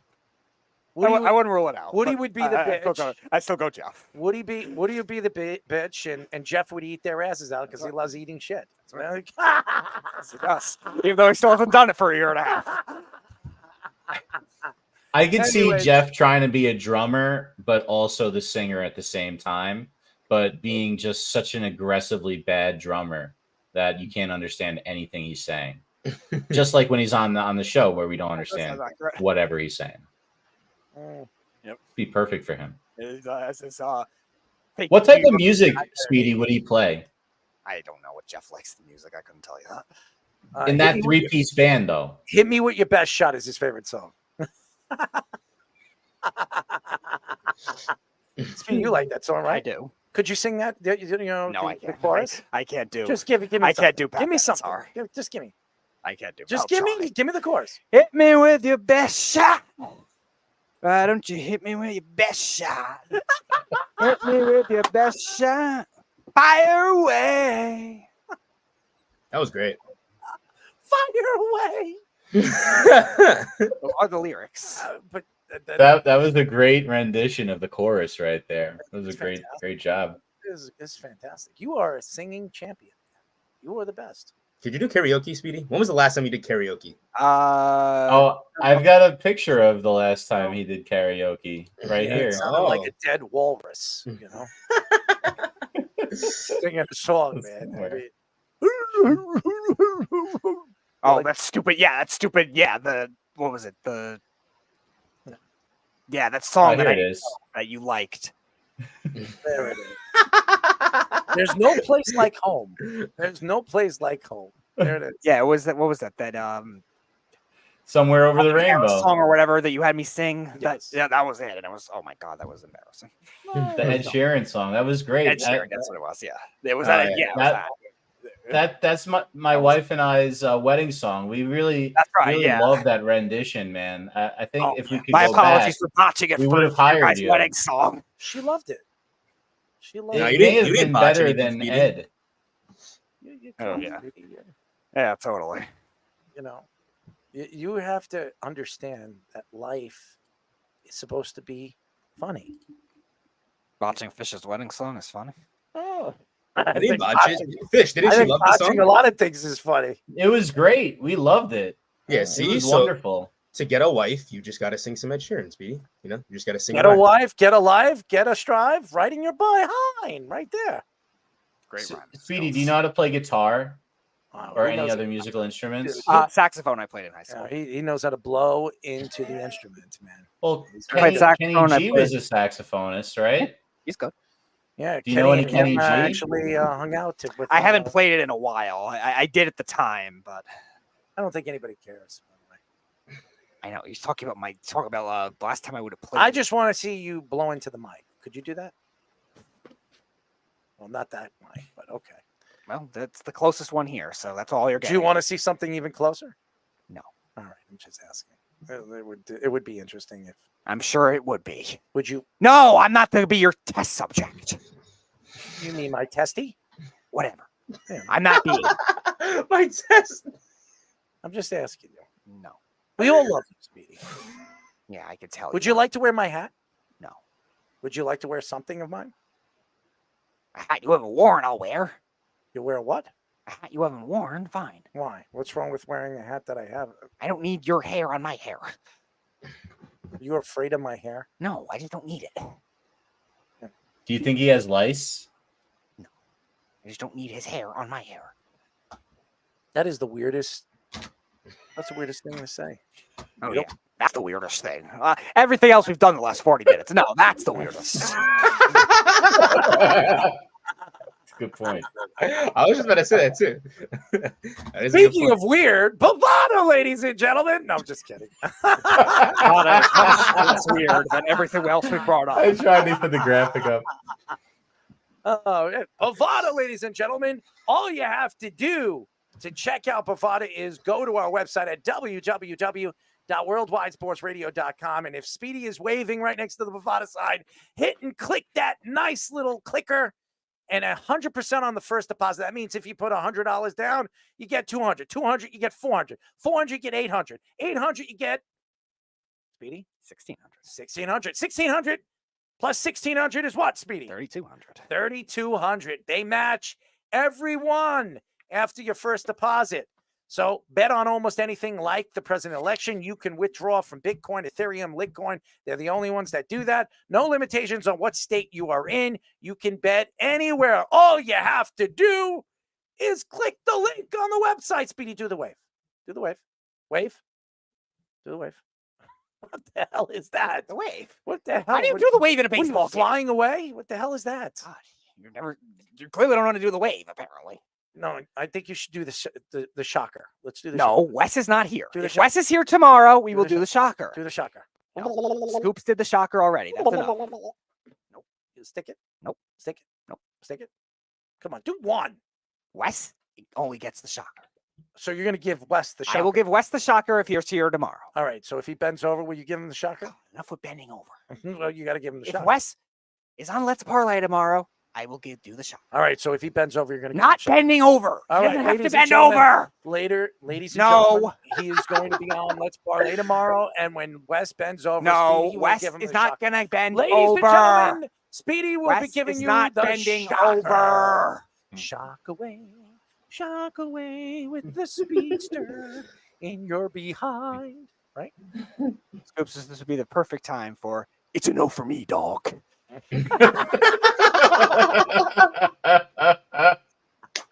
Oh, man.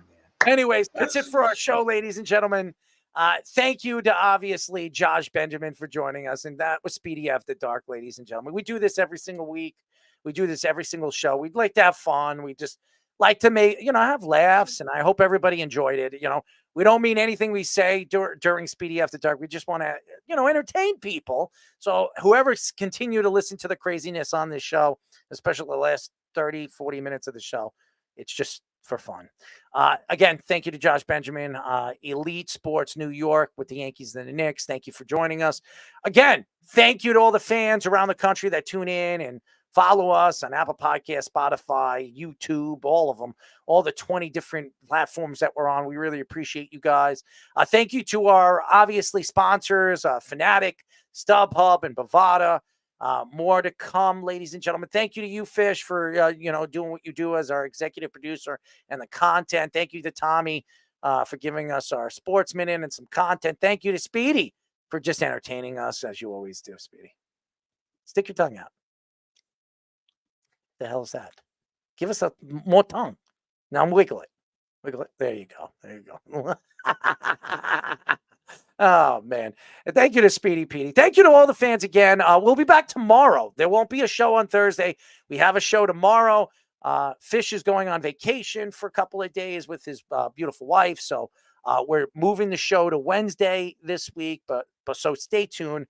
It's definitely going to be a good one. And again, we'll see you tomorrow. Good night, everybody. You're listening to the Worldwide Sports Radio Network. This is Mario Andretti. You know